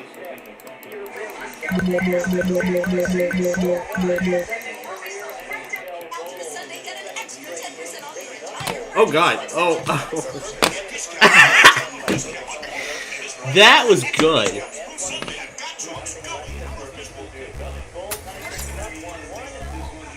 And that's it. The Hurricanes have beat the Blues tonight. This, I think, is a lot better than that other one. Yeah, a lot better than that other game. I love it. And the second period has just begun. Oh, there's Tower of Hell. I'm sure you all know, I'm sure a lot of you are pretty familiar with that game if you've been watching Sirens of Midwest in Minnesota, Wisconsin for some time, sure. When he was still doing KSWC before the whole Lion Balloons Highway fiasco, I'm sure if you all remember that, he'd been actually fight in a train station simulator game, destroy the ship, destruction physics, hole in the wall.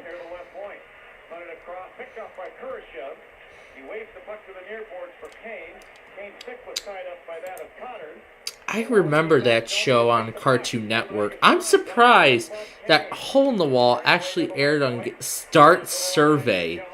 What is it? Start Survey.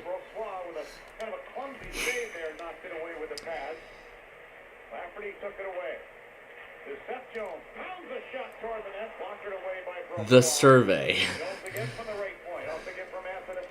Speedrun 4.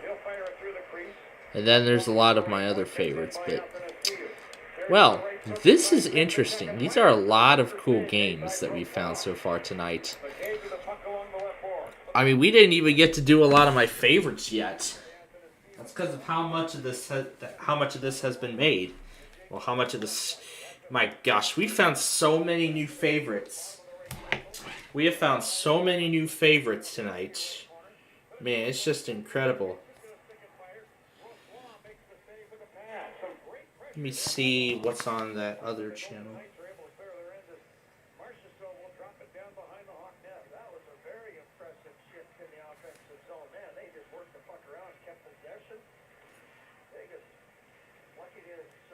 Oh, the Wheel of Fortune channel got featured. The Wheel of Fortune channel actually got featured. That Party at Sea episode will be airing in the next half hour. Oh, perfect. Alright. We'll be back in, alright. I'll go get myself a nice bag of popcorn, and we will see you back here in a few minutes. We'll let you listen to the second period. We'll come back, and then we are going to play... We didn't get to do like much today, didn't we? With a bunch of our usual ones. Of course, we have to play the train wrecker. That one is fun. Now to Taylor Radish hot line to Jack Johnson. Hot line, teams and line changes. Caleb Jones, hot line right wing, passing ahead to center ice. Colin Blackwell will dump the puck off the right corner boards in the Vegas zone.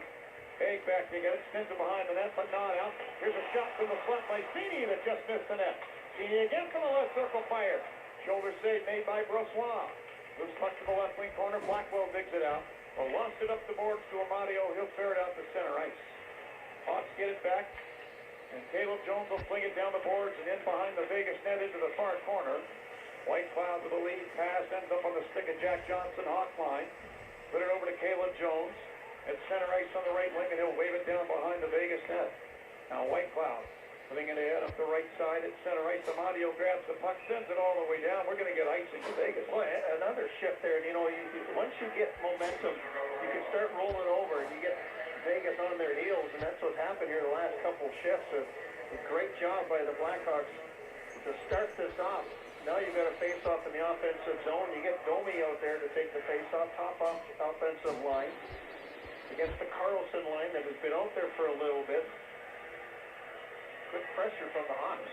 Draw to the right of Vegas net. Phillips from the line. The Kane left point. Walks it through the high slot. Over the right wing side. Give it to Murphy at the line. Firing a long wrist shot block. The other way come the Golden Knights. Carlson to center ice. Slips the puck into the Hawk zone. It's whacked away by Kurashev to the far boards. Now the Golden Knights get it back. Riley Smith pinned against the end boards.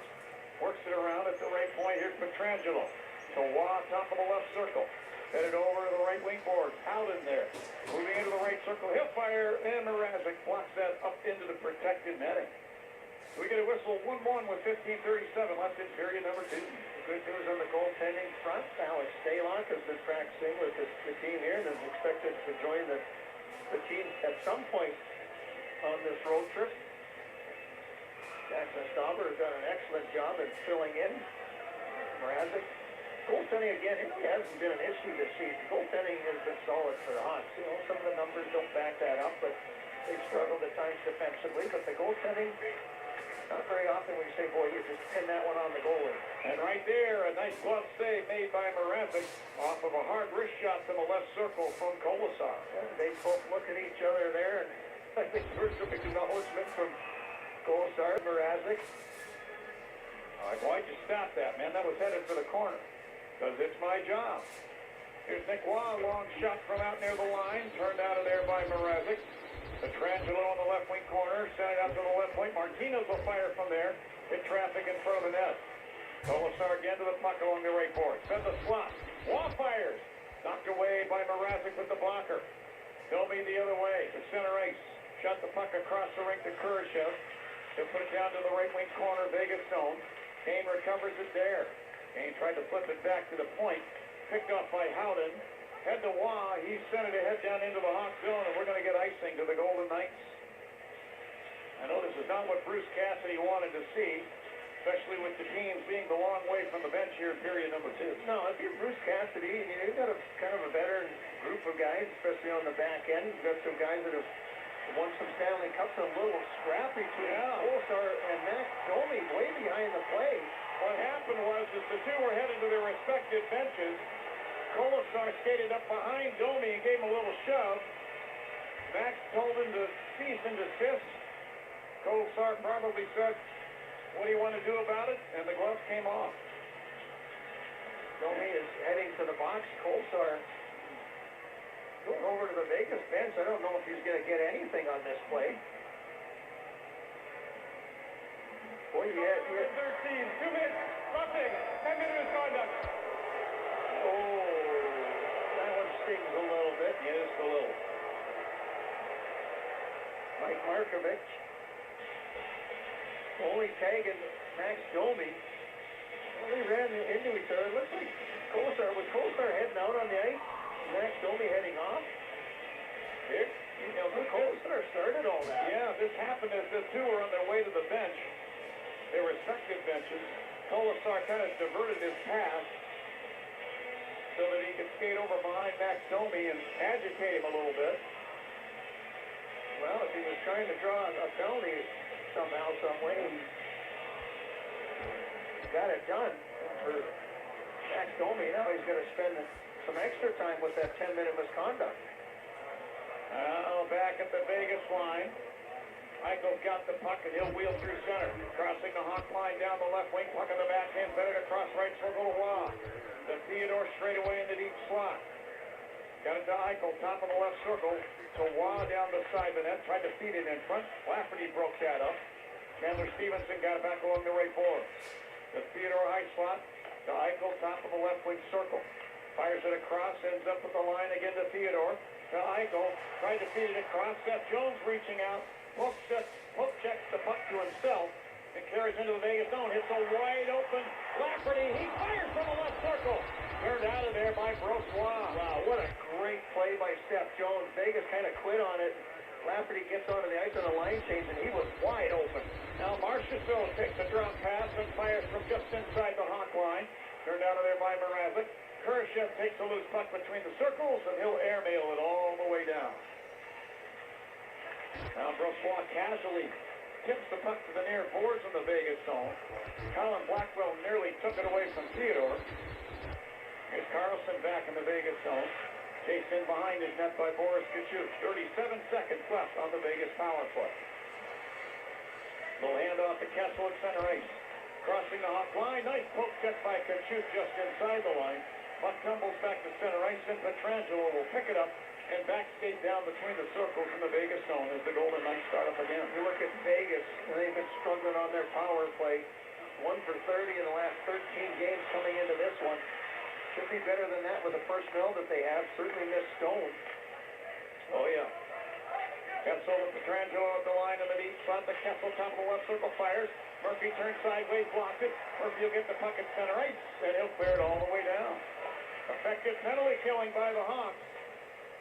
Here are the Golden Knights again on the attack. You know what? Nobody's in the box for the Blackhawks, so Domi cannot come out unless he got a 2-minute. You got a 2 and a 10. Roughing and a 10. The penalties have expired. And the Hawks are back to full strength. Hawks are back to full strength. Tyler Johnson now. John Northwestern Medicine Orthopedics on a relentless pursuit of better medicine. I take care of our sponsors. It's okay. I didn't see the guy come out of the box, and I thought that maybe they forgot that Domi can't come out there, but my bad. Coach is good. All right, so each team now 0 for 1 on their power play. Here's Kolasar to center ice on the left wing. Flings the puck down the boards in behind the Hawk net. Isaac Phillips put a shoulder into Cotter.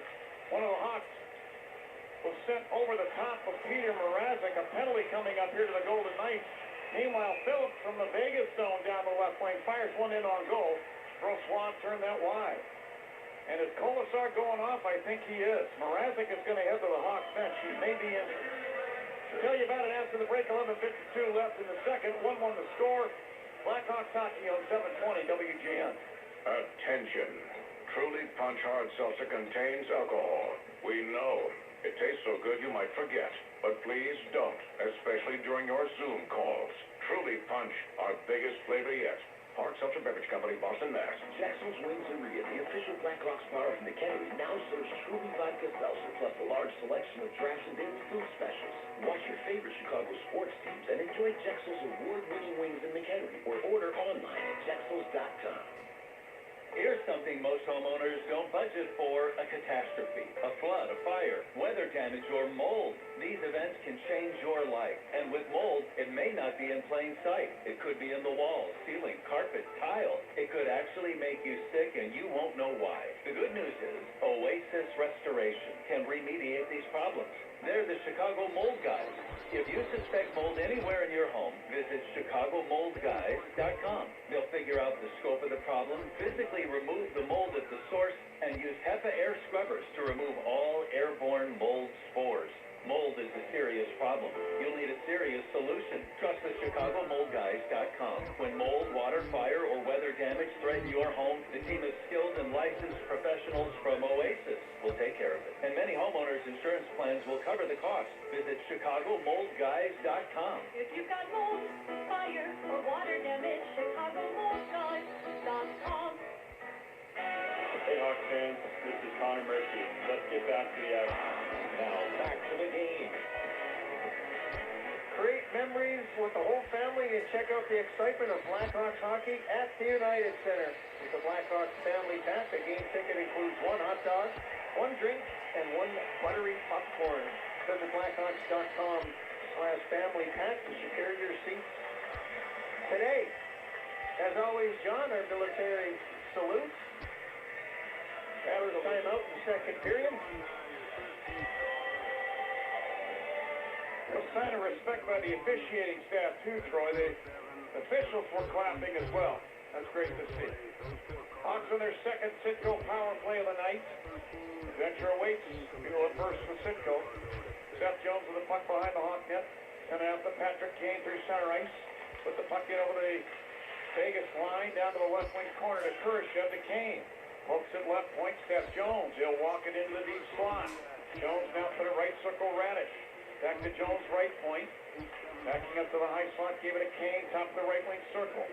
Kane holding the puck against the half boards now. Saucer pass, deep slot to Jones. Back to Kane. Kane rolls into the right circle, put it beside the net, Kurashev. Out to the line, Jones. To the left circle, Tyler Johnson, back to Jones high slot, and Kane right circle again. The Jones high slot, a one-timer. Brossois down with a kneeling stick save. Tyler Johnson got to the puck along the far board, but then Petrangelo came along and whacked it off his stick and all the way down. 55 seconds left on the Hawk power play. How many shots is that for Seth Jones in the power play? 2 or 3 that he's attempted? Now Chandler Stevenson intercepts the pass at center ice. Carries into the Hawk zone down the left wing. A little back pass for Nick Waugh. He'll turn and flip it back to center ice. Martinez has the puck. Sends it back to Haig in the Vegas zone. Over to Alec Martinez, and the former LA King will fire it all the way down again. 30 seconds left on the Hawk power play. Seth Jones with the lead pass to Andreas Athanasiou at center ice to Lafferty. Over the Vegas line to Gutman right point.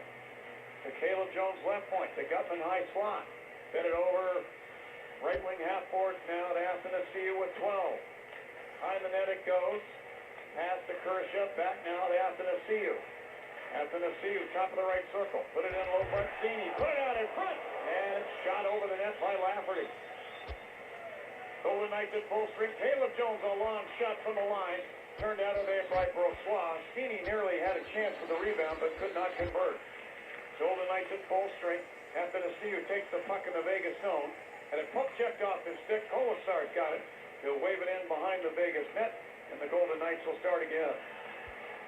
Haig with an outlet pass, Howden to the Hawk blue line with the right wing where he ran into Caleb Jones. Lost the puck back to his blue line. Martinez has it there. Passing on the right wing, here's Eichel. Over the Hawk line, down to the corner, firing. And Mrazek down with a tough save with the stick, but knocked it away. Blackwell to Kachuk. Over the Vegas line, left point, he'll spin it down behind the net. McNabb whacked it back around up the right side. And then Marchessault coughed up the puck to the Hawks' Jason Dickinson at center ice. Blackwell waves it back into the Hawk zone. McCabe's got it to the left of the net. McCabe put it in behind to Murphy in the near corner. Pull out the 9-iron, lift it through the air and all the way down. No icing called. As Theodore got to the puck in the far corner, drove it behind his net up the near side. Murphy kept it alive at the right point. He'll spin it down in behind the Vegas net. Theodore's got it there. Outlet to center ice. Picked off by Seth Jones. Then Theodore took it back to Eichel. Look out, he's into the Hawk zone, right circle. A toe drag and a shot. He scores. Well, Jack Eichel has a very good snapshot, and he just demonstrated it right there. It was a 2-on-1 break for the Golden Knights. Eichel used his teammate on the near side as a decoy and snapped the shot past Mrazek, and the Golden Knights take a 2-1 lead. That shot is just so hard to read. Little toe drag. And then he fired it. Looks like it went 5-hole on Mrazek. Maybe on the blocker side, not 100% sure, but Blackhawks turned the puck over. They were in the middle of a line change there. Puck went over towards the Blackhawks bench, and all of a sudden, Vegas counterattacks. You're caught a little bit on your heels there. The wrong guy picks it up. Eichel's got some sick nicks there. He's got his 18th of the season. So Eichel scoring at 11:32 of period number 2. 2-1 in favor of Vegas. And now Phillips at the Hawk line pokes the puck back to center ice. Spun back down into the Hawk zone by Haig. There at center ice now Radish. Got it to Gutman over the Vegas line to Tyler Johnson. Now Lasani fires and Brossois turns it wide. It was pucked to the near boards to Haig. And to Stevenson on the left wing of center ice. He'll wave it ahead to the Hawk line to Carrier. He lifts the puck down in behind the net. Mrazek will stop it there for Isaac Phillips. The Golden Knights are in a line change. Theodore, the only assist. Only one assist on the first Vegas goal. And that's because the Blackhawks turned the puck over on both of the Vegas goals. They were able to capitalize on a couple of mistakes. Martinez far corner. Vegas zone. He got it to Petrangelo, put it to the line. Caleb Jones fired from there, never got through to the Vegas net. Carlson into the hot zone. Got it ahead now, and Amadio drops it off for Carlson. He'll drive one from the left circle into the glove of Mrazek, and he'll hold it. 7:15 left in the second, 2-1 in favor of Vegas. This is Blackhawks hockey on 720 WGN. Hey, I'm Andreas Atkinson, and you're listening to Blackhawks Radio on 720 WGN. Money saved through energy efficiency can directly benefit a business's bottom line. That's why businesses throughout Northern Illinois are partnering with the ComEd Energy Efficiency Program to find up to 35% in energy savings, resulting in lower energy costs for their facilities. Because at ComEd, we're powering your business's future. Learn more at ComEd.com/poweringbiz. ComEd, powering lives. Savings figure is hypothetical only. Actual savings will vary based on the measures implemented and on customers' usage and rates. Hey, hockey fans, it's Chris Chelios. What are you sipping tonight? El Bandito Yankee is a new ultra-premium tequila that is 100% pure and natural with no additives. Just 100% blue agave. El Bandito Yankee Tequila is the most flavorful Blue Weber agave in the world. Now available at Benny's, Mariano's, Jewel, and Woodman's. Go to elbanditoyankee.com to learn more about what makes it so damn good. Hey, Mike, Matt here for Brew Pub Lots of Mott's Pizza. You know, there are very few things in life worth waiting for. Pizza's done? Oh, I'm on it. I'm starving. I've been waiting. Oh, I wouldn't do that. It's really... It's so hot. It's burning my mouth. A Brew Pub Lots of Mott's Pizza it's the epitome of delayed gratification. So when your Brew Pub Pizza is done and the temptation to dive right in due to the deliciousness of every bite overwhelms you, step back, give it time, and know it's worth the wait. Brew Pub Lots of Mott's Pizza is available in your local grocery store. Tune in to the Leaf Event Show for Thank You Thursday. Thank you. Sponsored by Grainberry Cereal. Pick up your box of Grainberry today at Jewel Oscar.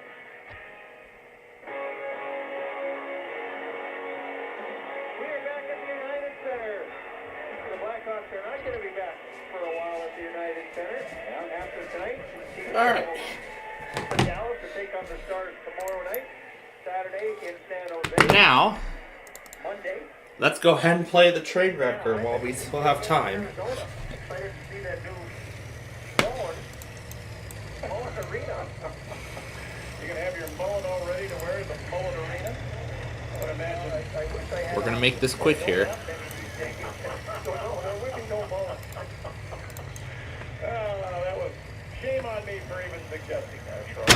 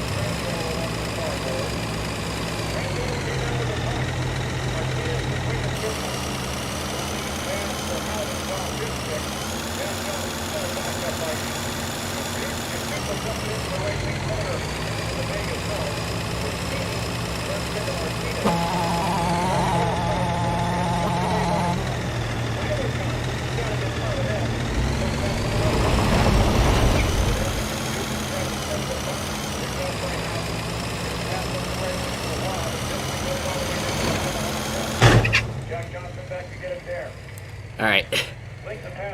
Well, that's all the trade record fun we're getting. How long? Behind the Vegas net. Shea Theodore picks it up there. He passed Marcius over the hot line on the right wing. Trying to fling it down in front of the net for Eichel. Good play by McCabe to break it up, and now here's Lafferty speeding away with the puck over the Vegas line. Let's go. Put it in front for Blackwell. And a good play by Paul Connor of the Golden Knights to reach out with a stick and disrupt that play. In behind the Vegas net. Athanasiou pumps it away to the right wing towards Seth Jones. He'll leave it for Athanasiou at the line. Had it pulled away by Connor. And he and Athanasiou race back into the hot zone. Athanasiou reaching around to poke check it away. Puck ends up at the Vegas line. And now Braden McNabb will spin it over to the far side to Theodore. Head to Connor to Marcius over the hot line. Down the right wing to the net. And he's been Sneaked the puck and lost it as McCabe poke checked it away. Eichel coughed up the puck along the far boards to the Hawks. Colin Blackwell, he'll clear to center ice, forcing the Golden Knights to regroup. Marchessault fires it off the left corner boards. Now picked off by Seth Jones. Moving up the right wing to center ice, front of the penalty boxes. Hit by Carrier, lost the puck. And then Carrier lost it to Gutman. Hawk line, Hawks regroup. This line has been very effective almost every time that they've been on the ice. Radish, Tyler Johnson, and Cole Gutman. And now in the far corner Vegas zone. Bill Kessel there will poke it back behind the net to the near corner. A thunderous hit by Tyler Johnson on Nick Hague. Hague went down, got back to his feet, and he gave Tyler Johnson a little cross check. Nick Hague is 6'6", 230 pounds. So I'm not sure if Tyler Johnson at 5'8", 185 wants to get involved in that, but he certainly wasn't backing down and delivered a big hit. I think he bit him in the ankle or something. Go back, you're on play again. Yeah, come back. Here now behind the net, Dickinson swings it to the right point. Murphy got the left circle. Phillips rolls in and fires, and that shot goes wide. Caroms around the boards and back down ice into the Hawks zone. This will enable the Golden Knights to get a line change. Good opportunity. Smart play again by Connor Murphy, just chipping one in behind the high forward there for Isaac Phillips to step into. Good look at the goaltender, just missed the net. Murphy shot it ahead. It's off of Petrangelo's stick into the far corner Vegas zone. Kershaw then pokes it back in behind the Vegas net. Martinez took it there. Head to Carlson through center ice. Racing over the Hawk line to the corner. He'll spin it behind the net around to the right point to Alex Petrangelo. And Kershaw reaching in, trying to poke it free. Carlson took it at the line. To Riley Smith, left circle, rolls in and fires. And a nice save by Mrazek down in the butterfly position. Carlson with a shot from the spot. Mrazek knocked that away as well. And with that top of the hour chime, you know what that means. You're ready for our Crash Town Game Thing finale. Oh no, wait, we are not watching Wheel of Fortune. Kicked off, however, by McNabb of the Golden Knights. Yeah, put down to the kids section. And there is my show.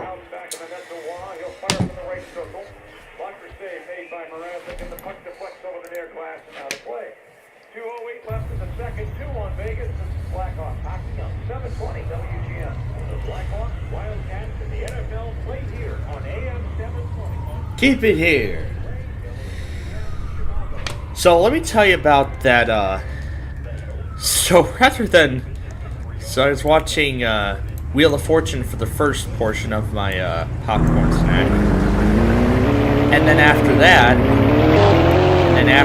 I decided to go back on NVG Productions edition of Classic Concentration.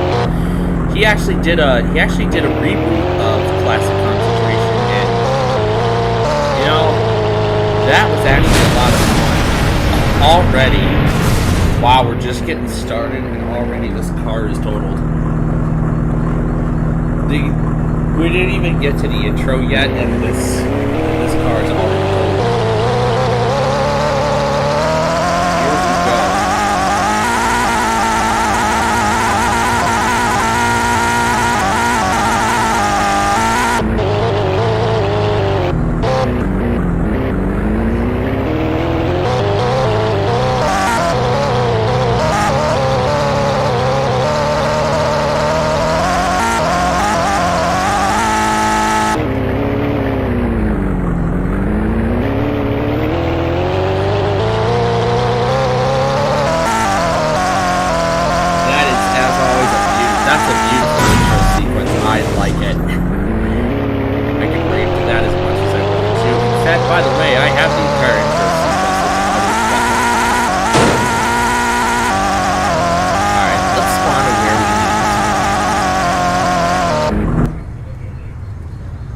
We need to spawn to where we need to spawn.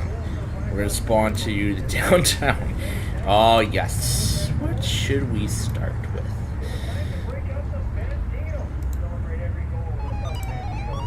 Oh, it is? Let me check the scoreboard here. I've been watching NVG Productions Classic Concentration. which in fact is actually based on the original format. Now I don't even know when that original format even started, you know.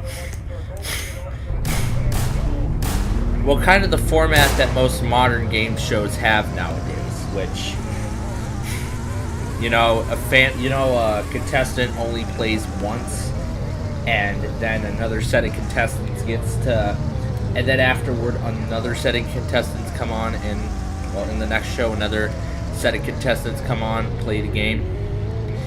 In fact, in the original Classic Concentration, I think this was like, what was it,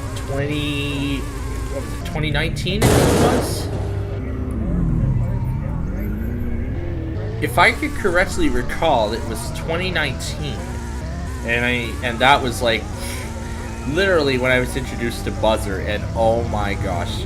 You know folks, I can easily remember, like, within my first year of the channel, we were literally watching Super Password on Buzzer, and then they were doing the Amber, and they were testing the Amber Alert system. That's what, you know, I got confused that it was an actual Amber Alert, because if it was, it would have been on my phone in NWR, so I assume what it is it was a test. I mean, RE from Derby Fire Alarms later reconfirmed it to me, so that has to be one of the, I mean, I've never, you know what, I think Buzzer actually relays severe weather alerts. I think that's what they do. So what if one day during Classic Concentration we end up getting we get a severe weather alert during Classic Concentration? Well, that would be something. But there we go. Now we have a more barren game. Oh no, this car is already totaled again. But yeah, even with the champion format of Classic Concentration, I like the show. I mean, it's really fun. I mean, after watching so many episodes of that, I've been having a difficult time with the Rebus puzzles in the past, but now I'm able to break them down easily. And now I'm able to put symbols together into phrases, and we can thank Classic Concentration for that.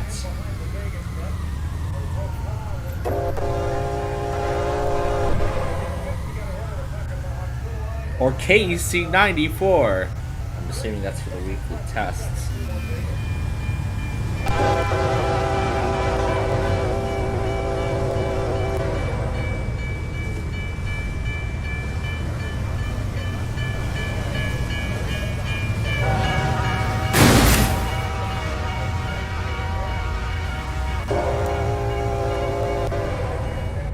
Let's play the commercials, why not?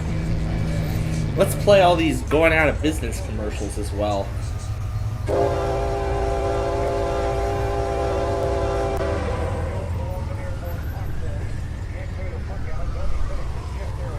Here's a special announcement from Sila. We are closing our doors in Peoria and Bloomington forever. But before we do,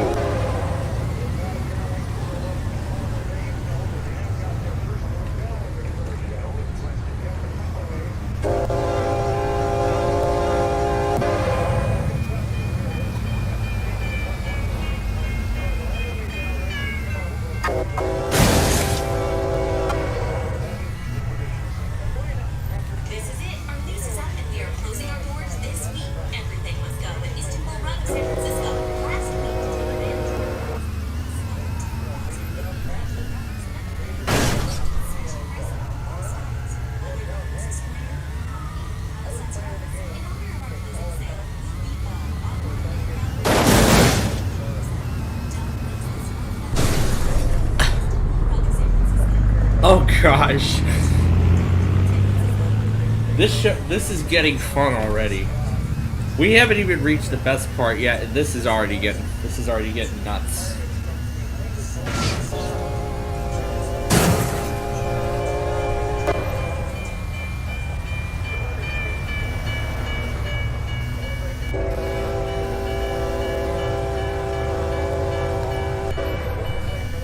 Jewelers. Oh no! My car is stuck!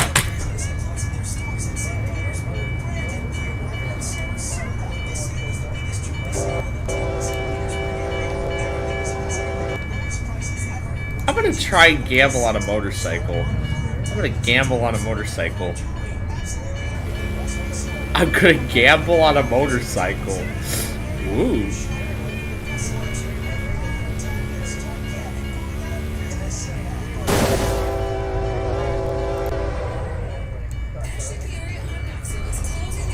We're gonna try and gamble on a motorcycle here. Let's go.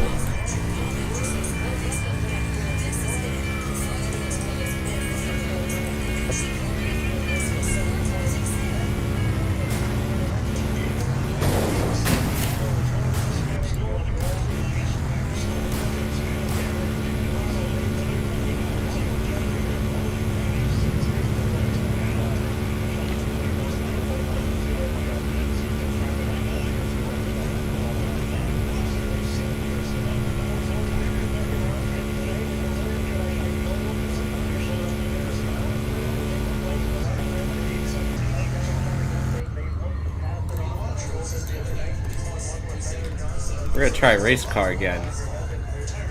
We're gonna try race car again.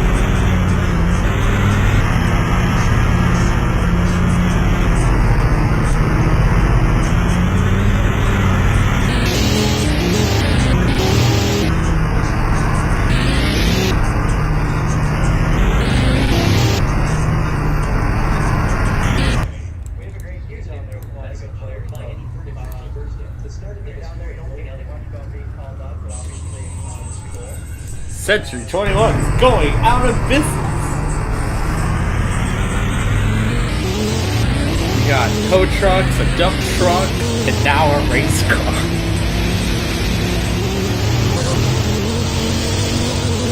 And Toys R Us going out of business liquidation. It's all these companies.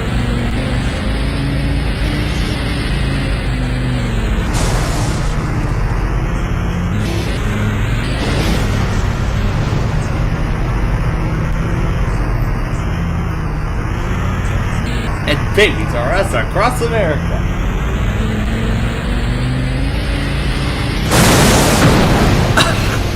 Oh my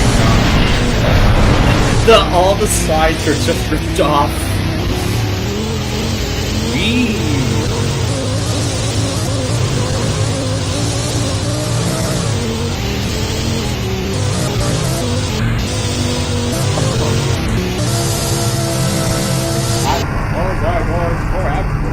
We're going out of business.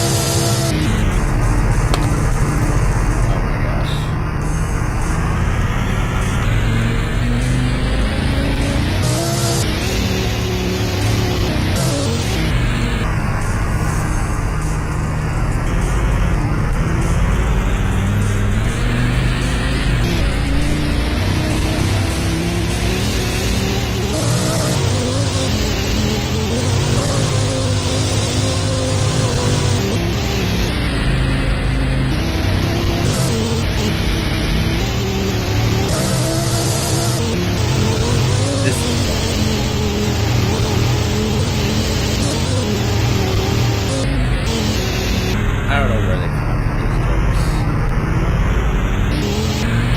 I could make an audio recording of every single lunch joke on the show if I wanted to, but I don't know.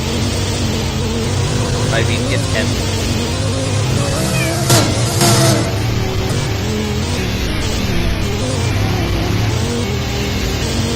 Everything is down to $5. That's a bunch of random Bullhead ads that I've been reading. Rebelsis is not a going out of business ad. Down the tracks.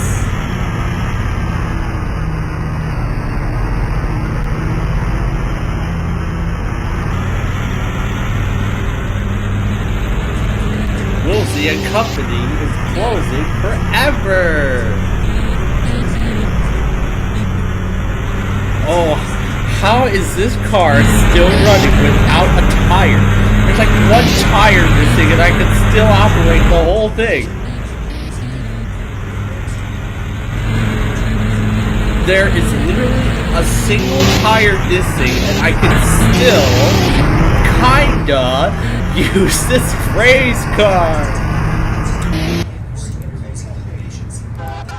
Why don't we try the news van?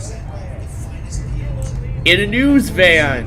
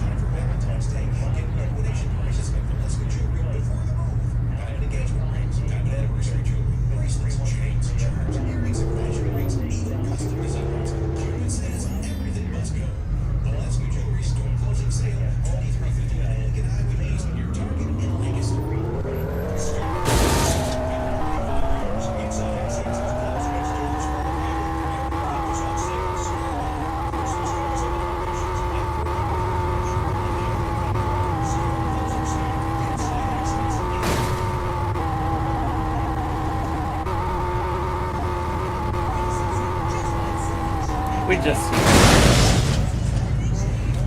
It's not letting me skip it.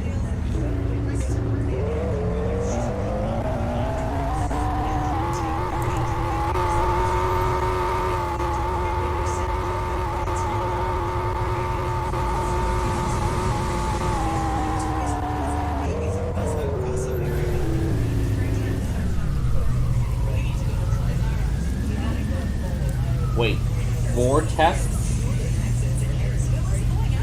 Oh, they're probably random, aren't they?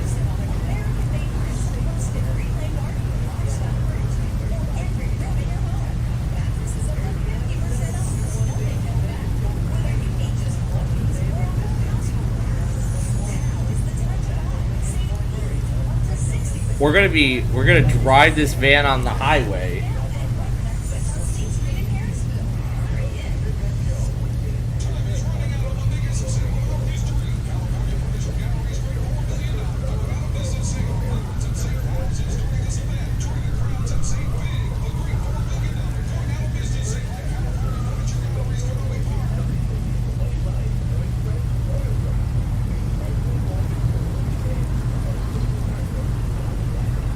VHS ASMR. How is this in here? Dated September 29th, 1984. Either that's 1984. Yeah, that's 1984. Schaefer and Sons. A whole bunch of commercials.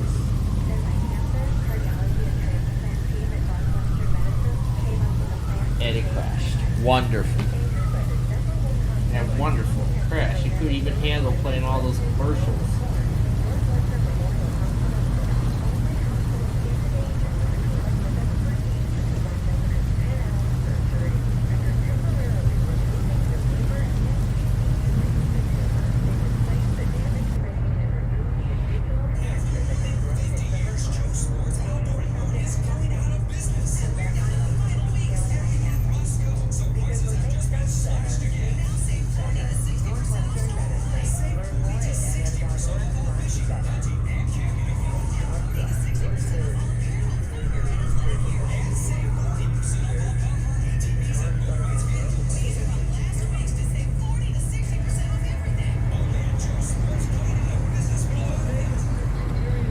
And now, let's do this.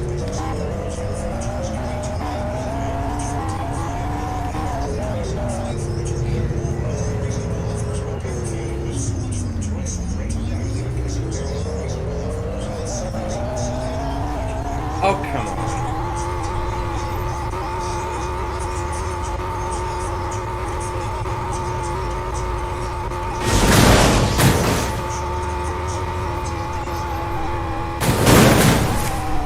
We kind of already are with this news van.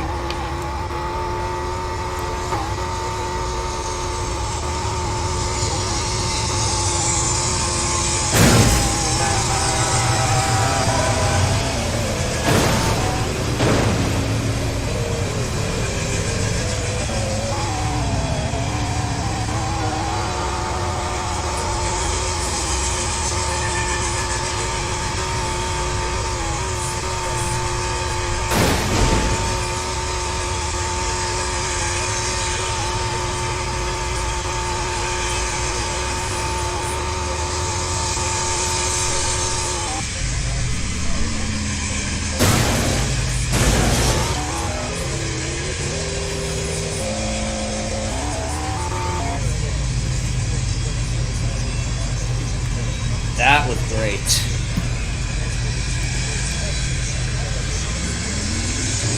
Oh, and this manifest showed up right at the beginning of that, right at the very start.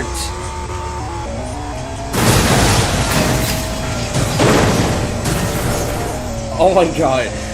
The whole side of the truck.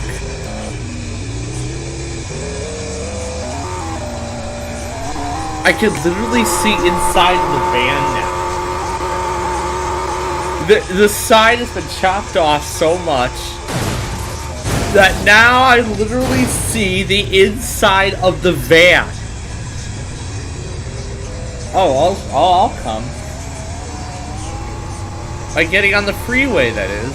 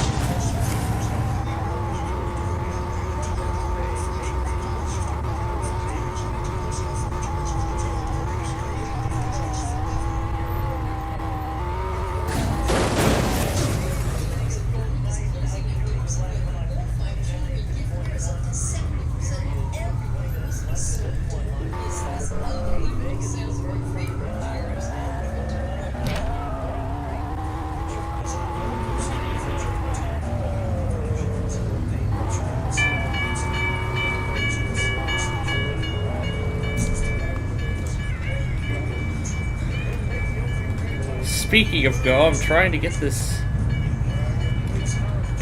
Uh-oh, we're trapped. We're trapped.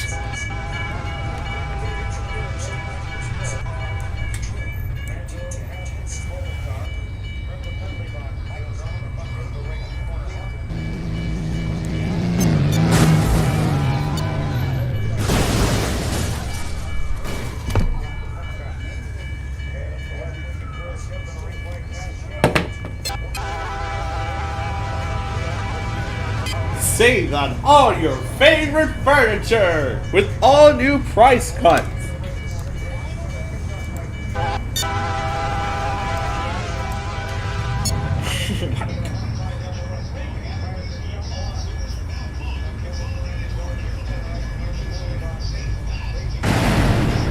Oh gosh, it's gonna hit that unsalvageable news van.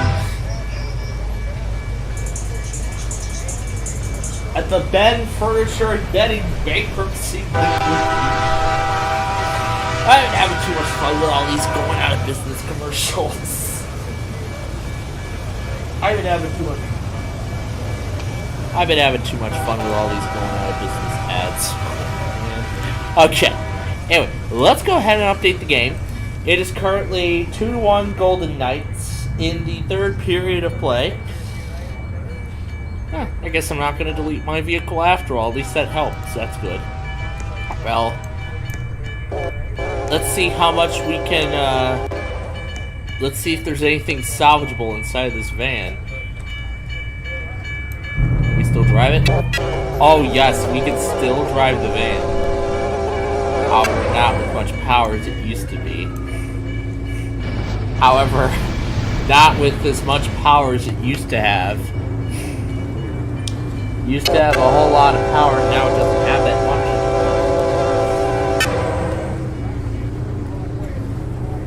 That was a great story. I had to save that for tonight. You know, I actually had to save that story for tonight. Let me put that back on Wheel of Fortune. Go. Oh. And now it's stalled. And now it is stalled. So, yeah. Oh, you get to see Pat open up an envelope. Oh, what a shame. Oh, whatever. There's that MVG episode of Concentration that I've been watching. Having a good time with that. Yeah, that news van is done for. We're gonna try this pickup trailer. Okay, we're gonna try and drive this pickup trailer. Alright. Yeah. This time, we're gonna try and drive this pickup trailer.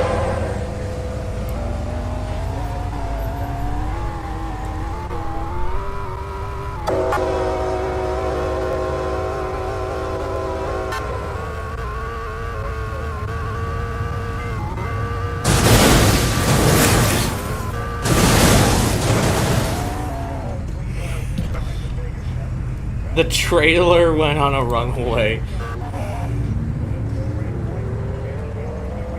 Let's see where the trailer went.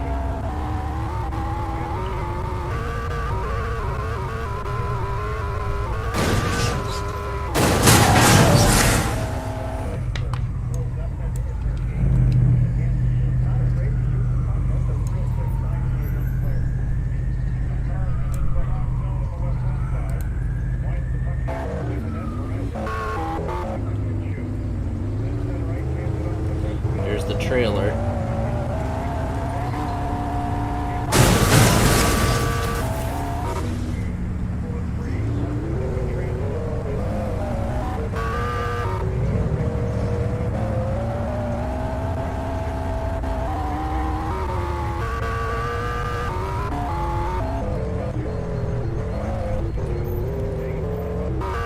That at least will get me out of the weekend vibes.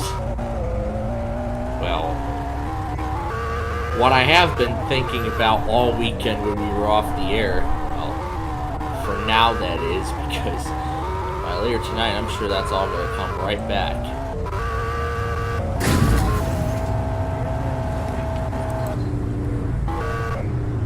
Yeah, especially after they beat the Blues earlier this evening.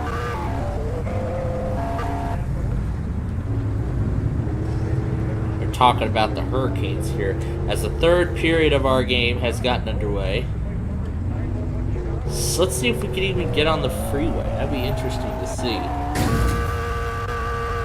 Kinda.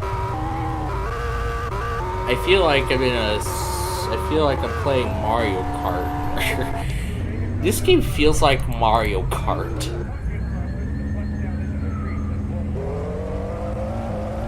This game really feels like it's Mario Kart.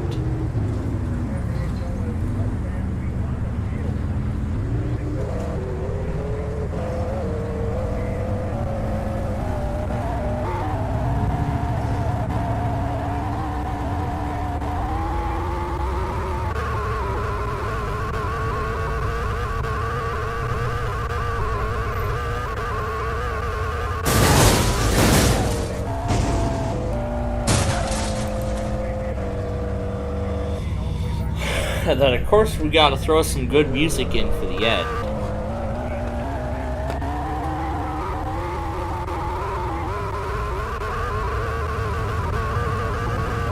Let's just finish it off.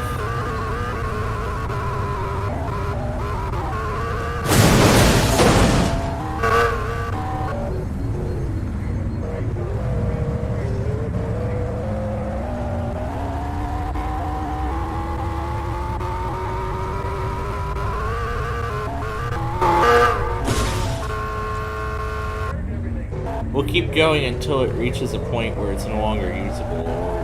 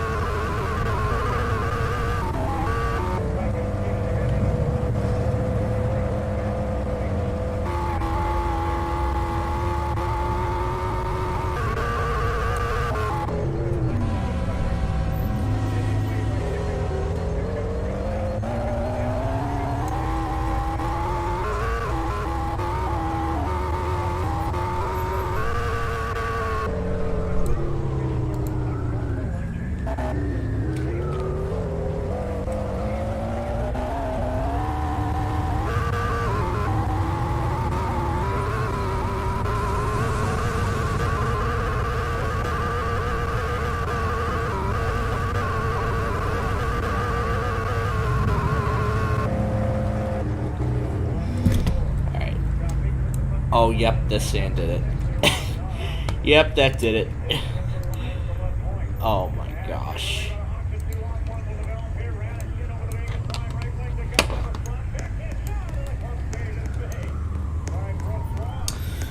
Remember this playground from last week? Remember this? It does not look that exciting, I don't think. Yeah, it does not look that exciting. Oh, we can ride on the slide. Ooh, that's fun.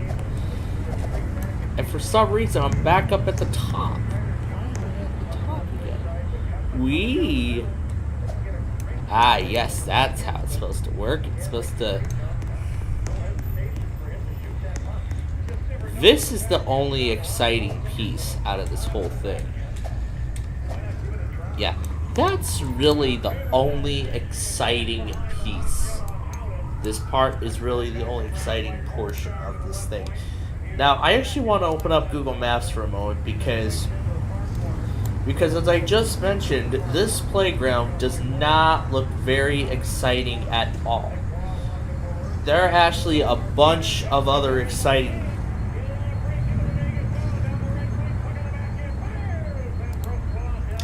Now, there are actually so many other playgrounds out there that are literally more exciting than just that.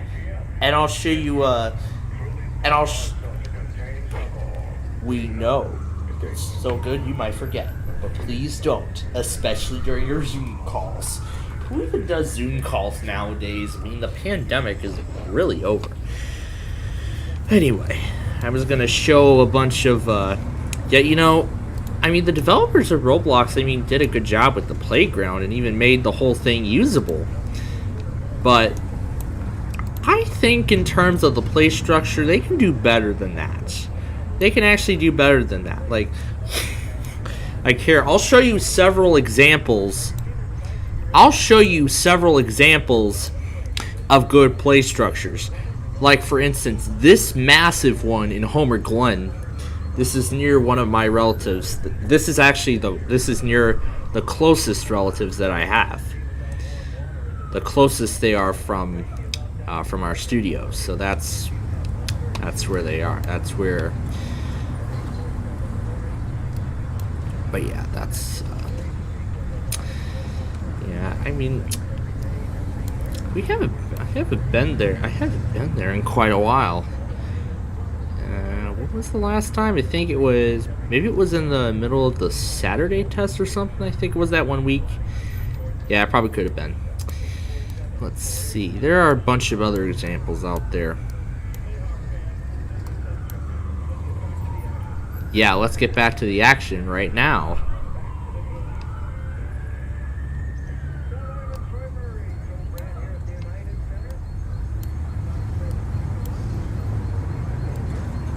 There are like so many other examples of playgrounds out here. Like, I can tell you, there is literally so many of them. There's like so many that I can't even find like good examples.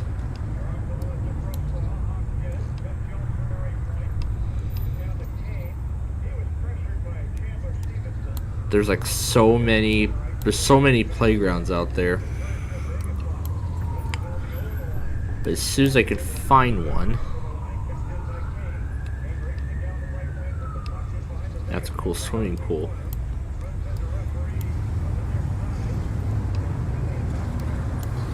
See if I could find another play structure. Oh, there's the promenade in Bolingbrook with that fountain.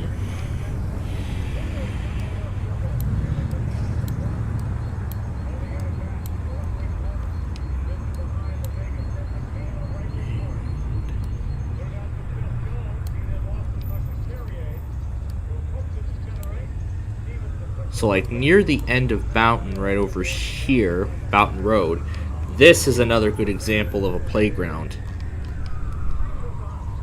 Actually, I think it's better if we show...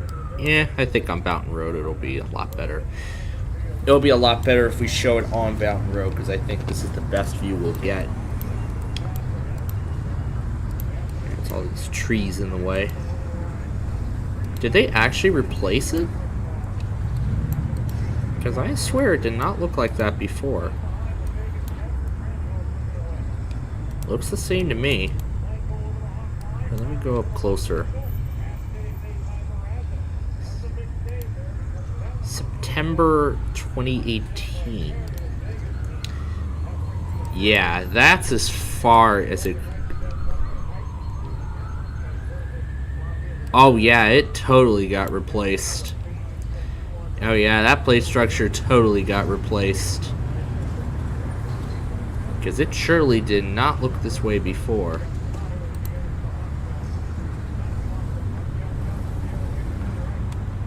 Yeah, this is what it looks like now. Now, this is one of... I don't think this kind of play structure is, like, too exciting. There's like several factors that I consider to these play structures that I consider like exciting or interesting. You know, ones that have like those arches, like the older structure. This is 2021. I think this was before, or maybe this was after. Yeah, I think this was the after product. But yeah, let me look at it from Boughton Road and go back to a previous date. 2021. Yeah, it was replaced. This is Michael Beasler. Yeah, it totally got replaced. Can't even find a date where there were barely any trees. But you know what? 2008. Ugh. I think this is... Oh yeah, we can actually get closer. Oh yeah, there we go. Ah, yes, there we go. Now we can get up close shots. Ooh, I like it when we can get up close shots of the play structure. Now, this is one of those examples. This is one example of what I consider to be an exciting play structure. You know, there's this arch. You know, actually this little arch structure. So that's one example. There's actually another one. There's actually a play structure somewhere down Ridge Road. I've actually been to that. I think I've been to that structure maybe a few times. But we'll look at that in a little bit. And then another one is actually near downtown. And I mean, it does not look the same as it did before. Now this is what I call an exciting play structure. Because look at that, you get a combination of stairs, you get a combination of, even kept the buckle bridge from the old structure. Yeah, that's the buckle bridge right there. But I'll show you what the old structure looked like. Here is October. That's 2018. 17. That was around the time when I visited. And you know, I was so sad. I was very sad to see this go. I was very sad to see this play structure gone. This is what used to stand. Now this is another example. And this is a classic too. This is another example of an exciting play structure, because that right there is a buckle bridge. That's a tunnel. Now this playground here does not have anything, does not have anything of the kind. I mean, there's like so many different playgrounds out there. I could show you every single one of them. And then there was actually another play structure that I went to like several years ago. Was it, let me see if I can remember what it was. Was it Summer Camp 2018? Maybe it was Summer Camp 2018 or Summer Camp 17. I don't know which what year it was. But here's another example. This is the Indian Oaks playground. It's actually right near the YMCA, where the YMCA where I was having the summer, where I was having like a kind of like a 6-week summer camp. Yeah, I think it was like what, every Wednesday or so. But I don't know if it was every Wednesday or it was every Thursday or Tuesday. I can't remember, but what I can tell you is that this play structure was also exciting because this one featured a combination of both an arch and a buckle bridge. Now I don't think we can get, yeah, we cannot get up close on it. But there's actually another structure further west in Shorewood that actually features both as well.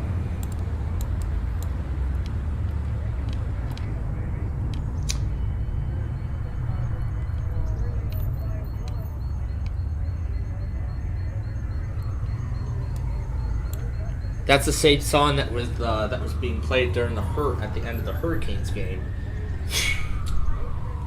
So here's another example. There were actually handicap ladders. This one actually featured handicap ramps. You know, for those in wheelchairs, it featured those little ramps, and the splash pad too was also very interesting because it was entirely themed to the town, and I've never seen water features quite like that on a splash pad before, so I think that's the most innovative that I've seen. Now here is that play structure I was talking about. This is Four Seasons Park, and I think I remember going there for like, what was it, the Shorewood Festival? It was the Shorewood Festival. Yeah, I think it was like a Shorewood Carnival. Yeah, I think that's what it was, and I'm not sure what year that was either. But they had this playground here is actually pretty nice. Look, that's a pretty low buckle bridge, and I've never seen the guardrails with that design. That arch, yeah, that's pretty short. That's a pretty short arch bridge. And there's even more playgrounds like that and I'll show you a few more examples before we actually continue on with the actual idea of the show. I'll show you a few more examples before we continue on. That is actually one of them. There's this, back when I was a child, like even before school, I think I used to do kindergarten here at, this is the Bonnie Macbeth Learning Center, and they actually had 2 playgrounds here. This is where I actually first saw the guardrail design like that. It was interesting. This is one of the 2 playgrounds, and I think we would, and I believe we would use the 2 interchangeably. This is what I would call the red park. You know how the whole playground there is colored in red? And then on the other side, this is actually my favorite one. I call this one the green. I call this the green park. See here, this is like a little design of a train. There's those hanging bars, monkey bars. There's even the swings, and yep, there's that pretty small buckle bridge. So that's another example. And then that park was frequent when I was little. And in fact, another frequent park, actually a couple of other frequent parks that I used to go to when I was little. In fact, it was actually further up north near the city. And I gotta make sure to tell Roblox that I'm still here. Otherwise it'll time me. Otherwise it'll boot me for being idle. So let's see. Another example. This is actually one of them right here. This is Worthbrook Park. They've actually implemented a new playground years ago. And I can tell you, I actually did try this once. The playground looked pretty nice. They even have a splash pad too. The other one didn't have that. The old one also is pretty interesting. This is, I think, the best clear shot we can get of the park.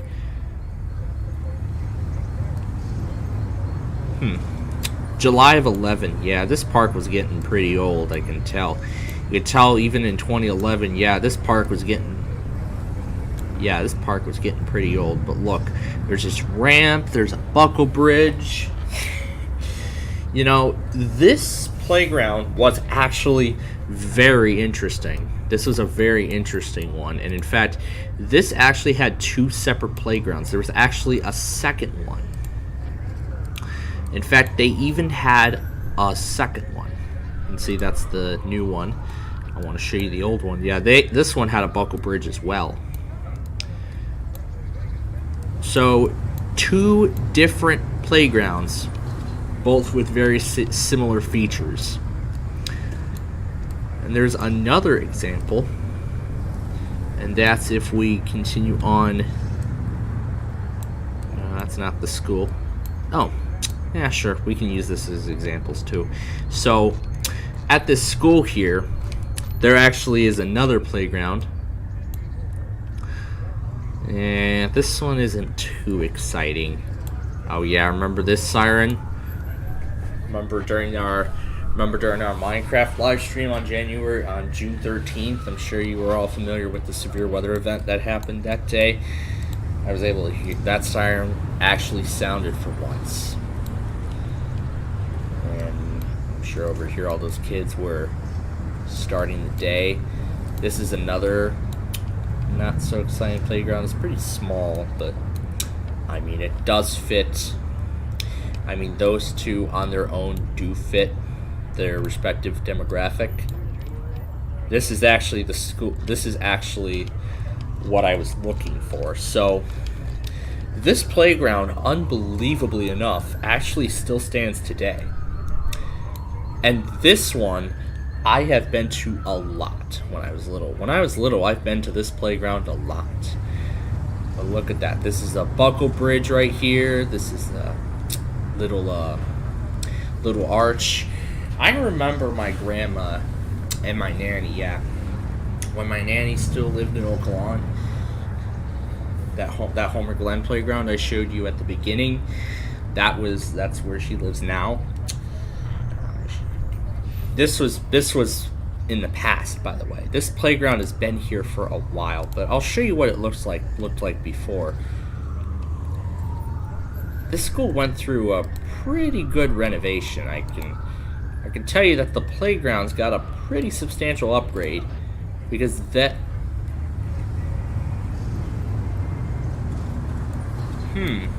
Bob Surratt.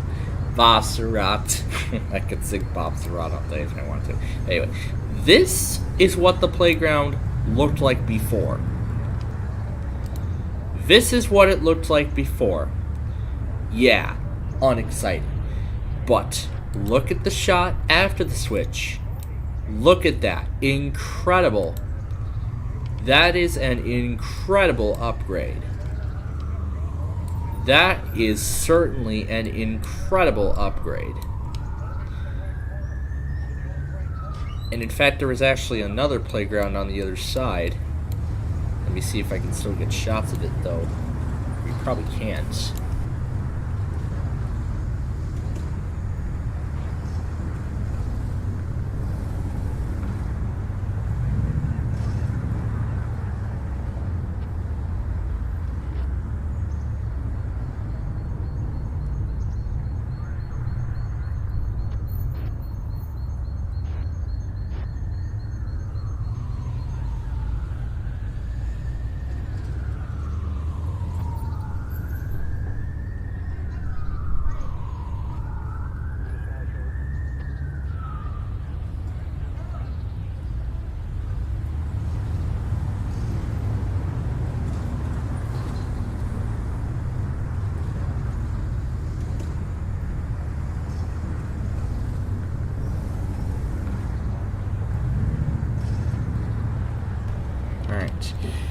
Like I was saying,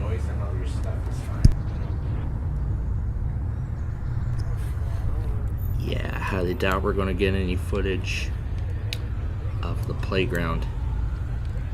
I think the closest we can get is to look through these subdivision houses. We can go back to 09, but that unfortunately is the best shots that we can get.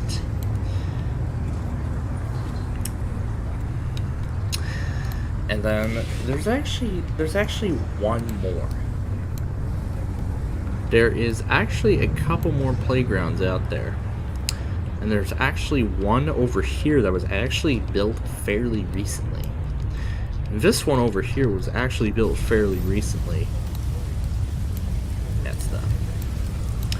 Anyway, this one over here was built fairly recently, and look at that. Look at that. That little bar going all the way across. There's a splash pad over here with the buckets.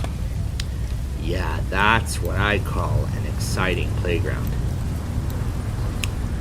But now there's actually one more example. There's actually one more example that I have. It's not here.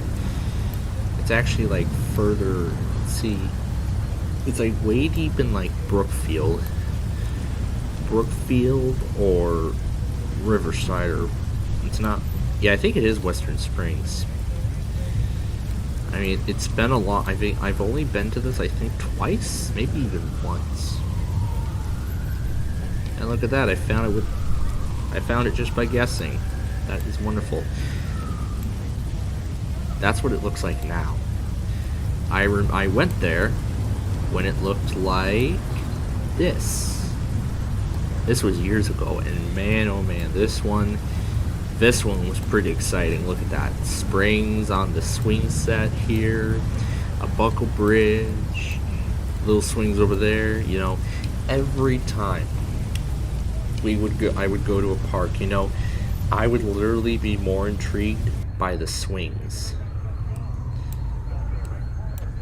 It's been a long time, and it does make sense as to why. I don't know where that one park is. I can't seem to find it. Okay. Yeah, I don't want to go showing too many examples because that wasted a lot of our time. and yet we still have to get to the finale here. But yeah, those were some good examples. Those were some good examples of swings. Well, not swings, but you know, those are actually good examples of. Those are examples of playgrounds. What I call exciting playgrounds. I actually prefer playgrounds to have a buckle bridge, a tunnel, like a combination of either a buckle bridge, a tunnel, an arch bridge, but actually the playground in my neighborhood actually does have a buckle bridge. It actually does have a buckle bridge.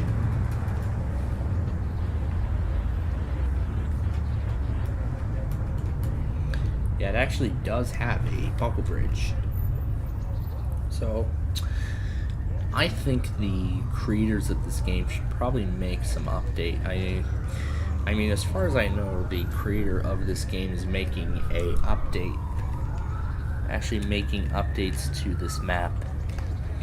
I know the creator of this game is actually making updates to this design. So, making updates to the map and whatnot.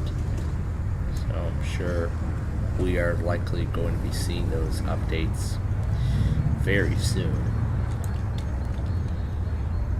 We're actually going to keep the finale going here, even though there's only like 1 minute left in the game. Yep, a minute left in the game.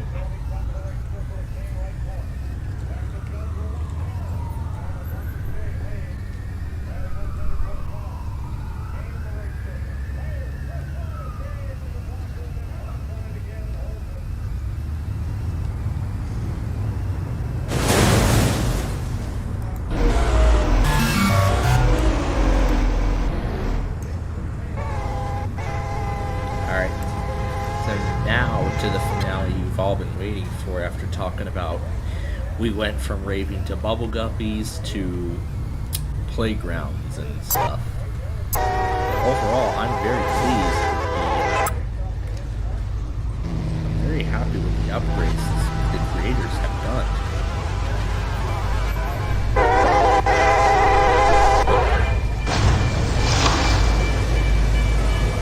Wow, with only 50 seconds left, the game is once again tied.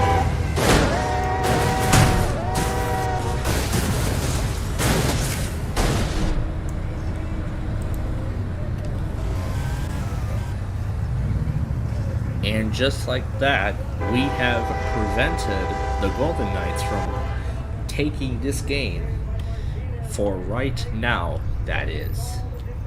But that is for right now. Because we have, but if this score remains tied, then that means we will be going into overtime. And we're actually going to keep, because we've been talking about playgrounds too much and how long this game is still going, we're actually going to keep the Roblox finale running for the remaining duration of this game. Uh-oh, gate malfunction. We have a gate malfunction. El Bandito Yankee Tequila.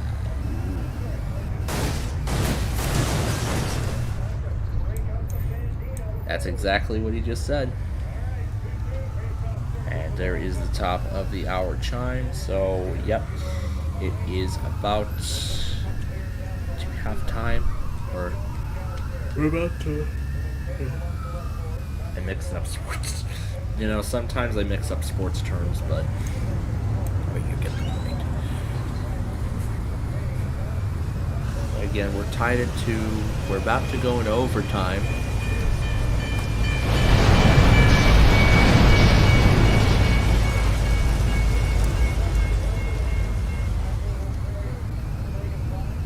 Let's see if the Blackhawks can actually score a goal here within the last few minutes of play. Okay, it's stuck.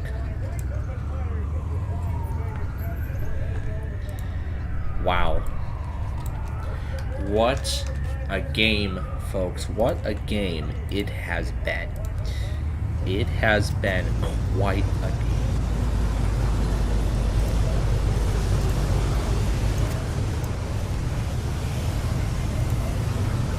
what a game it's been, folks. What a game it has been. So, with that goal, with only 50 seconds left in regulation. Is this thing broken already? Yeah, this game is still very buggy, but anyway. Yeah, so anyway, with that goal, with only less than a minute left in regulation, we are going into overtime, and now this will be the Blackhawks' chance to claim the win.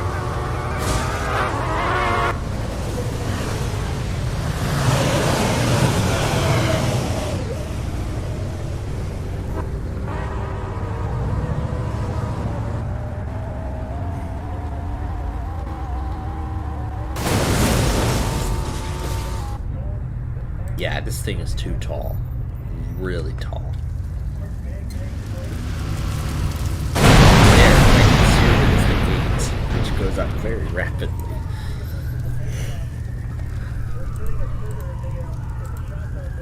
Alright, that's enough. Let's try a smart car like a Tesla. Oh, this is a Tesla, isn't it? Let's talk about the dashboard. Let's try a drive from dash cam. Let's try the dash cam, something we haven't done before.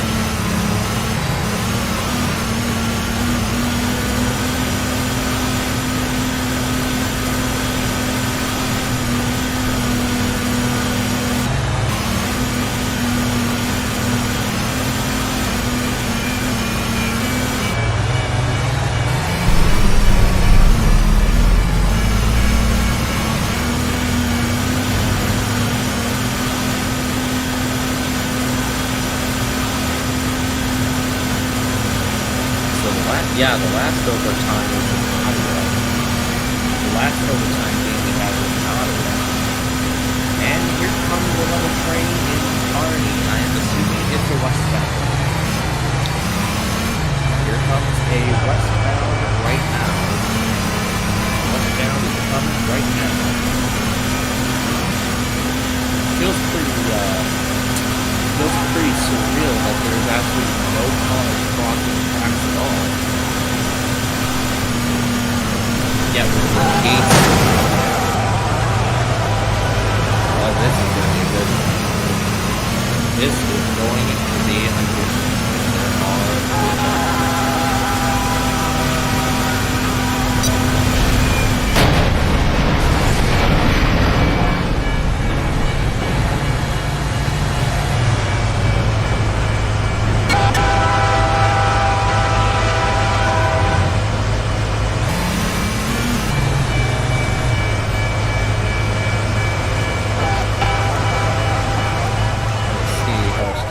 There are taken so far.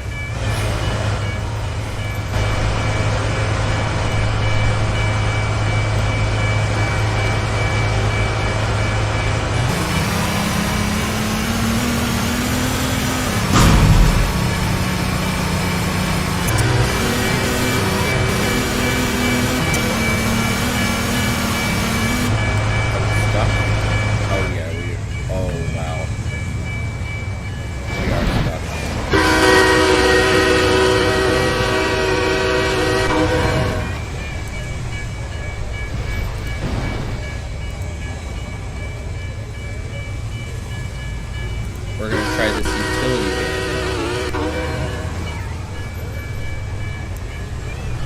We're going to try this utility van now.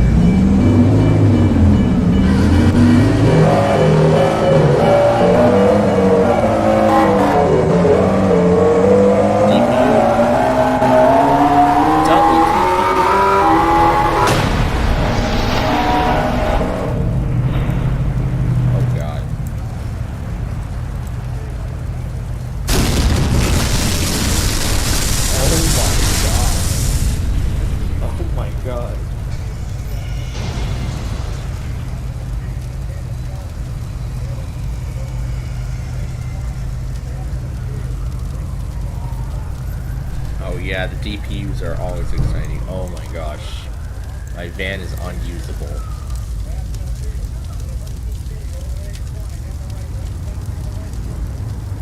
And I will go through the scores of all 3 games. Try an ambulance here. Let's try the ambulance here. We gotta do the ambulance, of course.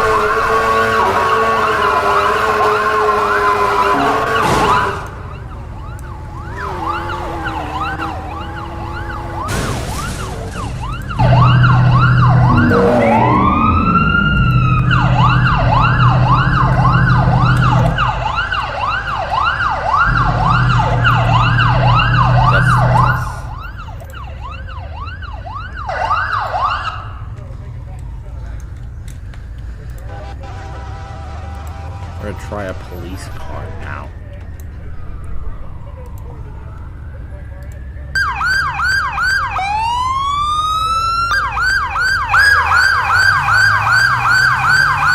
We're gonna try this police car.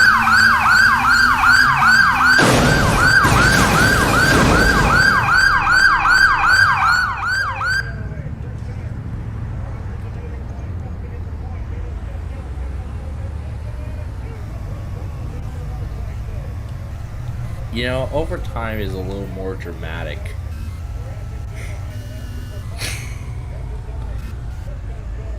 I guess. And there is a minute to go in overtime. Only 53 seconds remain in overtime. The score is still tied at 2. I have a feeling we'll be going to our first shootouts in a while here. Or Love's Furniture, well, Ben's Furniture. Let's play the whole thing.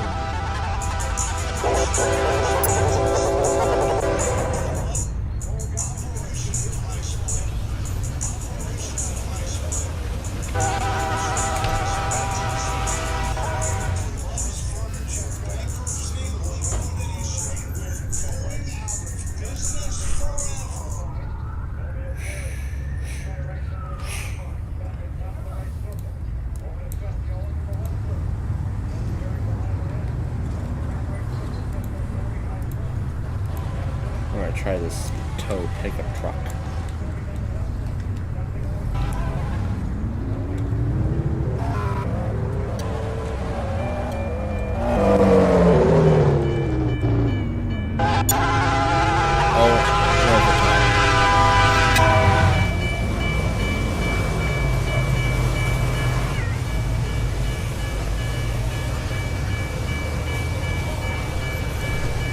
Wow.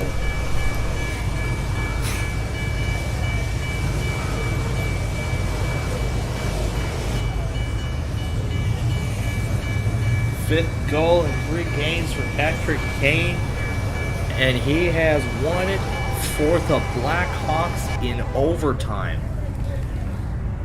He has won it for the Blackhawks in overtime. Wow. We have been spared from a shootout. We were really close to a shootout. We were really close to that game being forced into a shootout. How about that? What an impressive goal to win it for the Blackhawks here tonight in overtime what an impressive game to win it for the Blackhawks against the Golden Knights tonight.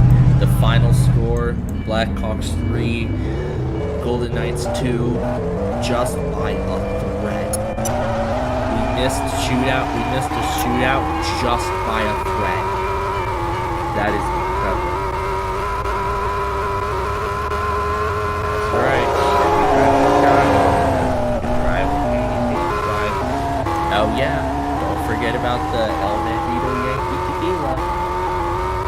Yep, don't forget about breaking out the Bandito for the last time tonight. Yankee Tequila.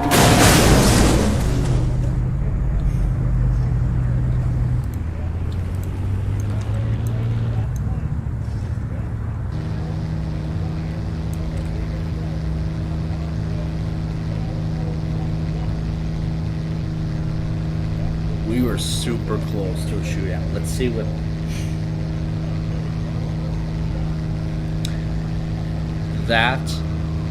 That has to be one of the best hockey endings I have ever witnessed. That is incredible. 0.1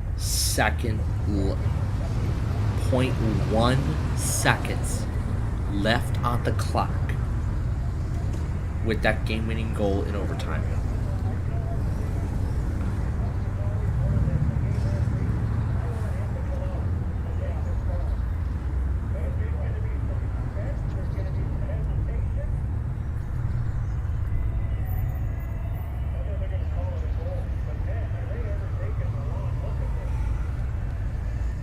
I have never seen this happen. I have never seen this happen before. This is unbelievable. Well, that's because they all want to see the 3 stars of the game. If they don't call this a goal, we're going to shootout.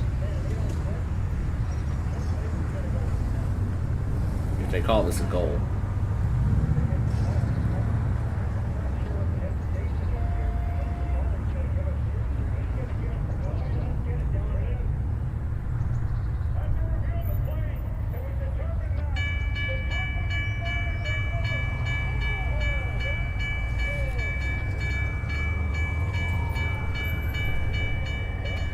Wow.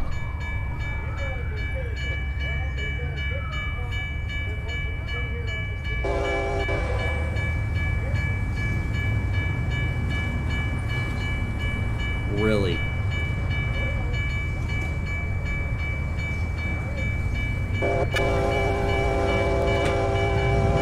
Well, that was... Okay. That is an absolutely ridiculous call. That is an absolutely ridiculous call. 0.1 seconds. The time had just expired. Patrick Kane got the goal.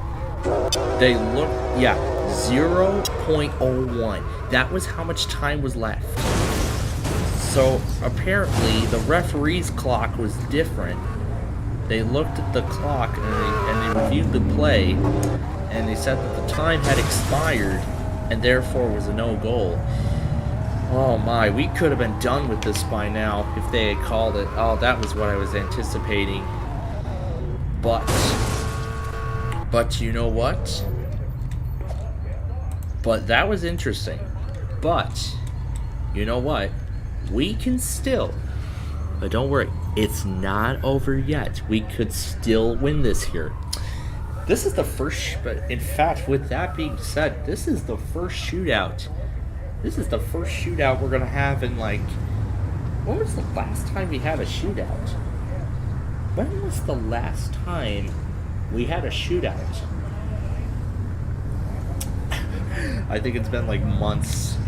I think it's been like months since we last had a shootout.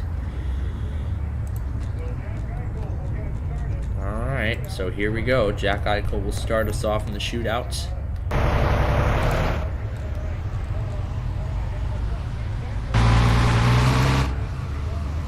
Alright. It's an 0 for 2 right now.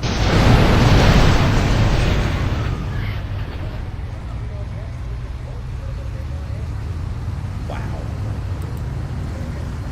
Can't do the weight. Well, let's just deal with what we have.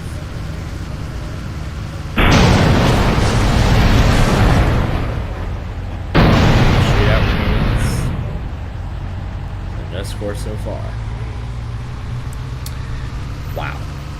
That has to be that was a ridiculous call. Very ridiculous.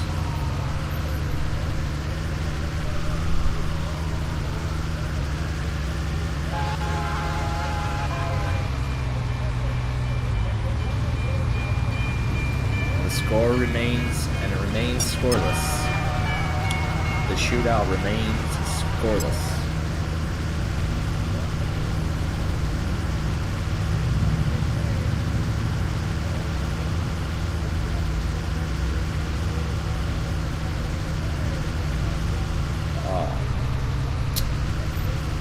Wow.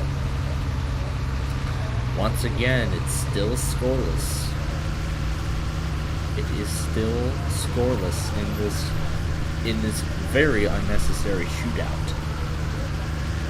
I can't believe they called that a no goal. It's still scoreless again. Alright, let's see if Tyler Johnson will do it. So now it's going to be Tyler Johnson.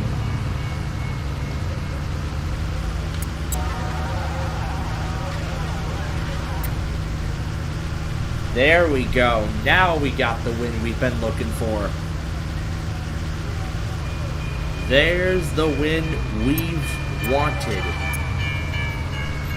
There's the win we were supposed to get in overtime. There we go. Tyler Johnson gives us the win in overtime, in the shootout. Yeah, 3 in a row. That was very nice. I mean, that overtime call, that no goal call in overtime, that was ridiculous. The puck went in. The puck went in at the buzzer, and they called it no goal. That is ridiculous. That is completely ridiculous. I can't believe they would make such a call. I have never seen this happen. An overtime goal with 0.1 seconds left on the clock, and they called it a no goal. Never in my, I don't know how many years of doing all this sportscasting, or just watching all these sports, all this monitoring, following the Blackhawks as a whole, I have never seen it happen like this before. That is unreal. Absolutely unreal. But here are the 3 stars of the game. Here are the 3 stars of the game for tonight. And then we're going to have our grand finale. Number 2 star of the game.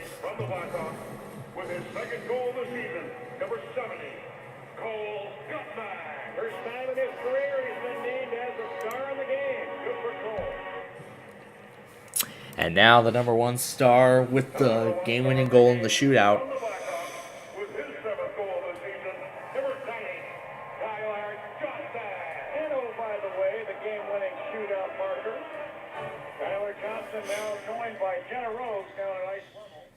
Yep, and now here comes the interview with the game winner in overtime.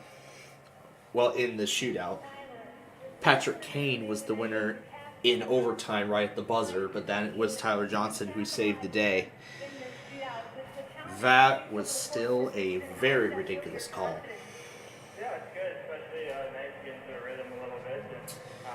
Yeah, honestly, that was a very ridiculous call.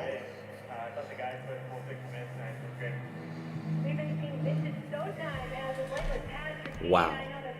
That is one ridiculous call. Alright. We should finish this show on a good note. And how do we finish it? Oh, let's do a record truck. Oh, we're gonna try and drive a record truck.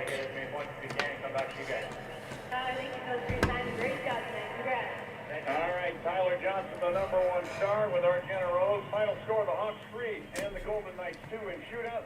We'll be back with more after this break. This is Blackhawks Hockey on 720 WGN. But we're not going to be here for all that because, well, the game's over. And what else should be over is our Roblox show. So you know what? For the grand finale, we're actually going to have the train collide with this wrecker truck. Something is wrecking my wrecker truck. This is the only way I can go. Is it the sides, or is there is literally a dump truck. There is literally a dump truck right. There is literally a dump truck right behind me. There is literally a dump truck right behind me. There is literally a dump truck right behind me. Flip vehicle back up. Yeah. There was literally a dump truck right behind me. Oh, sure, this would be great. 111.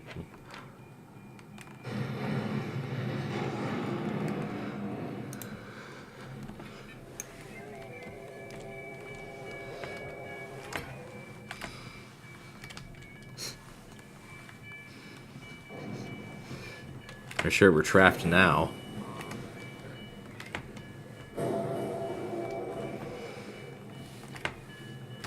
Oh, yep, it's stalled.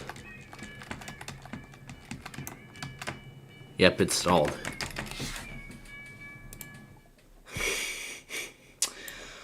Oh, that was lovely. That was lovely. Cringe Cat found me.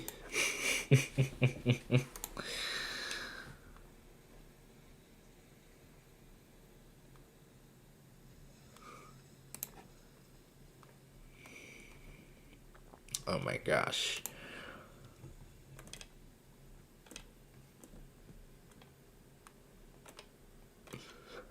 Seed.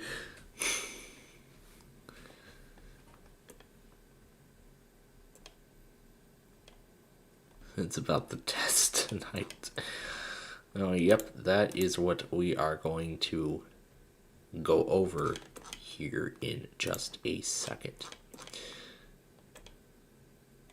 That's right, I recall running, Cass County running another iPost test in the evening. Alright, well, that was amazing. So there we go. Oh, great. Right as I say that, a train is coming in Kearney, Nebraska. Alright, we have about half an hour here before we have to go, and we have to go because, remember, I am going to stay up a little bit longer so I can get the Nebraska monthly test. And we will probably conclude our real fanny exhibition there. And we are very much likely going to conclude our real fanning exhibition there by that time anyway. And it looks like looks like a grain during this time. But yeah, that, folks, is it for our Roblox show. Oh man, that was so much fun. We debuted a lot of new games. We debuted so many new games and experiences during our show this week. So once again, before we actually go, I do want to say about the changes that will be occurring with the schedule tomorrow. Lingo is not coming on for a while, actually, as far as I know. So for tonight, we will do our Deal or No Deal show at 8 p.m. So keep that in mind. 8 p.m. tomorrow night, Wednesday night. That will be our Deal or No Deal show and our Wheel of Fortune program. We'll take care of both, and then we'll have like an hour or so to, maybe play some more of that, talk about other things, get set for the following night and everything like that. But actually, after tonight's monthlies, that should really be it. We're going to wait for this train to get through entirely in Kearney before we go any further. Oh, it's really making a transition. Wow. I'm sure I know what's coming next.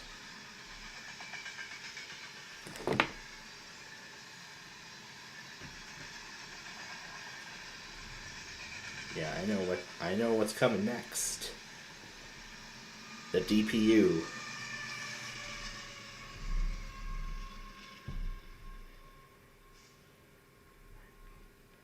We've seen so many of those today. I mean, that's amazing. Literally amazing.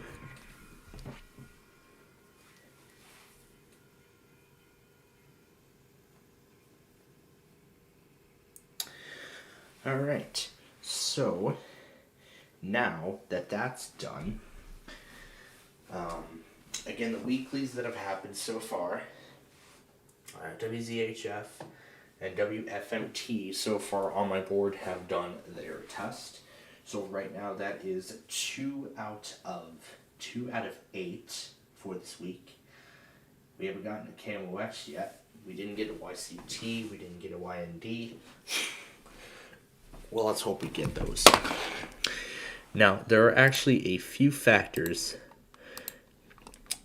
because now we're going to take down the list of postponements that are set to hopefully occur. So, to figure that question out, we need to refer to a few things.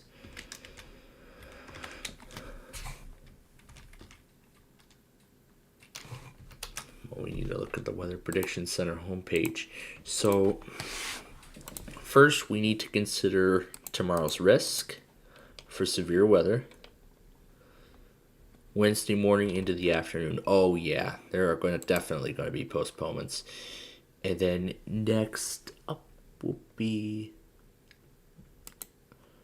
wow, no area of excessive rainfall. Well, explain the slight risk to me then.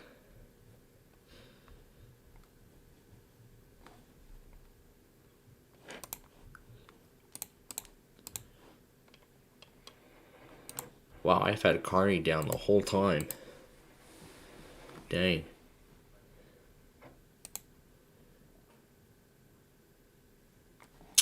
Yeah, this does not make any sense. But I am sure that this excessive rainfall... So there's a slight risk for excessive rainfall. We're going to keep that in mind. Okay, so now when we're putting down postponements, here is a...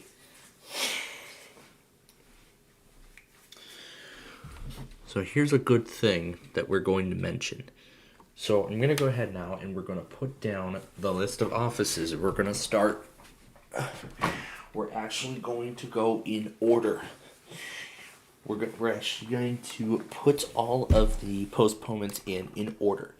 We're going to start with the severe weather stuff. Now, because St. Louis is expected to occur in the morning, that means they will not, remember, they will not run a weekly at all. So, if they cannot do it on Wednesday, they won't do it at all. So, we can just ignore them. So, we're going to move Lincoln to Thursday, unless they decide they want to test in the slight risk, which I hope they don't. Paducah looks to be more in the marginal.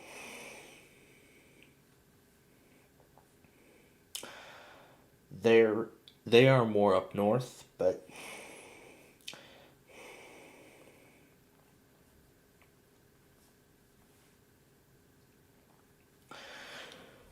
I'm sure you all are aware of what exactly has been going on. So, Springfield will postpone. Tulsa, yeah, they'll definitely postpone. Fort Worth looks to be very close. Now, Norman, on the other hand, they will cancel entirely. So if they cannot do it on Wednesday because of a risk of severe weather, then they will not do it at all. And the same goes for Sioux Falls. Sioux Falls, it's the same story.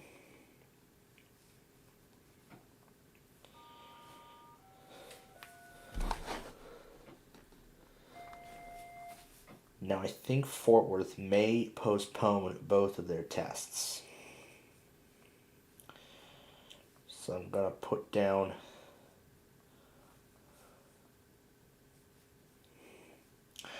going to put down both. Remember, as these changes come, I'm going to make updates to the list. Okay, next up is in terms of all the winter weather stuff. And man, oh my God, there are going to be so many postponements. There are going to be so many of them. There are going to be so many of them. Oh my God.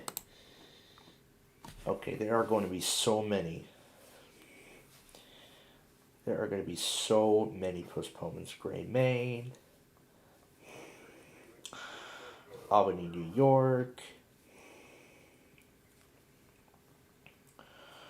Look at all these postponements. Albany, New York, State College. They're in a winter weather advisory, but still I'm going to mark it down anyway.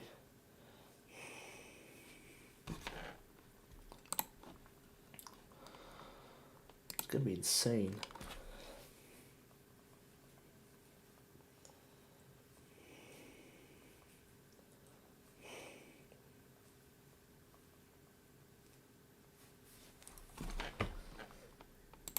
I think State College will postpone too. Pittsburgh, they probably don't even care.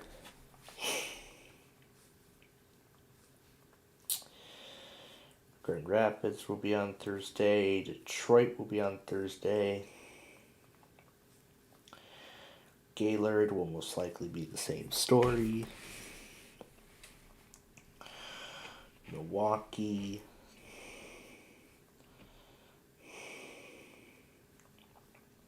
Green Bay. Lacrosse.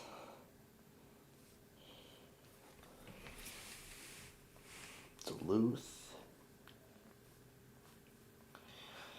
And as Minnesota and Wisconsin had said earlier, Chanhassen will totally not test, so they will be moved to Thursday.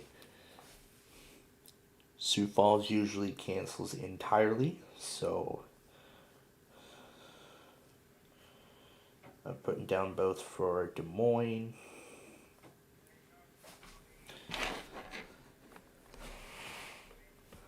Omaha. I think Aberdeen will postpone to Thursday. I don't know. North Platte will do the same thing. They do tend to do it on another good weather day, so it doesn't make sense. We can just ignore Hastings because, yeah, we can't. Rapid City. Bismarck.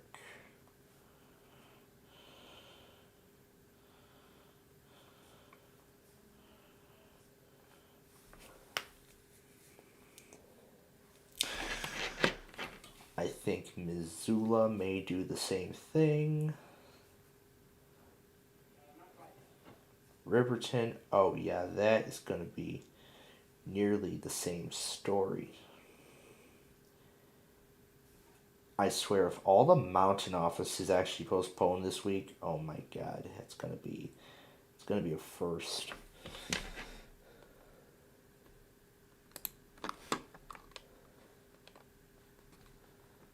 There's a blizzard warning.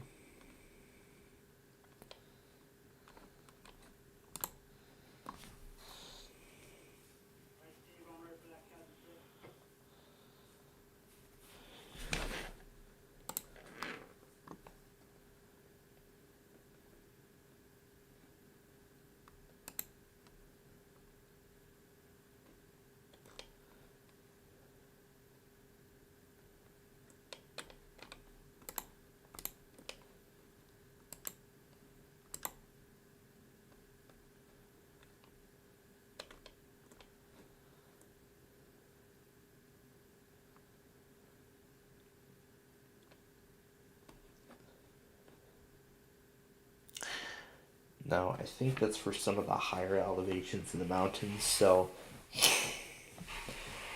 I think Phoenix can be left out, and so will Tucson. So we can leave that out for now.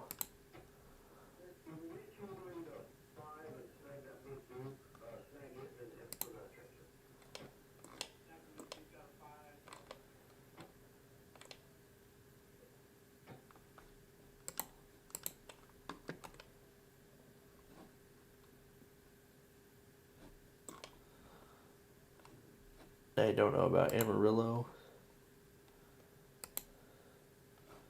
We don't have San Angelo anymore, so...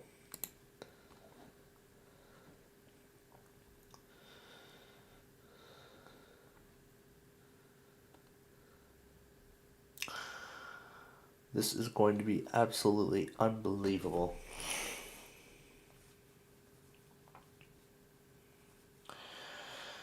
And I believe Salt Lake City will do the same thing.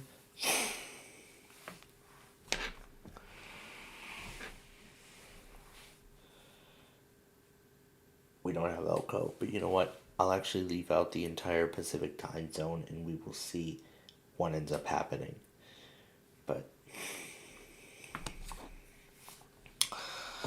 But folks, oh my gosh, this is going to be incredible.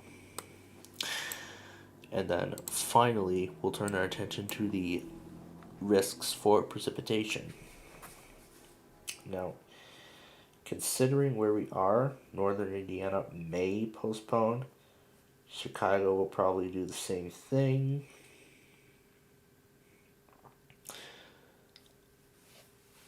I'm actually going to mark down Cleveland as well.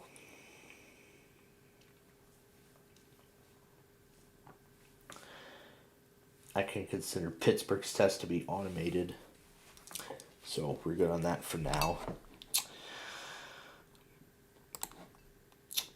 But now, ladies and gentlemen, this is going to be, this will probably be the biggest amount of tests that will be postponed. This is probably going to be the biggest amount ever in our history.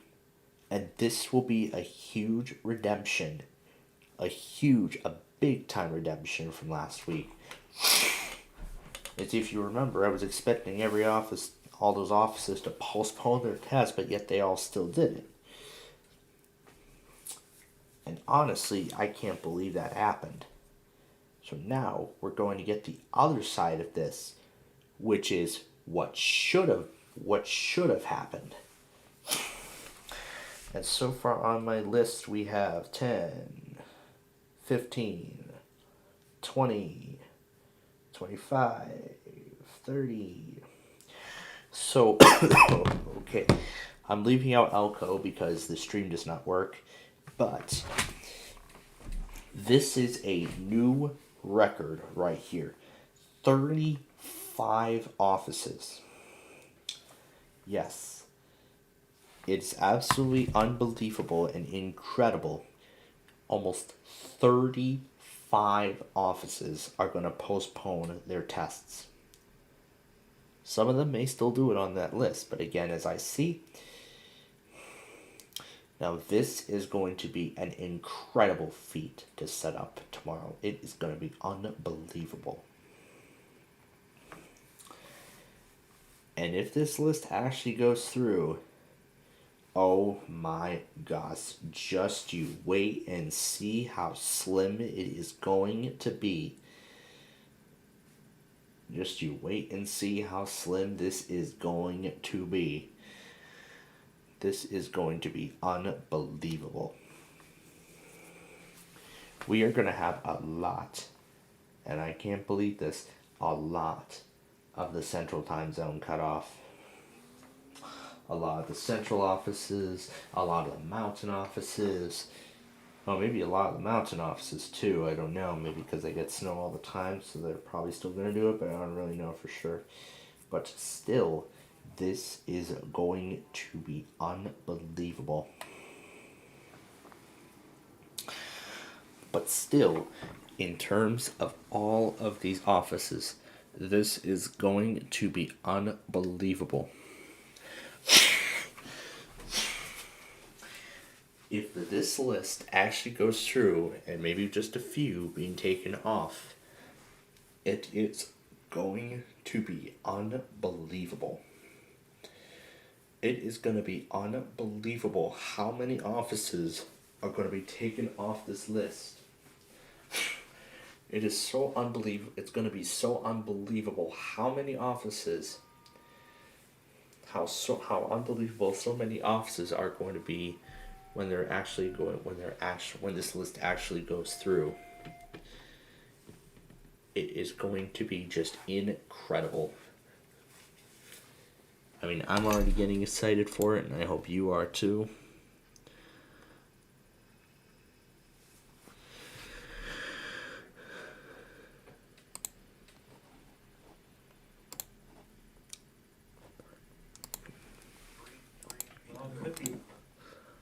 Oh yeah, this was when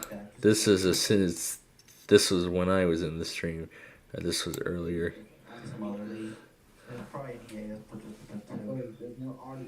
But look at this. Ronnie Gage's biggest fan. Oh gosh. Oh my gosh. And he just kicks him out. He just kicks him out of the stream. That is wonderful. That is just great. And what is coming now is an eastbound train. But I'm sure y'all know what we got going on here tonight.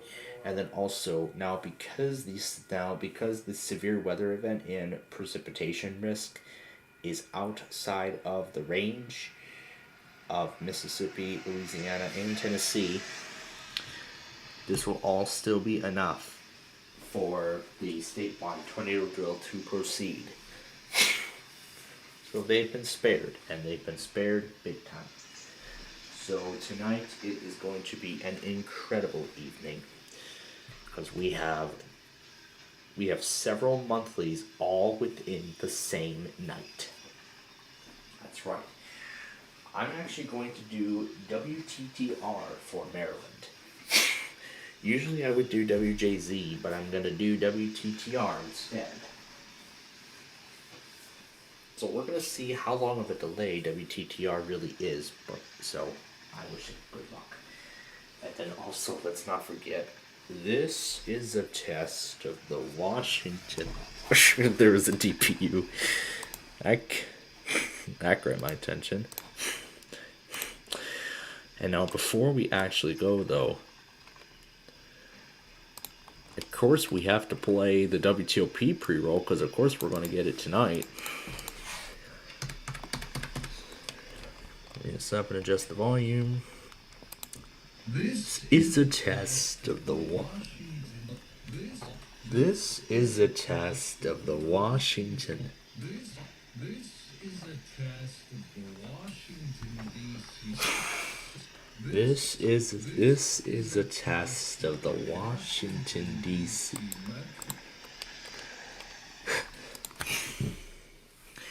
That is going to be a lot of fun. Just you wait, folks. Just you wait, folks. It is going to be quite a show. And I'm going to mute the Carney rail cam for what we are going to prepare for now.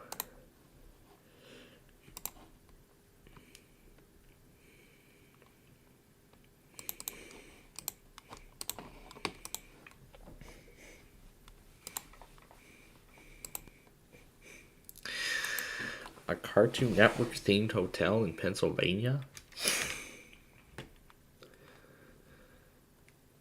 Alright. Yeah, folks, this is going to be one heck of a night. Now, I don't know if... I'm sure Nebraska is still going to run their monthly anyway, but you know what? We're not even going to get any NWR weeklies. That's what I'm going to say. So, now, let's actually make the preparations for later tonight here. There are actually going to be so many stations. Plus, let's also not forget, I'm going to do Vermont as well. This goes into Vermont. No, it does not. So,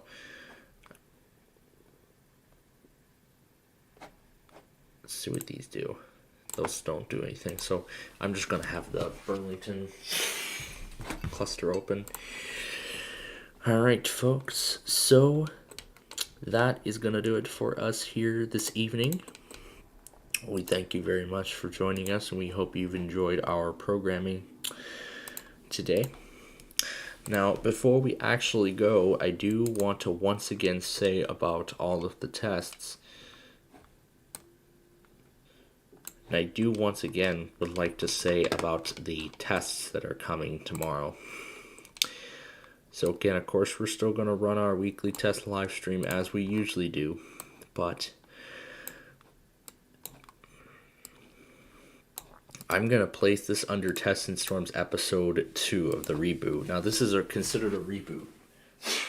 I did this series before 3 times already. This is the 3rd reboot. This is actually the 2nd reboot I've done of the series, and hopefully this will go well. And I'm glad Gabriel Gregson is in on this idea, because I haven't done this in a while, and I was actually considering bringing it back. So now the series returns for the 2023 season. But yeah, ladies and gentlemen, this is going to be an unbelievable.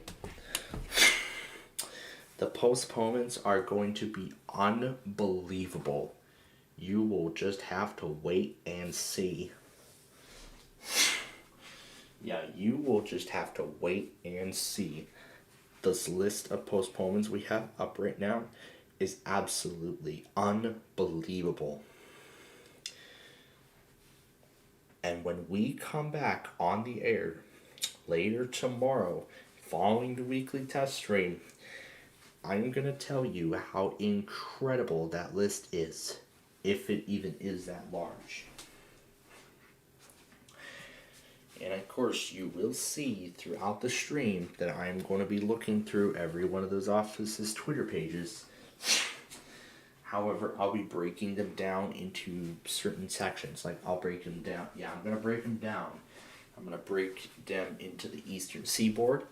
I'm going to break them down into the Central. I'm going to break them down into the Mountain. The Pacific, we can just forget about.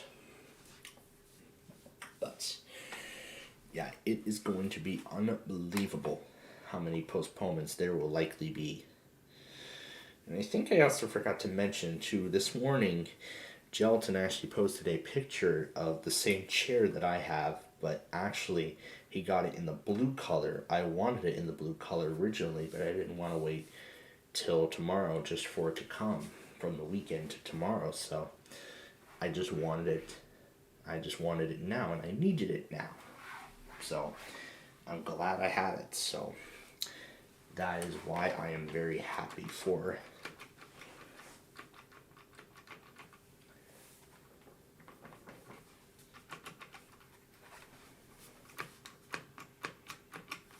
but yeah, the armrests.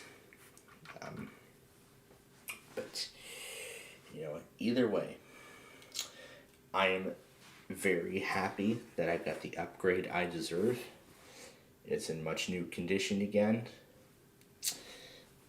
and personally, I personally feel very blessed that I got the upgrade I deserve. So, and I hear another train approaching. Oh man, we're gonna get so many more of these, and then we're gonna run out of time. Oh my. That means we're going to get some DPUs on here. But anyway, I don't want to do any more of that talk because we have to go. So, with that said, we now conclude our broadcast day. Plainfield TV is owned and operated by the SPC Plainfield Media Corporation. Any and all videos heard or presented during the broadcast today have been requested by airtime, have been requested from airtime,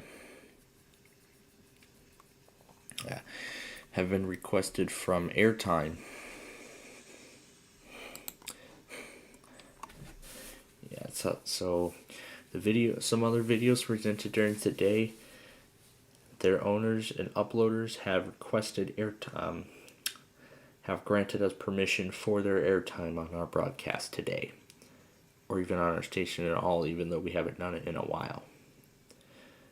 But anyway, any and all alerts heard during the broadcast today including any and all videos from my main channel, including programs on Plainfield TV, may be re-uploaded for archival purposes only, and with my permission. Any other unauthorized use of my uploads, or if you re-upload my content without permission, I would file a copyright takedown. And that is definitely something nobody wants to see, don't they? But yeah.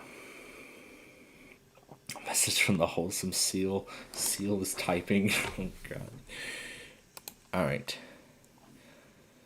Gold seal, diamond seal, netherite seal, any other seal 101. Oh jeez, that's weird order. Oh yeah, an ending DPU. That is awesome. That is exactly how I want to end a train. Alright. Anyway, we're going to go ahead and get out of here. So, anyway. Alright, we're going to go ahead and, we're going to go ahead and get out of here for the night. Now, for the staff and management here at SPCPlainfield TV, we'd like to thank you very much for watching us tonight. We hope you'll join us again tomorrow for another day of programming, and of course tomorrow morning at 6:45 a.m. for our weekly test stream. Ooh, that's going to be a lot of fun. Just you wait and see how many postponements there are going to be. So yeah, it's going to be incredible.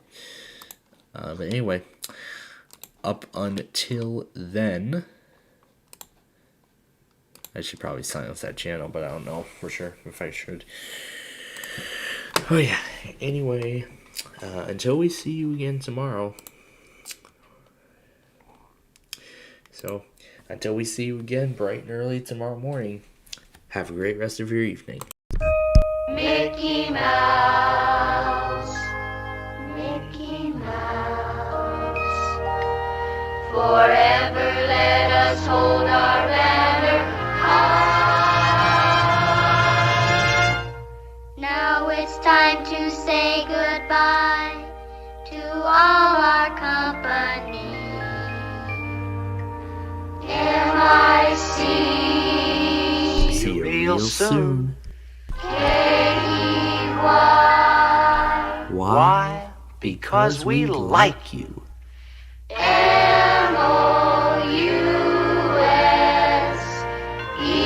Thanks for watching. We'll see you tomorrow for our weekly test stream.